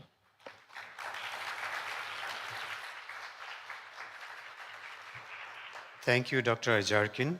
That was very well articulated, very timely presented. You started with highlighting the perspective of diversity, and so much so that you reminded us to keep in mind when we refer to the region of Central Asia, not to use certain terminologies, but to respect diversity. You also pointed out, with references to the historical and oral histories and the grand histories, the problem with grand narratives, and reminded us to look into the nuances of collective memories. And drawing from your background in philosophy, I think you very nicely looked into the historiography. Historiography is the process of making history, but then how does that end up in politics of memory, from memory making or forgetting? In other words, erasing the memory as well. Or one may choose to become silent. So I think through navigating through this, you really provided very insightful, critical reflections on the processes and consequences of inscription that we have been discussing in this conference. So thank you very much. I think this would be very thoughtful this was very thoughtful presentation. And now I think this is very timely that this leads into our next presentation, which will be looking into the policy issues. Let me invite Professor Hahoe. He is the president of the Korean Folklore Society, and is also a member of the Intangible Cultural Heritage Committee of the National Heritage Administration of the Republic of Korea. He was a professor in the Department of Intangible Cultural Heritage at Singyeonju University. So Professor Hahoe, floor is yours. And his topic is UNESCO System and Korea's Intangible Cultural Heritage Policy. 예, 막 소개받은 허용호입니다. 드디어 마지막 발표입니다. 제가 잠깐 발표를 하기 전에 이제 밖에를 나가 봤습니다. 밖에 풍경이, 그러니까 저물어가는 밖에 풍경이 강과 산이 함께 어우러져서 너무 좋았습니다. 어두워지기 전에 아까 역시 또 잠깐 일몰 시간을 확인해 봤습니다. 여기가 5시 50분이더라고요. 그래서 여러분이 조금이나마 이 대한민국 안동의 가을날에 저물어가는 풍경을 볼 수 있도록 1분이라도 단축해서 저희 발표를 마무리해 보도록 하겠습니다. 저는 한국의 민속학자입니다. 30여 년 동안 우리나라 무형유산과 관련한 연구를 진행했고 실제 조사도 수행을 했습니다. 그 과정에서 1998년 이후, 그러니까 30여 년 동안 유네스코 인류 무형문화유산과 관련해서 등재 과정에도 참여를 했고 때로는 비판적 시각을 드러내기도 했고, 그다음 등재 이후에 보여지는 다양한 양상에 대해서 지금 현재까지 조사하고 연구하고 때로는 객관적으로 살펴보려고 애를 쓰고 있습니다. 그 과정에서 여러 가지 다양한 이슈들이 나타났는데요. 그 과정에서 주목할 만한 사항 한 4가지 정도를 말씀을 드려보겠습니다. 그게 오늘 제 발표의 중심이 되겠고요. 덧붙여서 어제 오늘 주로 학술대회에서 많이 얘기되는 이제 키워드가 열쇠어가 통합유산, 저는 그걸 복합유산이라고 표현을 하는데요. 그와 관련된 사례 하나를 보론으로 넣는 걸로 저희 발표를 마무리해 보도록 하겠습니다. 그 목차를 보시면은 전체 6가지인데요. 1과 6은 서론과 결론의 역할을 하고 있고, 아까 제가 말씀드렸던 30여 년간 우리나라 인류 무형문화유산 대표 목록과 관련해서 나타났던 이슈들 중에서 흥미롭다, 주목할 만하다, 논의의 가치가 있다 한 걸 4가지를 뽑아봤습니다. 하나는 무형유산의 소유의식입니다. 이와 관련한 논란과 논쟁들이 있었고요.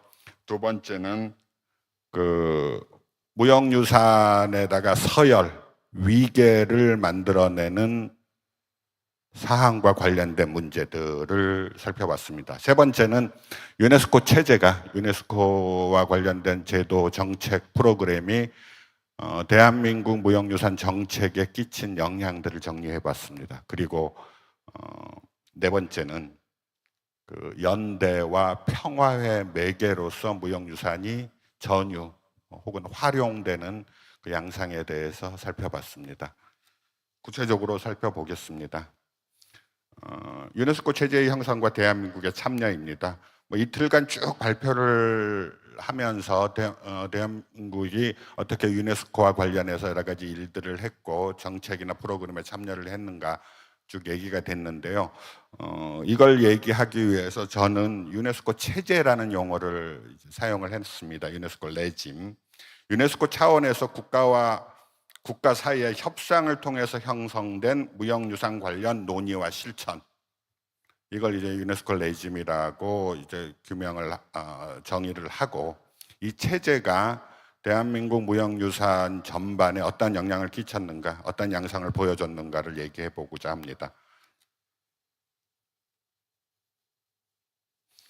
대한민국이 유네스코 무형유산과 관련한 그 체제에 진입하기까지의 과정은 어제도 얘기했지만 1973년부터 시작해서 본격적으로는 1998년 인류 구전 및 무형유산 걸작 선정에 관한 규약 선언에 참여를 하고, 그 다음에 걸작 선정 작업에 동의를 하고 걸작에 우리나라 무형유산 몇 가지가 선정이 되기도 합니다.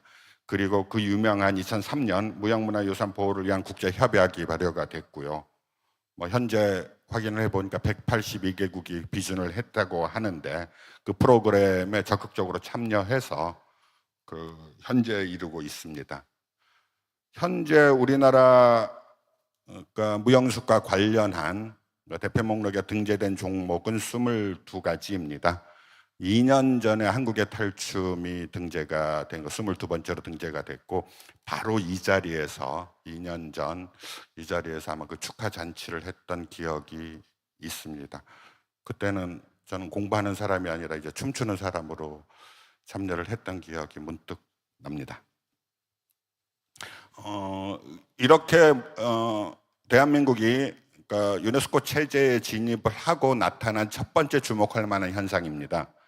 무형유산이 우리 거다, 니네께, 당신네 나라 게 아니라 우리나라의 것이다 라고 관련된 논란이 인접국가하고 있었습니다. 그 중에 대표적인 게 단호 소유권 논란, 농악 종주국 논란, 아리랑 소유권 논란입니다. 그러니까 2005년 강릉 단호제 그 걸작 등재 과정에서 나타난 논란이고 논쟁이었습니다. 중국 측 입장은 단호는 중국에서 비롯된 거고 우리의 것이다. 고대 중국에서 기원했는데 한국이 이를 빼앗아 갔다. 그러니까 그 유명한 무형유산의 종주국 소유권을 주장을 했습니다. 중국 측 논리는. 이에 대해서 한국 측의 논리는 기원은 중국이 맞지만은 한국의 강릉 단호제는 나름의 독특한 문화를 형성한 거다. 그래서 문화가 갖고 있는 국경을 뛰어넘는 문화가 갖고 있는 과정적 성격, 글로컬한 성격들을 강조를 했습니다. 그러니까 이것들은 다른 나라 인접 국가들, 동남아시아, 그 다음에 힌두 문화 관련, 몽골과 중국 관련에서 많이 나타나고 있는 현상인데요. 제가 주목한 것은 그 다음입니다. 단호 논쟁하고는 달리 논리는 똑같습니다. 그런데 단오 논쟁에서 중국이 주장한 걸 한국이 하고 있고 한국이 주장한 걸 중국이 하고 있는 그런 양상이 벌어져서 굉장히 재미있는 현상이다 라고 생각을 했습니다. 아리랑도 비슷한 논쟁이었습니다. 이러한 논란이 나타나게 된 건 어제 한경구 선생님의 기조강연에서도 말씀을 하셨지만은 등재 신청을 국가가 하고 국가가 주체가 되어 그 무형유산을 보호, 관리, 소유하게 되는 현 구조상 국경을 넘어서는 유산을 국가라는 경계 안에서 가둬놓으려고 하니까 나타나는 구조적인 문제라고 생각을 했습니다.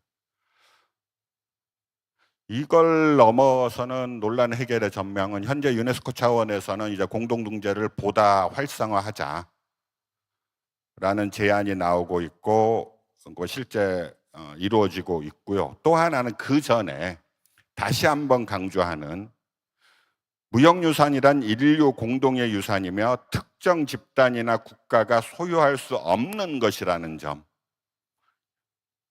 이러한 인식들을 굉장히 확산시키고 강화하고 널리 공유시켜야 되는 게 그 논란 해결의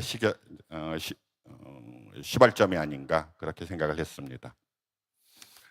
그 다음에는 이제 무형유산 간의 서열이나 위계를 만드는 문제입니다. 일단 유네스코 차원에서는 초기의 걸작 논의에서 대표 목록으로 명칭이 바뀌고 문화에 대한 개념을 정정하고 진전된 논의로 나아가면서 어떤 무형유산에다가 뛰어난 가치나 훌륭한 가치가 있는 게 무형유산이다.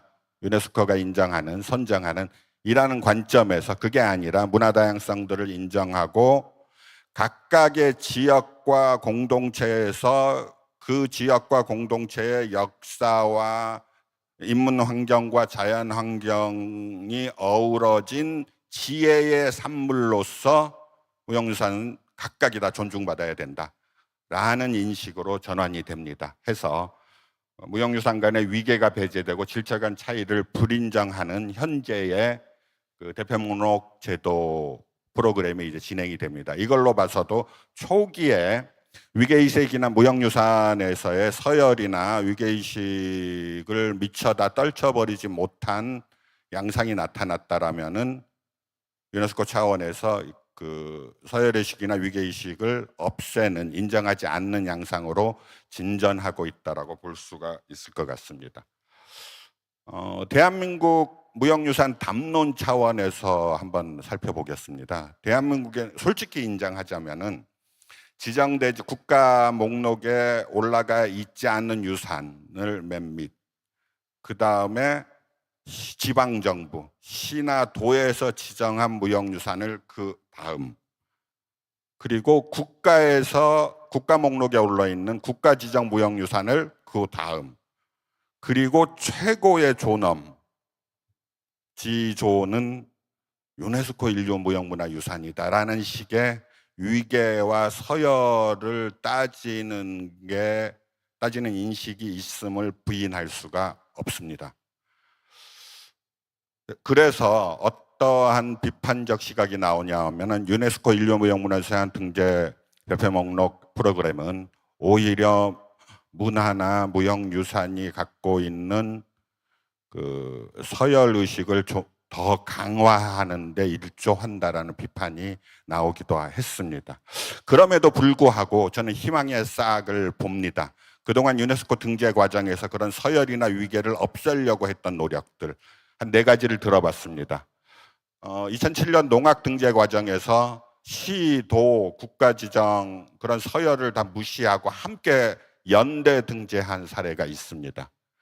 그리고 줄다리기 같은 경우에는 대한민국에서 6개 줄다리기 공동체가 시도 지정, 국가 지정 함께, 여기에다가 베트남, 캄보디아, 필리핀까지 함께하는 공동 등재 작업이 이루어지면서 그 서열이나 위계를 해체하려는 노력들, 그런 사례가 나타납니다.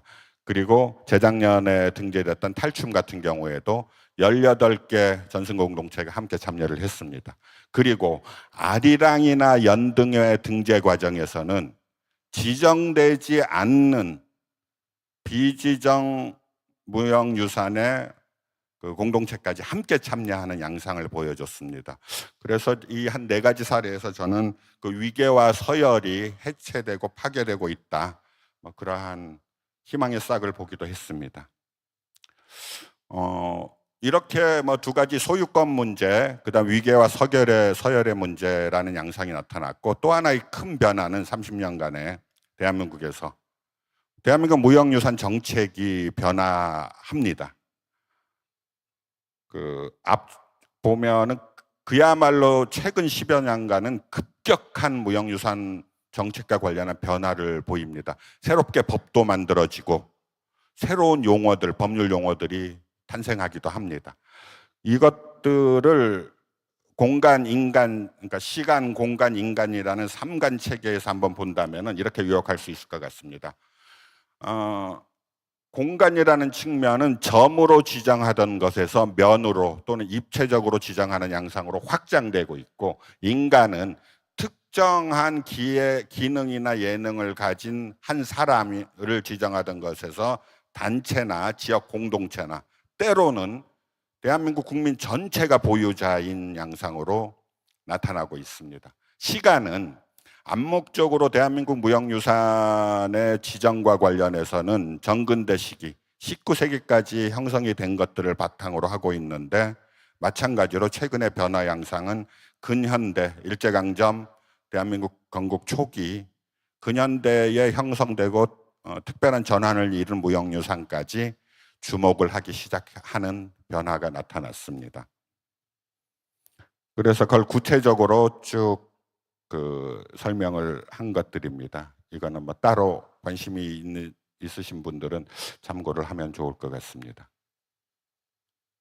그래서 이러한 급격한 변화의 결과 2024년 5월 국가유산체제라는 이제 새로운 대한민국 무형유산 정책의 틀이 마련이 됩니다. 그래서 문화유산, 자연유산, 무형유산으로 크게 3축으로 나누고, 그 다음에 지정된 국가 목록에 아니면 시도 목록에 올라가 있는 유산은 물론이고, 목록에 올라와 있지 않은 유산까지도 나름대로 신경을 쓰고 주목하고자 하는 큰 체계가 2024년 5월 이제 만들어진 것입니다. 이 그림은 이제 그걸 이렇게 도식으로 표현을 한 겁니다. 이제 마지막 양상인데요.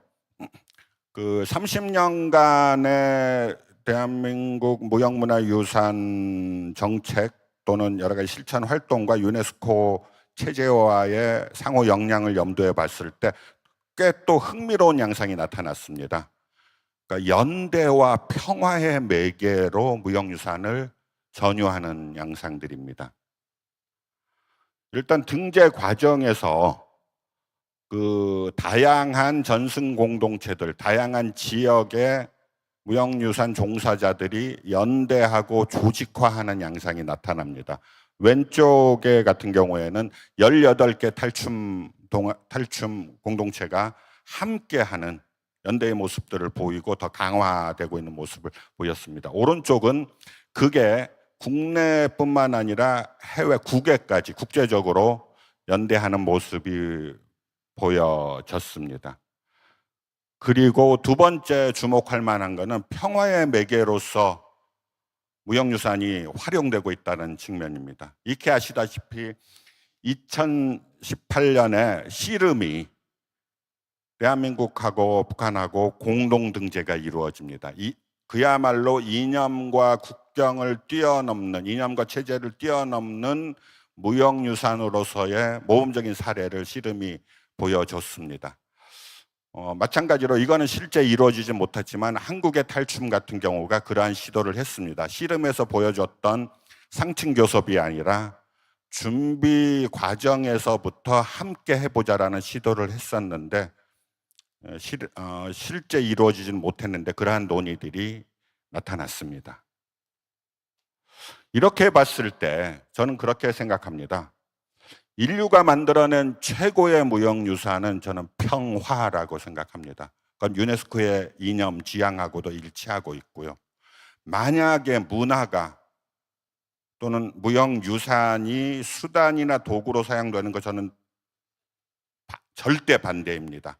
그럼에도 불구하고 평화의 매개로 무형유산이 활용되거나 전유되거나 도구화된다면 저는 기꺼이 동의할 수 있다고 생각합니다. 왜냐하면 앞서 얘기했다시피 평화 그 자체가 무형유산, 최고의 인류가 만들어낸 무형유산이라고 생각하기 때문입니다.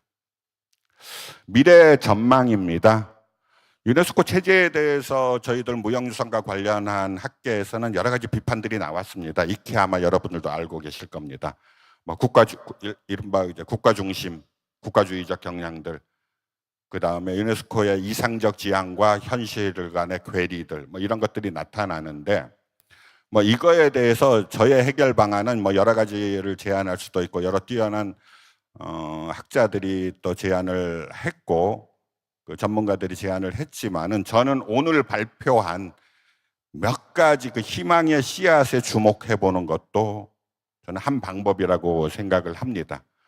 그 등재 과정에서 나타난 무형유산의 소유권 강화와 경쟁의식 또는 무형유산을 위계화시키는 문제는 우리나라 줄다리기 전승에서 나타났던 그 공동체의 조직화 문제, 그 다음 씨름 탈춤 등재 준비 과정에서 보여준 연대와 평화의 매개로서 무형유산을 전유하는 이러한 희망의 싹을 통해서 충분히 극복할 수 있는 첫걸음이 되지 않겠나 생각입니다.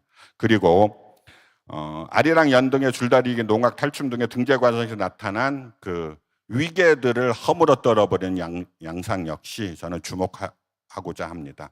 제 얘기의 핵심은 그렇습니다. 30년간 대한민국의 무형유산 등재 과정에서 나타났던 여러 가지 양상 속에서 단점도 나타났지만, 그리고 그동안 학계나 전문가들은 그 단점에 주로 주목을 했지만, 저는 또 다른 희망의 씨앗들, 싹들을 바라보면서 이것들을 좀 더 강조하고 활성화시키고 또 다른 모범 사례를 만들어낼 수 있도록 애쓰는 게 이후에 우리가 나가야 할 길이 아닌가라고 생각하는 게 저의 이후에 쭉 했던 결론입니다.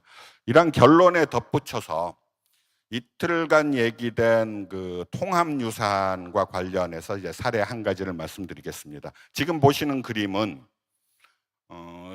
18세기 후반 대한민국이 아니죠. 조선시대 22대 왕인 정조가 비극적으로 죽은 아버지의 묘소를 18세기에 13차례나 방문을 합니다. 참배를 하고 그 속에서 행렬도 하고, 그러니까 66.2km의 거리를 걸어서 갔는데 행렬도 하고 여러 가지 행사도 벌어지고 퍼레이드, 공연 벌어졌는데, 이러한 것들을 1960년부터 대한민국의 수원이나 화성을 중심으로 재현하는 지역 축제가 벌어집니다. 벌써 한 60여 년간, 70여 년간 현재까지 반복되고 지속적으로 이루어지는데, 흥미로운 건 그걸 지역 축제하는 과정에서 참고로 했던 건 뭐냐 하면은 정조가 그 능행차를 했던 전 과정을 기록한 월묘은혜, 그러니까 의궤 있죠. 이게 세계 기록유산으로 등재가 돼 있고 조선왕조실록에도 나와 있고, 그 의궤를 바탕으로 했고, 정조가 가서 참배를 드리는 그 장소는 뭐냐 하면은 그 육릉이죠. 그러니까 그 육릉은 역시 세계유산으로 이제 등재가 돼 있었습니다. 그러니까 한마디로 정조대왕 능행차라는 걸 얘기할 그러니까 능행차라는 한 현상은 무형유산과 유형유산, 기록유산과 그러니까 세계유산이 함께 어우러지는 복합적인 유산체라고 할 수 있지 않을까. 그러니까 저는 최근 이루어지는 그 통합유산 논의에서 나타나는 다소 인위적인 경향들, 의도나 의도를 많이 강조하는 그런 모습에 대해서 이제 다소 비판적이긴 한데요. 적어도 정조대왕 능행차 같은 경우에는 그 걸 주변 둘러싸고 있는 그 자체로 문화가 이렇게 생성이 되고 이렇게 서로 다른 문화들이 원래 떨어져 있던 게 아니라 함께 뭉쳐져 있는 복합체라는 것들을 여실히 보여주는 거라고 생각을 합니다. 이 그림 보시면 왼쪽 그림은 그러면서 나타나는 정조대왕 능행차와 관련된 수많은 이야기들입니다. 아니, 설화라고 그러죠. 오른쪽 그림은 그 60.6km 그 능행차 반경에서 나타나는 그러니까 전통적인 연희뿐만 아니라 새로운 연행예술의 양상들입니다. 한마디로 정조대왕 능행차가 문화 발전소의 역할을 하고 있다는 거에 저는 주목을 합니다. 마찬가지 왼쪽 그림은 이 정조대왕 능행차를 둘러싼 다양한 기록유산, 세계유산, 무형유산, 유형유산의 양상입니다. 이렇게 봤을 때 저는 그 정조대왕 능행차는 어느 하나의 성격을 띤 유산으로 분류할 수 없는 속성이 있다. 각각의 유산이 서로에게 영향을 주고 받으며 공존하고 있다. 이는 정조대왕 능행차와 설화, 정조대왕 능행차와 연희의 관계에서도 동의를 하다. 흥미로운 것은 이러한 존재 양상이 정조대왕 능행차가 능동적으로 매개할 때만 같이 살아 움직인다는 것들이 흥미롭습니다. 무형유산으로서 정조대왕 능행차는 유형유산인 육릉과 화성이 제 기능을 하게 만들고 기록유산인 원형울며 정리유계를 살아 움직이게 만듭니다. 기록유산과 유형유산은 정조대왕 능행차의 매개로 비로소 자기 역할을 한다고 생각합니다. 그러니까 세계유산인 화성과 육릉을 장소로 삼고 기록유산을 그 기준과 재현의 규범으로 또 삼으면서 그 시공과 전형 속에서 논의는 게 정조대왕 능행차다. 그래서 저는 정조대왕 능행차, 복합체로서의 능행차가 과거의 전통문화를 이을 뿐만 아니라 새로운 문화를 생성해내는 문화발전소의 역할을 톡톡히 해내고 있다고 생각합니다. 그래서 저는 정조대왕 능행차를 문화유산 복합체라고 생각합니다. 저는 그동안 제도와 정책이 원래 뭉뚱그려서 존재하던 문화를, 무형유산을 쪼개놨다고 생각하는 사람입니다. 이건 유형이야, 저건 무형이야, 저건 기록이야, 저건 근현대야, 저건 과거야, 이건 현대야. 그래서 결론적으로 제 생각은 그렇습니다. 복합으로서 유산이 존재하는 것은 자연스러운 일이었다. 일반적인 현상이라고 말할 수 있는 것을 정책과 제도가 쪼개놓았다. 이제 정책과 제도가 쪼개놓은 것들을 그 존재 양상에 적합하게 포괄하는 일이 필요하다.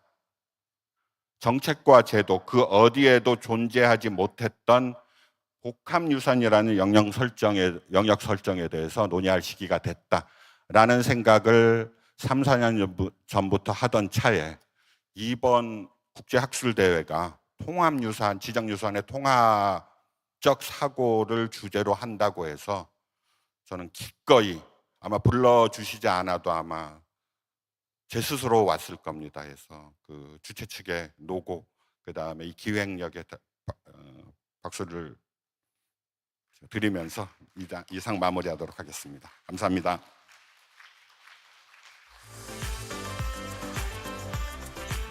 Thank you, Professor Hahoe. That was the last presentation, but was a very important one, and I think it was probably put strategically to be the last presentation so that the fresh memories that we can have today will be carried on to tomorrow's discussion to hopefully come up with some outcomes for the conference. You very well articulated some of the policy gaps, but also connected it with very constructive critique of the system and suggested that probably the ICS inscription process itself could be a mediator of peace and solidarity. I think that's a very powerful idea that you discussed. You also highlighted the ownership issues as we work on the ICS inscription or safeguarding, several controversies that may arise, policy issues, the issues of hierarchy within the inscription systems and our national policies and all that. I think those are all very pertinent. But I think your important message to us was from your experience as a folklorist, as a professor of intangible cultural heritage, how the 2003 convention perhaps still offers us some way forward. I think that was the message. Thank you very much for that. It was very timely, very appropriate, and a nice way to conclude today's deliberations. As a chair, let me now just take maybe 1 or 2 more minutes to summarize what we achieved in this session. I think it was short but sweet and very constructive to the point session. The 4 speakers were very well articulated, kept time on track, and were able to touch upon all the 3 inscriptions that UNESCO has in a very interdisciplinary way. We heard from a professor of architecture, who then connects architecture to cultural heritage management. We heard from somebody with an international relations background who has been involved with the MOW program in a very intricate way. We heard from professor of philosophy who also looked into the international relations, historical issues and all that. And then the last professor who was a folklorist, but also professor of ICH.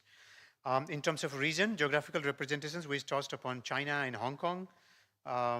We touched upon Latin America and Caribbean region, Central Asia, focusing on Kyrgyzstan, but other countries as well, and then the Korea, the experience of Korea, but also he reflected on several other countries.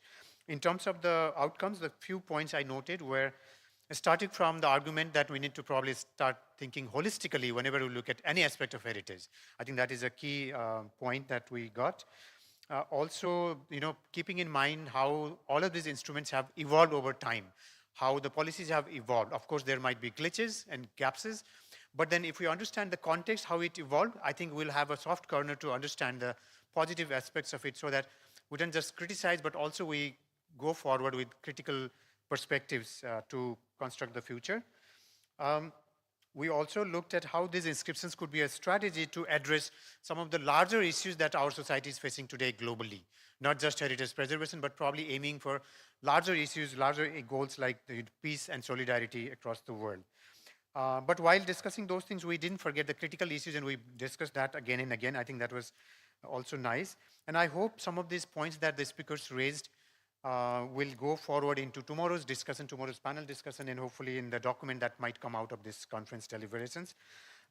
Looking forward to more intense discussion tomorrow, and I hope you all enjoyed all the deliberations as much as I did, and I hope you will have a good evening. And thank you very much for giving this opportunity. Enjoy your rest of the day. Thank you very much.